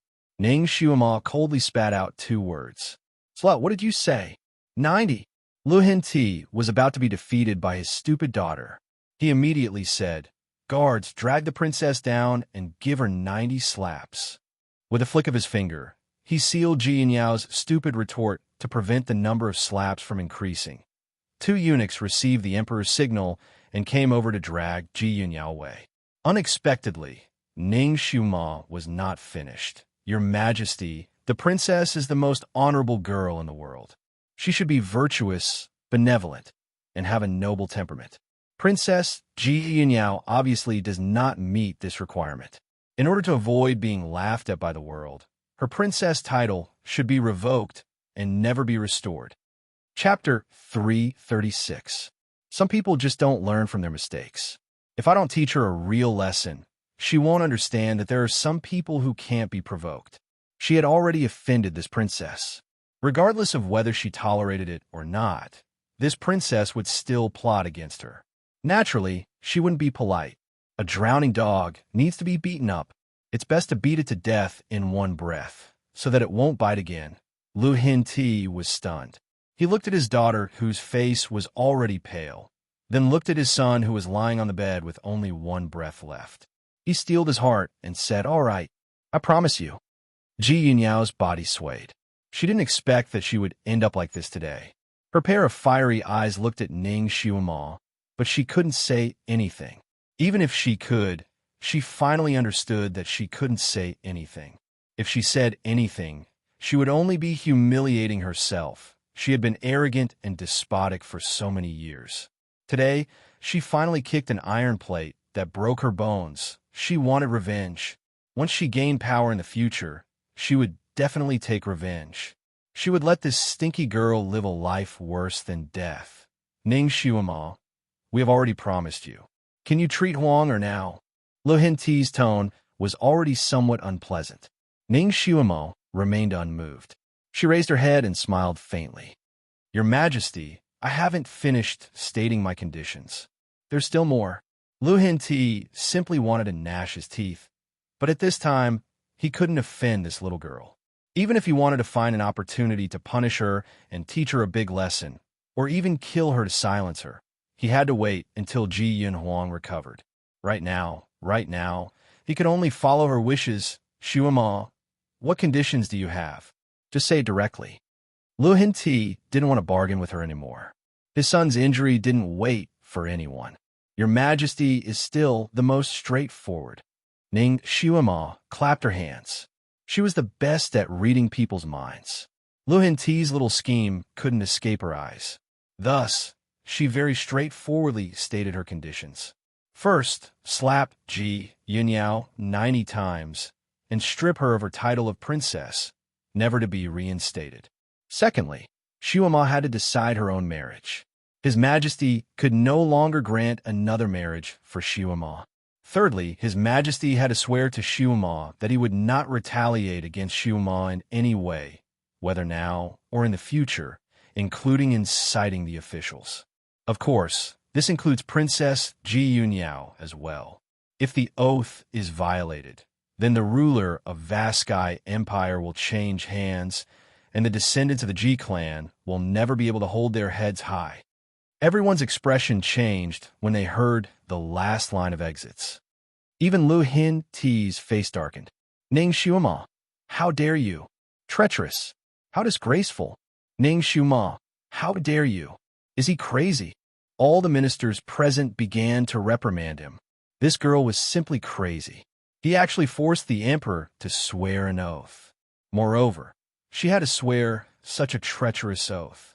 This was truly the first time since the beginning of time. Ning Xiuma, do you know that based on what you just said, I can exterminate your entire clan? Lu Hin-ti's body emitted a cold pressure that made everyone tremble. Exterminate her entire clan? Even if you exterminate the entire Ning clan, what does it have to do with her? Ning Xiuma secretly mocked him in her heart. Even if the entire Ning clan was exterminated, she would not care. Ning Xiuma calmly raised her head, as if she did not see Lu Hin-ti's terrifying aura. Your Majesty, could it be that you want to take revenge on Xiuma for today's matter? Of course not. Lu Hin-ti naturally would not admit it. That's right. Since Your Majesty does not have the intention to harm Xiuma, why should you be afraid of swearing an oath? Chapter 337. That's it. Since Your Majesty has no intention of harming Xiuma, why should you be afraid of making an oath? Xiuma is an orphan girl. When she is in danger, no one can support Xiuma. Xiuma can only protect herself. If Your Majesty doesn't even give Xiuma this kind of promise, even if Your Majesty is benevolent and righteous and won't harm Xiuma, it's hard to guarantee that others will harm Xiuma in order to curry favor with Your Majesty. Therefore, we can only rely on Your Majesty to issue an edict to restrain the subjects. If Your Majesty agrees to this condition, Xiuma will naturally risk her life to save His Highness the Crown Prince. If you don't agree, then Xiuma's future will be worrying. Even if Xiuma is willing to save His Highness the Crown Prince, I'm afraid that she will feel uneasy. Once there is a mistake, Shuama's cheap life is nothing. But if something bad happens to His Highness the Crown Prince, Lu Hin Ti, Ning Shuama's words were reasonable and he couldn't refute it for a while. Moreover, the little girl was obviously going all out. If he forced her, it would be useless. In the end, Aiko's life was more important. Lu Hin Ti secretly gritted his teeth and agreed. Of course, he also said some high-sounding words. For example, he naturally kept his words. For Marquis Ning's face, he will give you a promise, and so on. Finally, according to Ning Shuama's words, he made an oath in front of all the officials. Once he made an oath, he would be under the supervision of God. It also involved the fate of the country. Lu Hin Ti wouldn't dare to violate it, even if he was beaten to death. After he made the oath, in order to restrain the officials, he also said some ruthless words. For example, whoever violates my oath and seeks revenge on Ning Shuama will be killed without mercy. These words were said while looking at Ji Yunyao. His voice and expression were stern. He directly broke up Ji Yunyao's plan of revenge by force in the future. Although Ji Yunyao was very unwilling, she didn't dare to go against her imperial father on this matter. She glared at Ning Shuama, her eyes almost spitting fire. Ning Shuama responded with a faint smile, and then bowed deeply to Lu Hin Ti. Your Majesty, you can even agree to such a harsh condition as Shuama. You can even do this for the orphan daughter of a meritorious official. It can be seen that your Majesty's benevolence is unparalleled. You are a famous emperor throughout the ages. Shuama admires you. At this time, she had to flatter Lu Hin Ti and appease his heart that was about to explode. She had to save his face and give him a way out so that she could be safer. Her words were so sincere that Lu Hin Ti finally regained some of his dignity. His cold face finally showed signs of thawing. He nodded and said, "Can you start now?" Ning Shuama nodded. "Of course. But I still need your Majesty to prepare an extremely clean room as soon as possible, a medical officer to assist me, and 2 sets of thoroughly disinfected white robes." She listed a few more conditions in one breath. Lu Hin Ti agreed to them one by one. No matter what the imperial family prepared, they were incomparably fast. In less than half an hour, all the facilities that Ning Shuama requested were ready. Only the medical officer was left. Lu Hin Ti didn't know what kind of person she needed, so he let her choose among the kneeling medical officers. Ning Shuama wasn't polite. She tilted her head and looked at the few of them. Just as she was about to choose one that looked nimble, Divine Dr. Amo, who had been watching from the sidelines, suddenly said, "This commoner is willing to assist this young lady." Everyone was shocked when they heard this. Chapter 338. What kind of person was Divine Dr. Amo? Even if a prince wanted to be his assistant, he would still reject the most awesome divine doctor without any hesitation. A person who did not put anyone in his eyes was actually willing to be the assistant of a little girl. This time, regardless of whether Ning Shuama succeeded or not, just based on this point alone, her name would spread far and wide. Lu Hin Ti could not ask for anything more. Just as he was about to agree, Ning Shuama tilted her head and looked at Divine Dr. Amo. "I need someone who is extremely nimble." This was the first time Divine Dr. Amo was suspected of not being nimble. He was simply furious and proudly said, "My hands and feet are more nimble than any of the doctors here." Ning Shuama smiled. The reason why Divine Dr. Amo is willing to lower himself to be Shuama's assistant is because he wants to see how Shuama will treat him, right? Divine Dr. Mo's thoughts were seen through by her words. He was startled for a moment, and his face turned red. "Could it be that you don't want others to see your treatment methods?" Ning Shuama shook her head. "It doesn't matter. I'm not afraid of people stealing my medical methods." Since Divine Dr. Amo volunteered himself, Shuama could not ask for anything more. This matter was settled just like that. While the imperial family was preparing those things, Ning Shuama first watched Ji Yunyao being slapped. With her leisurely supervising from the side, the 2 women who were administering the punishment did not dare to let go. The slaps were especially crisp and clear. After 90 slaps, not to mention that Ji Yunyao's face was already swollen beyond recognition. After watching the punishment, Ning Shuama quickly went to disinfect herself. She needed to operate on Ji and Huang, so her body had to be thoroughly disinfected as well. An hour later, Ning Xiumao was about to enter the cleansing room. Lu Hinti couldn't hold it in any longer and asked, Ning Xiumao, as far as we know, Huang Er's kindness to you can be said to be as heavy as a mountain. Your relationship with him is also very good. If we don't agree to your conditions, will you really not treat him? Ning Xiumao tilted her head to look at him and smiled. Even if your majesty doesn't agree, Xiumao will still treat him. But fortunately, his majesty is incomparably benevolent and has agreed. Lu Hinti, Ning Xiumao smiled and entered. Your majesty, please wait for my good news. Xiumao wants absolute silence. While I'm treating the crown prince, your majesty is not allowed to enter the room no matter what you hear. You're not allowed to send anyone to disturb me. Otherwise, you'll have to bear the consequences.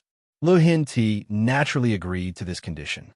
He immediately ordered that no one was allowed to disturb Ning Xiumao before she came out, and no one was allowed to make any noise to be on the safe side. Lu Hinti stationed elite soldiers outside the cleansing room. These elite soldiers were very nimble and walked very lightly. Not only did they guard the room like an iron bucket, but they also didn't make any noise that would disturb the people inside. Lu Hinti didn't leave either. He led the officials to personally sit in the crown prince's mansion's living room and quietly waited for the good news. As for the little Qilin, it contributed another Qilin scale. At this moment, it transformed into a blue cat and obeyed Ning Xiumao's instructions. Bored, it rested on an armchair. In just a few days, it had already lost 2 scales. It needed to recuperate well to slowly recover. Master had already promised to buy ginseng after this matter was settled. Lu Hinti naturally noticed it. As an emperor, his information channels were naturally sensitive enough. He knew that the big blue cat in front of him was actually a Kirin beast. Kirins were auspicious beasts. If they could persuade it to return to the imperial family, then vast Sky Empire would have a greater say in this continent. Chapter 339. If they wanted to unify the country in the future, they could use it to rally the people of other countries. Kirin, how do you know Xiumao? Lu Hinti began a chat with it. Kirin yawned lazily. It was a rather proud, mythological beast. Other than its master and... who was it again? Kirin felt that it seemed to know someone, but it couldn't remember at the moment. It seemed that some part of its memory had been erased. Well, since it couldn't remember, it wouldn't think about it. Anyway, it only listened to its little master. As for other people, it couldn't be bothered. Therefore, it didn't even bother to open its eyes. It continued to bury its head and rest. Lu Hinti was rebuffed. Hey, Kirin, his majesty is the true dragon, the son of heaven. Even if you're a mythological beast, you still have to listen to the words of the true dragon, the son of heaven. An official couldn't help but speak up. The true dragon, the son of heaven? The whiskers on the side of the little blue cat's mouth curled up. It was just a title that the human emperor gave himself. Did it really think that he was a dragon? Dragons were noble mythological beasts. They didn't want to be the emperor of the human world. Besides, Kirins and dragons were on par. Even a true dragon couldn't be above a Kirin, let alone a dragon that humans gave themselves. At most, the emperors of the human world had the aura of a dragon bestowed by the heavens. They also had to rely on the power of the mountains and rivers. For example, their ancestors were buried in the dragon's den. It was a real mythological beast, Kirin. The fake dragon emperor of the human world was nothing. The little blue cat snorted. It wasn't clear whether it was mocking or disdainful, but continued to lie there and sleep. Lu Hinti was a little embarrassed. It was the first time that he had been ignored so thoroughly. The officials saw that he didn't look too good. One of them hurriedly tried to smooth things over. Your Majesty, perhaps this is just a cat and not a Kirin. Look, it hasn't even developed spiritual intelligence.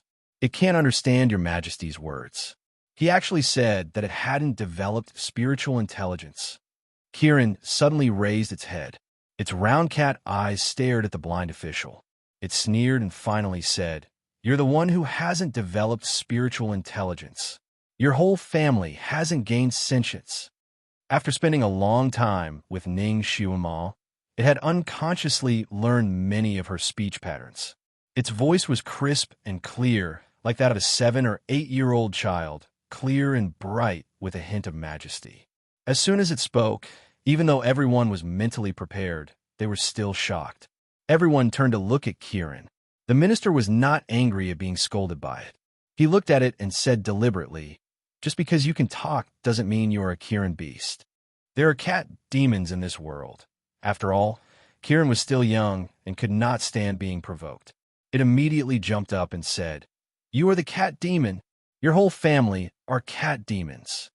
The minister's entire family was dragged into the conversation. The surrounding ministers could not hold back their laughter, causing the minister to feel slightly embarrassed. He sneered and said, "You say you're not a cat demon. What proof do you have?" Kieran looked at him with disdain. "You are indeed a mortal with a naked eye. You can't tell the difference between a demon and a god. I have auspicious celestial aura on me, not some demon aura." "Then, Kieran, how about you show us your auspicious celestial aura?" Lan Yufeng, the Chancellor of the Supreme Court, said with a smile. The little Qilin glanced at him.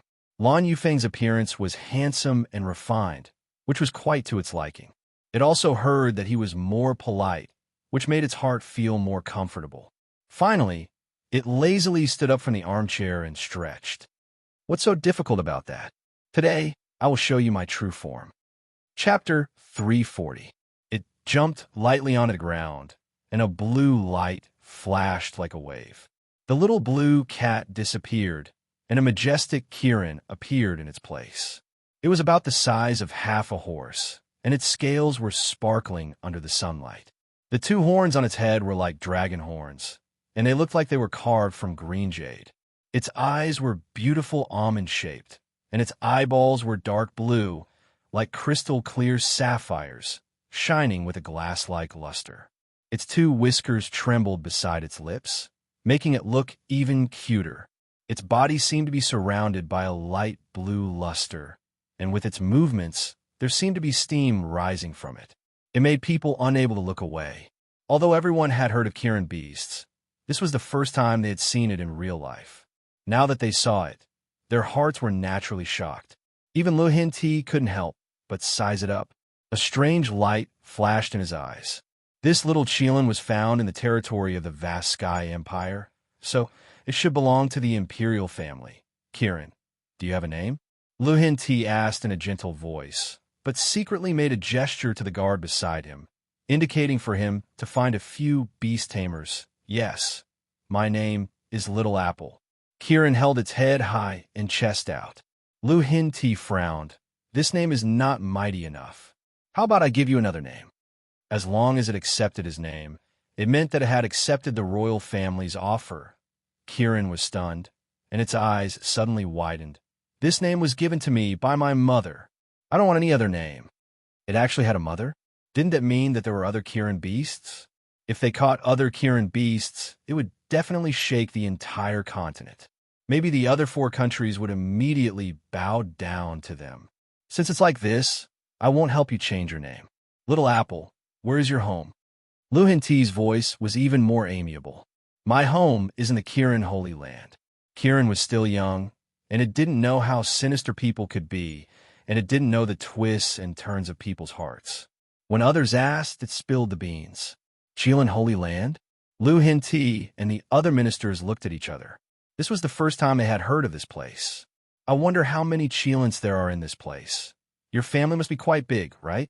Lu Hinti asked patiently. Of course, Kieran is a big family. There are several thousand of them. Kieran was proud, but a hint of sadness flashed through his eyes. It was a little homesick. Although the other Qilins in the family didn't treat it well, that place was its hometown after all. There were actually several thousand Qilins. Everyone's eyes lit up. "Little Apple, do you miss home? If there's a chance, I'll send someone to send you home. Okay?" Lu Hinti didn't want to directly ask Kieran where the holy land of Kieran was. He was afraid that it would arouse the little guy's suspicion, so he asked in a roundabout way. As long as the little fellow agreed, would he be afraid that he wouldn't be able to find the Qilin Holy Land if he followed it? No need. Kieran turned back into a blue cat and nestled in the armchair.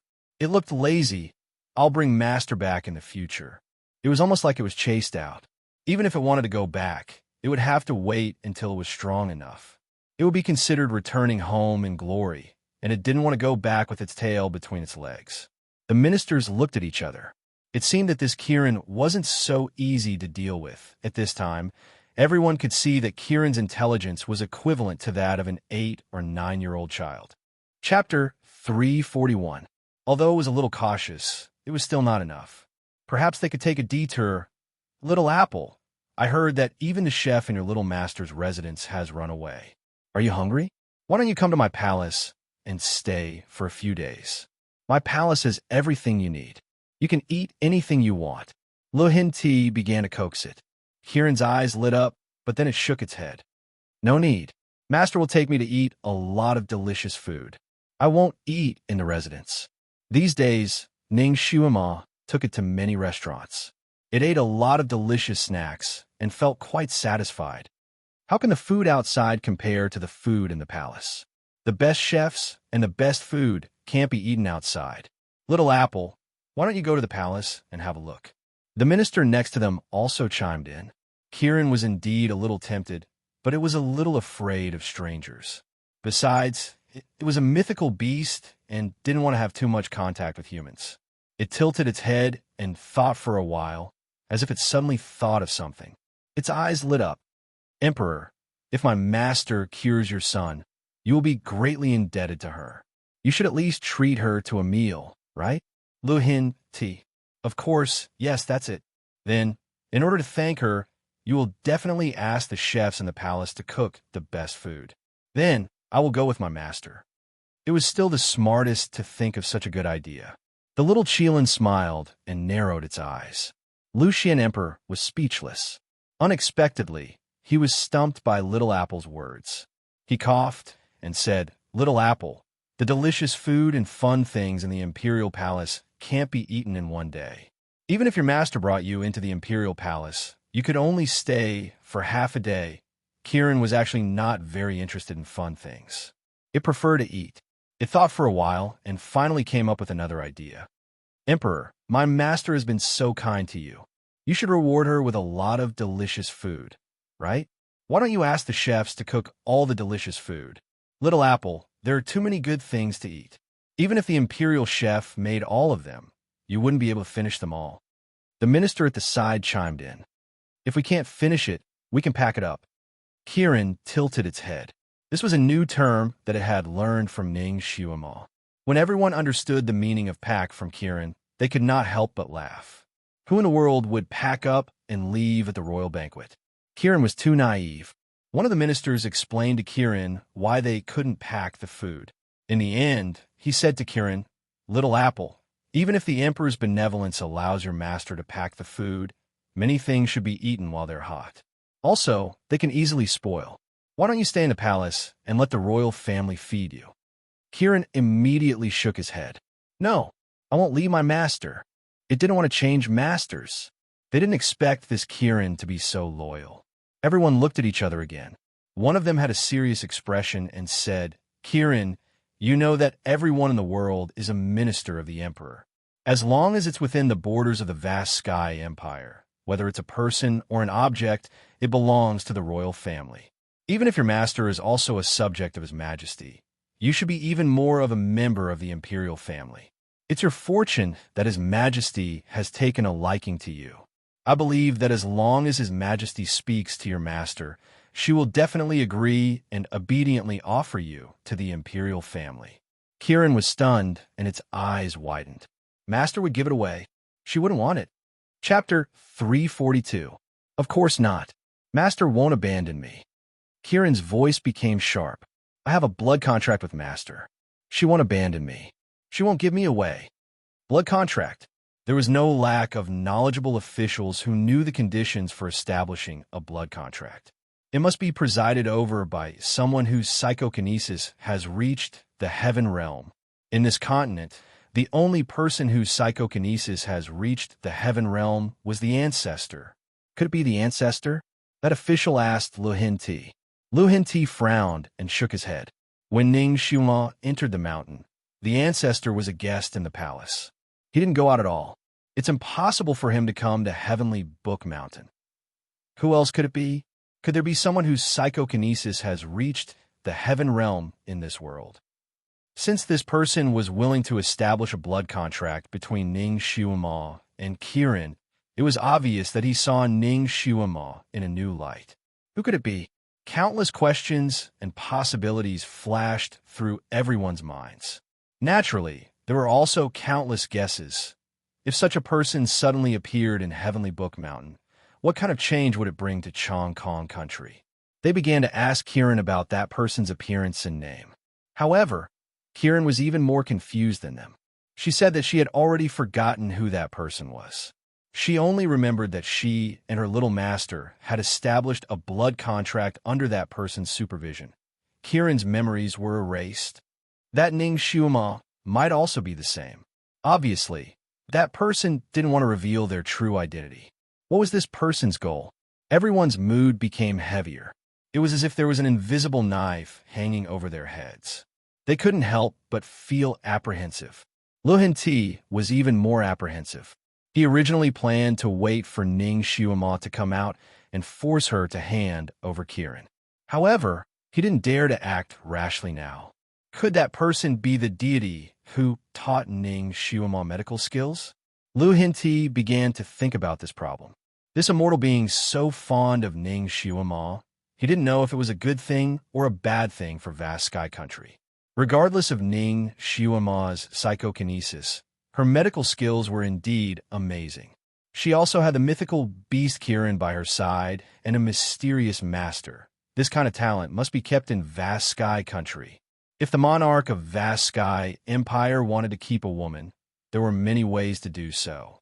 For example, making her a concubine or bestowing a marriage to a prince or an official, but she was also a jinx. Lu Hinti did not dare to joke about his own life. He couldn't even bear to part with his own sons. His gaze fell on the ministers. Which of these ministers who had reached such a position were not shrewd? How could he not understand what Lu Hinti meant? All of them felt their hearts skip a beat. No one wanted to be cannon fodder, not even their own sons. Ministers I heard that the young master of your family is suave and romantic, and his literary talent is outstanding. Your Majesty, my son's body is weak. He is a bit of a playboy. Miss Ning is not inferior to men. She won't take a fancy to my son. Ministers knelt down. Don't worry. I have already promised Yuama that I won't bestow a marriage to her. However, it's good for young people to play together more. Lu Hinti had his own plans. He smiled faintly and began a plan in his heart. If Ning Shuma didn't allow him to bestow a marriage, then he would simply find a way to hold a blind date for her and let all the young talents in the country participate. He didn't believe that the little girl's heart would not be moved. As long as she liked someone, it would be easy to handle. Chapter 343. He couldn't force Ning Shuma, but why couldn't he force those talented youths? For a woman, her husband's family was her final destination. As long as she married someone from Chong Kong Empire, then she would be considered as truly staying. Ning Shuma didn't expect that Lu Hinti had already started to plan for her marriage. At this moment, she was busy in the clean room. This room was completely arranged according to her requirements. A narrow bed without a bed curtain was used as the operating table. A huge luminous pearl was hung above her head. Although it wasn't as bright as the magnesium light in the operating room of a modern hospital, it was still able to illuminate the fine pores on a person's body. Furthermore, Ning Shuma had cultivated her psychokinesis, so her eyesight was exceptionally good. Therefore, even without modern equipment, she was still able to see clearly. Divine Dr. Imo looked at Ning Shuma with a complicated gaze. He had never seen anyone treat a patient like this before. Obviously, it was only his chest that was injured, but Ning Shuma ordered him to strip Ji and Huang naked. She even used strong alcohol to thoroughly wipe his entire body. After that, she covered the crown prince's lower body with a piece of white cloth, which finally covered some of the spring scenery. When he was doing all this for the crown prince, she didn't retreat out of embarrassment. Instead, she frequently asked him to wipe the places that he hadn't wiped yet. fearing that even a little bit would be left out. Throughout the entire process, her expression was calm. The Crown Prince's well-built body didn't cause any fluctuations in her emotions. The way she looked at the Crown Prince was like a doctor looking at a patient. When all the preparations were done, Ning Xuema then approached the small bed. She stretched out her finger and pressed on the already unconscious Ji Yunhuang's acupuncture point. Then, she picked up a shiny knife and scissors. Without even blinking, she cut open Ji Yunhuang's chest. Even the experienced and knowledgeable divine Dr. Mo was shocked by this scene. He forced himself to not open his mouth to ask. Ning Xuema had instructed him in advance that while she was treating Ji Yunhuang, he was not allowed to speak and only listen to her instructions. Both of them were wearing snow-white masks sewn by the Emperor according to Ning Xuema's request. Divine Dr. Mo looked at Ning Xuema, who only revealed a pair of large eyes, and had a misconception that this girl was actually not human. Heart surgery was extremely difficult to perform. Fortunately, Ning Xuema had done a few cases in her previous life. Although the equipment here was a little shabby, she could find something else to replace it. Furthermore, she possessed the healing psychokinesis, so she could stop the bleeding in time and raise Ji Yunhuang's vitality in time. Furthermore, Ji Yunhuang's body was strong and his vitality was strong. This surgery was daunting but not dangerous. Ji Yunhuang was unconscious the entire time. He lay there motionless like a zombie, saving Ning Xuema a lot of trouble. Unknowingly, 3 hours had passed, and the surgery was finally coming to an end. Ning Xuema began to carefully sew up layer by layer. When she sewed up the outermost layer of the epidermis, the unconscious Ji Yunhuang's finger suddenly moved. His thin lips opened and closed as he spat out 2 words, Xuema. Although these 2 words were very vague, Ning Xuema could still hear them clearly. Her finger paused and was almost pricked by the thin silver needle. Divine Dr. Mo's hand was as fast as lightning. He tapped on Ji Yunhuang's body, and the awakened Ji Yunhuang fainted again. Ning Xuema glanced at Divine Dr. Mo. He can't wake up right now. Divine Dr. Mo explained. Ning Xuema nodded slightly. It seemed like this Divine Dr. Mo was not someone who could see through things easily. Chapter 344. Her suturing skills were very good, and it was obvious that she was a veteran. Divine Dr. Mo looked at her with a complicated gaze. This kind of medical skill was not something that could be found in this era. Moreover, her technique was very experienced, so it was obvious that this was not her first time performing this kind of surgery. Could it be that she was self-taught since she was born? When Ning Xuema fed Ji Yunhuang a piece of sparkling blue thing, the entire surgery was officially completed. After 10 hours of surgery, even though Ning Xuema's physical strength was not bad, she still felt extremely tired. She moved her hands and feet and went to the side to wash her hands. Then, she turned around to look at Ji Yunhuang. The Qilin armor was indeed a divine item. His wound was already showing signs of healing.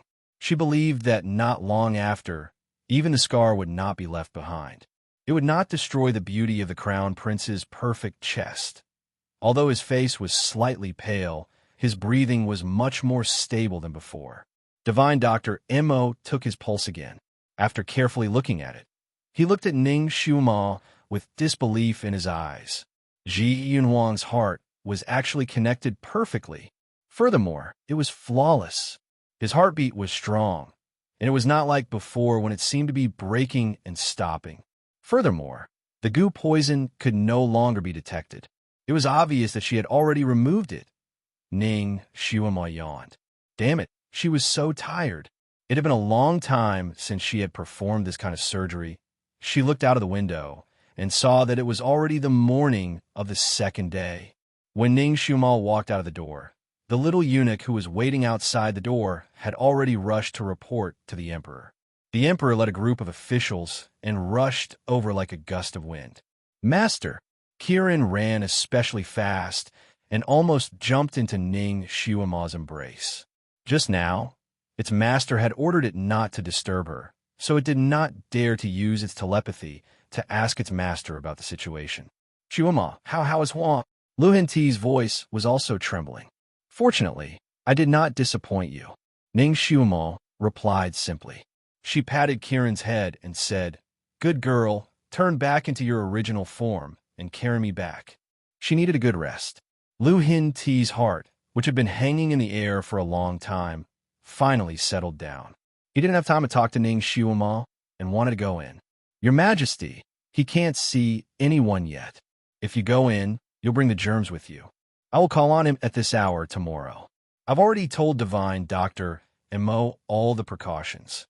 I'm tired, so I'll head back first." Ning Xiumao had already mounted Kieran's body. Divine Dr. Imo poked half of his body out of the clean room and nodded towards Lu Hin Ti, proving that what Ning Xiumao said was true. Lu Hin Ti was finally relieved and immediately ordered, "Men, prepare a palanquin with 8 carriers and send Miss Ning back to the residence. I will reward you handsomely later." Ning Xiumao was carried back to Marquis Jing Yuan's residence in a palanquin with 8 carriers. Along the way, the sound of gongs and gongs was heard. It was early in the morning, so it attracted the attention of many commoners. Lu Hin Ti was very generous and gave her several chests as a reward, which followed behind the palanquin. Ever since Ning Xiumao had transmigrated, she had been frequently unlucky. If she wasn't being chased, she was being forced to marry, and then she was being despised. Now, she could finally hold her head up high. She felt that her bad luck had finally passed, and now the good times had come. She had sharp eyes and ears now. Although the discussions outside were chaotic, they could not escape her ears. She still heard a few words. These commoners' discussions were not very creative. They were all kinds of envious, puzzled, and felt that it was inconceivable. Chapter 345. The conversation between two of them reached her ears, causing her to open her slightly closed eyes. This Marquis Jing Yuan's daughter can be considered as a salted fish turning over a new leaf today. The reward for this banquet is so much. From today onwards, she won't have to worry about wearing gold and silver anymore. Whoever marries her, it will also be worth it. Marry her? Brother Lu, you must be joking. She is the ancestor and great master Han Shanyue personally called her a jinx. Whoever marries her will jinx her. Do you still want your little life after marrying her? Actually, even if she is a jinx, so what? I heard that she is quite beautiful, has great medical skills, and also has money. If such a woman marries home, even if she jinxes me to death, I would be willing. Haha, Brother Lu, don't tell me you were tempted by her. You want to marry her so that you won't have to struggle for a few decades? That's right. Your Lu clan is already in decline. If you marry her, get her family property, and let the entire Lu clan live a good life, sacrificing you would be worth it. I'm not doing this for her family property. I just feel that she is quite pitiful. If no one wants her, I can reluctantly do it. Ning Xiumao pulled open the curtain of the sedan chair, revealing half of her face, and swept a glance at the two people. They were 2 passing scholars. At this moment, they were standing in the crowd, commenting on the sedan chair. Suddenly, they saw half of Ning Xiumao's face. Their hearts trembled, and half of their bodies went limp. This little girl was really beautiful, especially when she smiled at them. Brother Lu, she is looking at me. Brother Zhang, you are mistaken. She is clearly looking at me. The two people suddenly felt that if they could marry such a girl, even if they died immediately, it would be worth it. The two people returned Ning Xiumao's smile one after another. Ning Xiumao stretched out her snow-white, jade-like hand and lightly flicked her fingertips. The two people felt their palms go numb. They lowered their heads to look, and unexpectedly, there were 2 melon seed shells lying in their palms. Melon seed shells thrown by the beauty. The beauty specifically threw melon seed shells at them. Was she interested in them? The two of them held the melon seed shells tightly, as if they were holding some kind of treasure. The corners of Ning Xiumao's lips curled up slightly. The two of them would soon discover that the melon seed shell wasn't an ordinary melon seed shell. Instead, it had been added with something else. They would pay the price for talking too much today. Their bodies would itch for 7 or 8 days. She was about to put down the curtain when she suddenly sensed something. Her gaze turned towards the second floor of a small, elegant building by the street. There was a guardrail on the second floor, and a man was sitting by the railing. He was clearly on the second floor, not too far away, but Ning Xiuma couldn't see his face clearly. She could only see his azure robe fluttering in the breeze. Beside him was a small red clay stove. On top of the stove was a small, odd-looking flask. White mist was rising from the flask, enveloping half of the man's figure in the faint mist. Green ant new fermented wine, red clay small stove, night wishes for snow. Can you turn a cup? When Ning Xiuma saw him, this ancient poem immediately appeared in her mind. She only felt that this poem matched this person very well. Although it was the beginning of autumn, and the autumn tiger was raging, it definitely wouldn't snow. However, that person sat there with the bustling world behind him, and he seemed to be isolated from the world. He was cold and indifferent, untainted by the snow and frost of the world. Although that person only had a silhouette, Ning Xiuma still recognized him. Han Shanyue, the art sage who threw her out of the window and even gave her the title of Jinx. Why was this bastard here? Chapter 346. Strange, wherever he appeared, there would always be a crowd. How come no one noticed him this time, when he was just sitting there? Looking at his carefree appearance, it didn't seem like he was in a busy city, but more like he was in a spiritual mountain. Ning Xiuma couldn't help but look at him a few more times. In her heart, she didn't have any thoughts of revenge. This person's martial arts were too unpredictable. With her current ability, provoking him would be seeking death.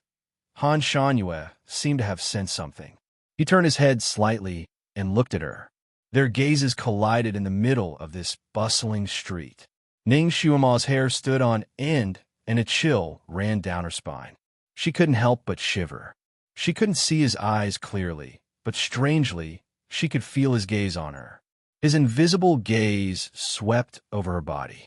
His gaze felt like it was being soaked in ice water. So cold. This person's gaze gave her the same feeling as when the ancestor looked at her that day. Ning Xiuma's heart skipped a beat. She didn't want to have anything to do with this person. She put down the curtain and sat down to meditate. Master, I saw Han Shanyue who called you a jinx. Kirin's voice sounded in her heart. Don't pay attention to him, Ning Xiuma ordered. She and Han Shanyue weren't from the same world. She wouldn't provoke him if she could. The sedan arrived at the entrance of the residence. Old Zhong was waiting at the entrance. When he saw Ning Xiuma get off the sedan, he hurriedly welcomed her. Master. His little master was finally back. He had been worried for the whole day. Ning Xiuma nodded. Her gaze suddenly fell on the person behind Uncle Zhong. He was 14 or 15 years old. He had a baby face. His body was tall and straight like bamboo. His temperament was cold. There was a broken sword hanging from his waist. This was the person she saved in Tianshu Mountain. He is, Ning Xiuma asked. Uncle Zhong couldn't hide his joy. Master, he is this old servant's new bodyguard. His martial arts are not bad. Ning Xiuma looked at his pale face. Did he come here to repay a debt of gratitude, or did he have other motives? His injuries healed quickly. The young man bowed slightly to her, but didn't say anything. Ning Xiuma did not expose him for the time being. This time, Lu Hinti had not only rewarded her with some jewelry and money, he had also rewarded her with 6 imperial guards, 2 maids, 2 cooks, and even a gardener. These people had naturally heard of Ning Xiuma's reputation of being a jinx. They were also afraid of being cursed by her. However, they could not disobey the emperor's orders. If they did not come, they would die immediately. Therefore, no matter how unwilling they were, they had to follow along. Ning Xiuma left these people to old Zhong. She went in to take a shower, had breakfast, and then dove into the bedroom to sleep for a whole day. By the time she woke up, it was already sunset. Old Zhong sent someone to bring her dinner. As expected of an imperial chef sent by the inner palace, the food he made looked, smelled, and tasted good. After Ning Xiuma and Kirin ate heartily, a maid came to clear away the leftover food. Kirin ate until its mouth was covered in oil. It was also very satisfied. It patted its stomach and said, "This imperial chef's food is really good. No wonder the old emperor used this to tempt me." Ning Xuema looked at it. Tempt you? Yes, master. The little Qilin's memory was quite good, so it told her everything that the old emperor and the civil and military officials had said to it at that time. Chapter 347. Ning Xuema sneered at her heart. It seemed that Lu Hinti had taken a fancy to Kirin again. He had almost taken Kirin's family property. If he didn't know that she had a blood contract with Kirin, the old emperor would have shamelessly asked her for it. Right? Little Apple, people's hearts are sinister. If you don't want your family to be exterminated, you must never tell anyone where your hometown is. You must never reveal even the slightest bit. Do you hear me? Once the news of Kirin's holy land was completely leaked, it would bring endless carnage to that place. Kirin nodded. I know. That year, that big brother also said the same thing. So it still had this bit of precaution. Ning Xuema let out a sigh of relief. At the same time, she recalled the prince sealed inside the stone spirit's stomach. It seemed that the prince's character wasn't bad. He was also the ancestor's disciple, but he was much stronger than that Yiqing Wan. She didn't know why, but she felt that she had forgotten something.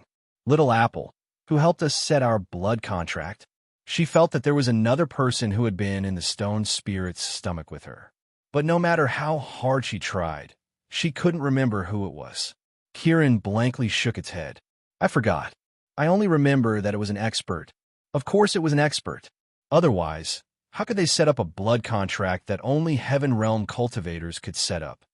What kind of expert? Do you still remember what he looked like? Kirin shook its head. I don't remember. She and Kirin both lost their memories of that expert at the same time. Did that expert erase her and Kirin's memories before he left? Ning Xuema couldn't figure it out no matter how much she thought about it. So she simply stopped thinking about it. If that expert really wanted to harm her, she wouldn't be able to avoid it, so it was better to deal with all changes by sticking to the status quo. She gave Kirin a few more instructions, then waved her hand to let it go out and play by itself. She also walked out of the door. She discovered that she had only slept for a day, but the Marquis's mansion had already changed its appearance. The servants that the old emperor had bestowed upon her were already performing their duties.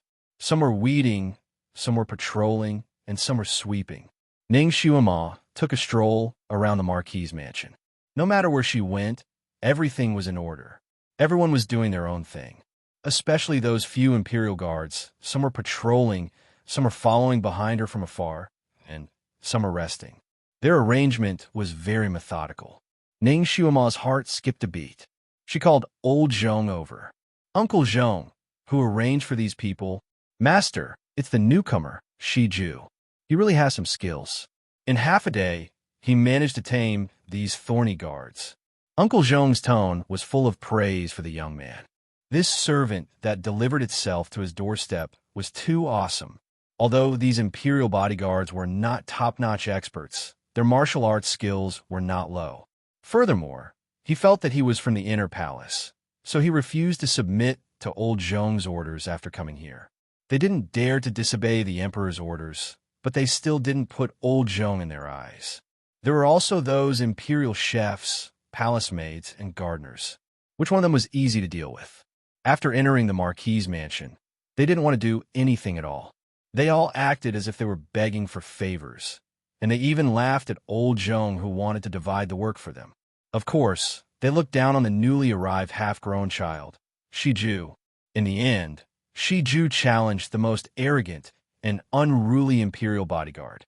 He beat that Imperial bodyguard up 4 or 5 times in a row and finally convinced him. Thus, many of the thorny guards became well-behaved and obediently followed the orders. Chapter 348. It had to be said that Shi Ju was a very talented leader. In just one day, he was able to get Marquis Jing Yuan's residence on the right track. Everyone was doing their own thing without any chaos. Talent. This child was a talent. Uncle Zhong's mouth kept praising him. Ning Xuema pondered for a moment before instructing Uncle Zhong to call the talented youth into her hall. After a moment, the youth walked in with large strides and bowed to Ning Xuema. Ning Xuema sized him up.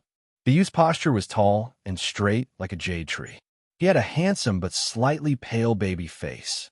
Although his appearance was 80% similar to number two's, the two's temperament was not the same. Number two was calm and straightforward, but this youth was like a smooth and insightful sword. Although his appearance did not reveal anything, there was a faint, elegant, and noble air about him. It seemed that his background was not ordinary. Ning Xuema's gaze fell on the treasured sword at his waist. The old scabbard did not have anything special about it. Even the treasured sword of a random warrior on the street looked much more expensive than this one. Number two's nickname was Stone, a very common name. And this youth was called Shiju, a rather elegant and imposing name. Could it be that they were not related by blood? How did you find this place? Ning Xuema bluntly asked. As long as I have the heart, it is not difficult to find you. Shiju's voice was very calm. The youth was 14 or 15 years old, and his voice was in the stage of puberty. It was slightly hoarse and not very clear. Why are you looking for me? Ning Xuema raised her eyebrows. The youth was silent for a moment before replying with two words. To repay a debt of gratitude. I already said at that time that saving you was just a matter of convenience.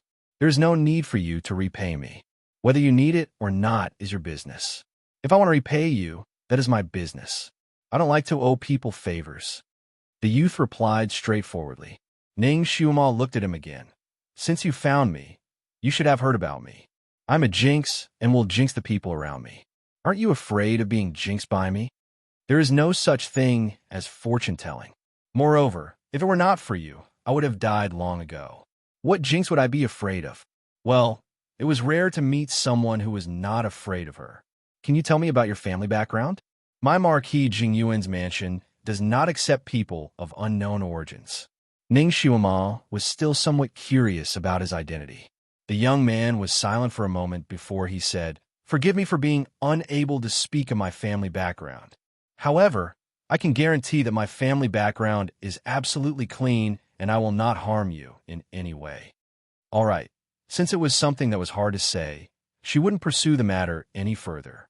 She didn't really care if this young man had ulterior motives for staying by her side. After all, there were many people around her who had ulterior motives for her, so it didn't matter if he was one more. What's more, this young man's eyes were calm and pure. He didn't look like a cunning person.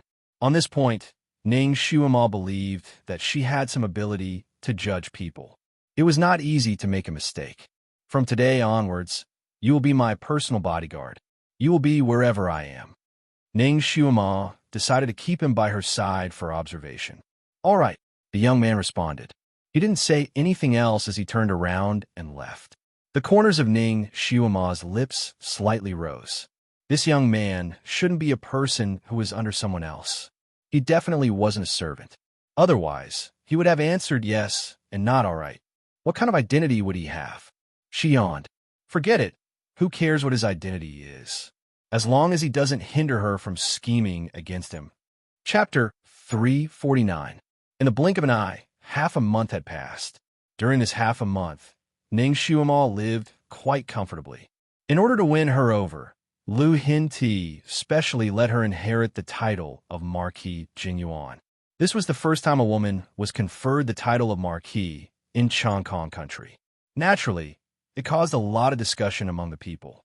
If this was in the modern era, it would be the same as her being on the entertainment headlines, becoming the topic of conversation after meals. More and more people wandered around her residence, wanting to see this legendary figure. These days, Marquis Jingyuan's residence was very peaceful.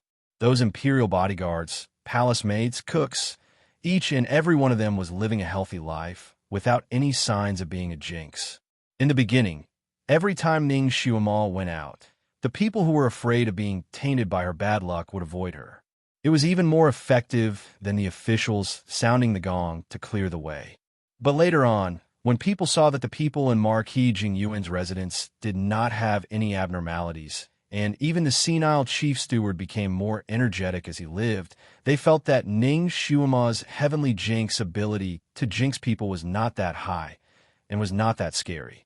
Gradually, they stopped avoiding her.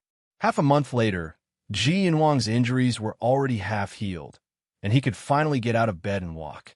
Ignoring the eunuchs and imperial bodyguards who tried to stop him, He sat in a sedan chair and personally went to Marquis Jing Yuan's residence to express his thanks and congratulate Ning Xuan on being conferred the title of Marquis. In order to receive this crown prince, Marquis Jing Yuan's residence naturally became lively again. Ning Xuan had just come out of the training room when she heard that Ji and Huang had come to visit, so she immediately went out to meet him. "Your Highness, it is not suitable for you to walk around right now," Ning Xuan said as soon as she saw Ji and Huang, while sizing up his complexion. She could not help but say that the imperial family took good care of him. In just half a month, Ji and Huang no longer needed anyone to support him. Other than his complexion being a little pale and his body being a little thin, there was not much of a sickly appearance.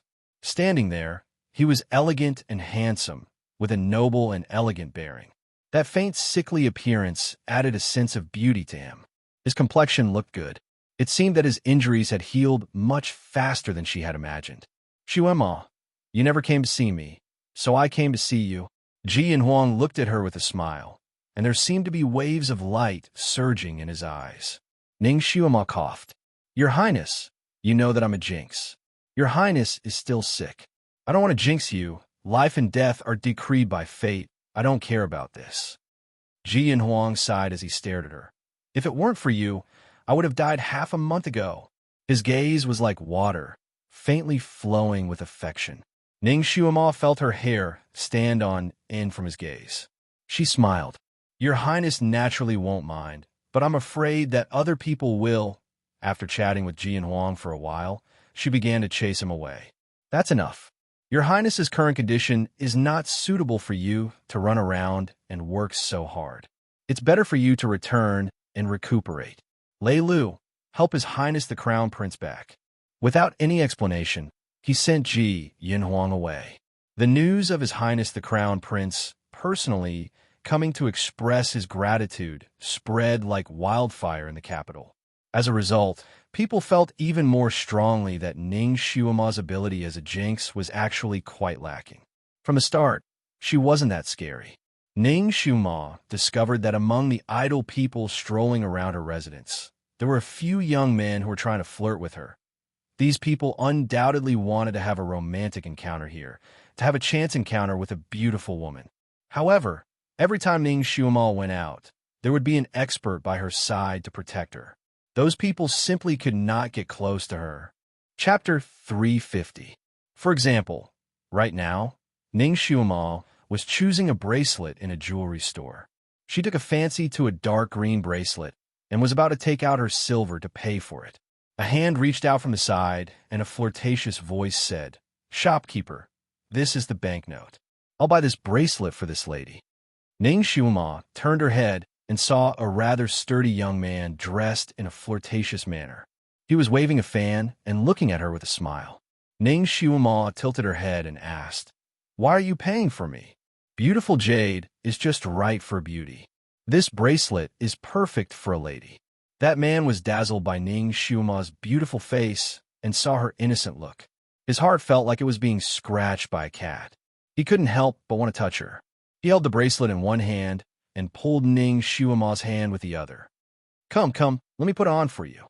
Before his wolf claws could touch the beauty's soft body, his body was lifted up. Before he could scream, his butt was kicked and he flew out of the store. With a bang, he fell flat on his face. He was dizzy and was about to get up when a foot stepped on his stomach. A handsome young man in green coldly looked at him and said, "She's not someone you can provoke. If you know what's good for you, get lost." That sturdy young man left dejectedly under the watchful eyes of the crowd. The other men who wanted to strike up a conversation with Ning Xuema couldn't help but shrink their necks. They retreated and didn't dare to show their faces again. Ning Xuema walked out and glanced at the crowd who didn't dare to come closer. She shook her head lightly and said, half-jokingly, "Shijue, you've chased away all my suitors. You know, it's not easy for a lone star to meet a suitor." Shijue was expressionless and only said, "They're not worthy of you." Ning Xuema sighed. "I'm afraid I won't be able to get married if I have such a fierce man by my side." She was just casually saying it. After she finished speaking, she took 2 steps forward but did not see Shiju following her.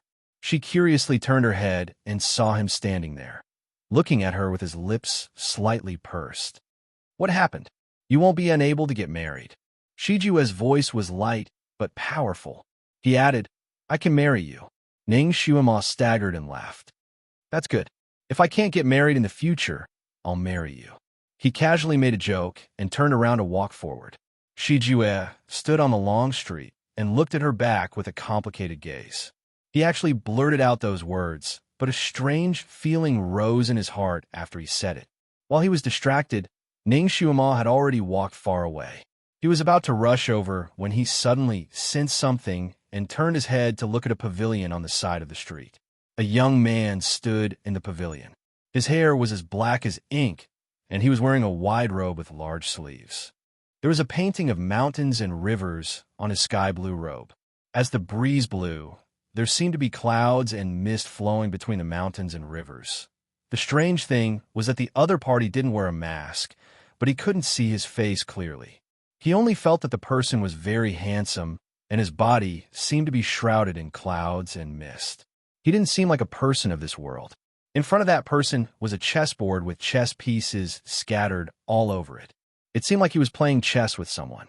However, he couldn't see who was opposite him. It seemed like he was playing chess with himself. That person lightly glanced at him. Shiju suddenly quivered and shivered. This person's gaze was so cold. It wasn't an exaggeration to say that it was like 1,000 years of ice and snow. He was almost frozen on the spot,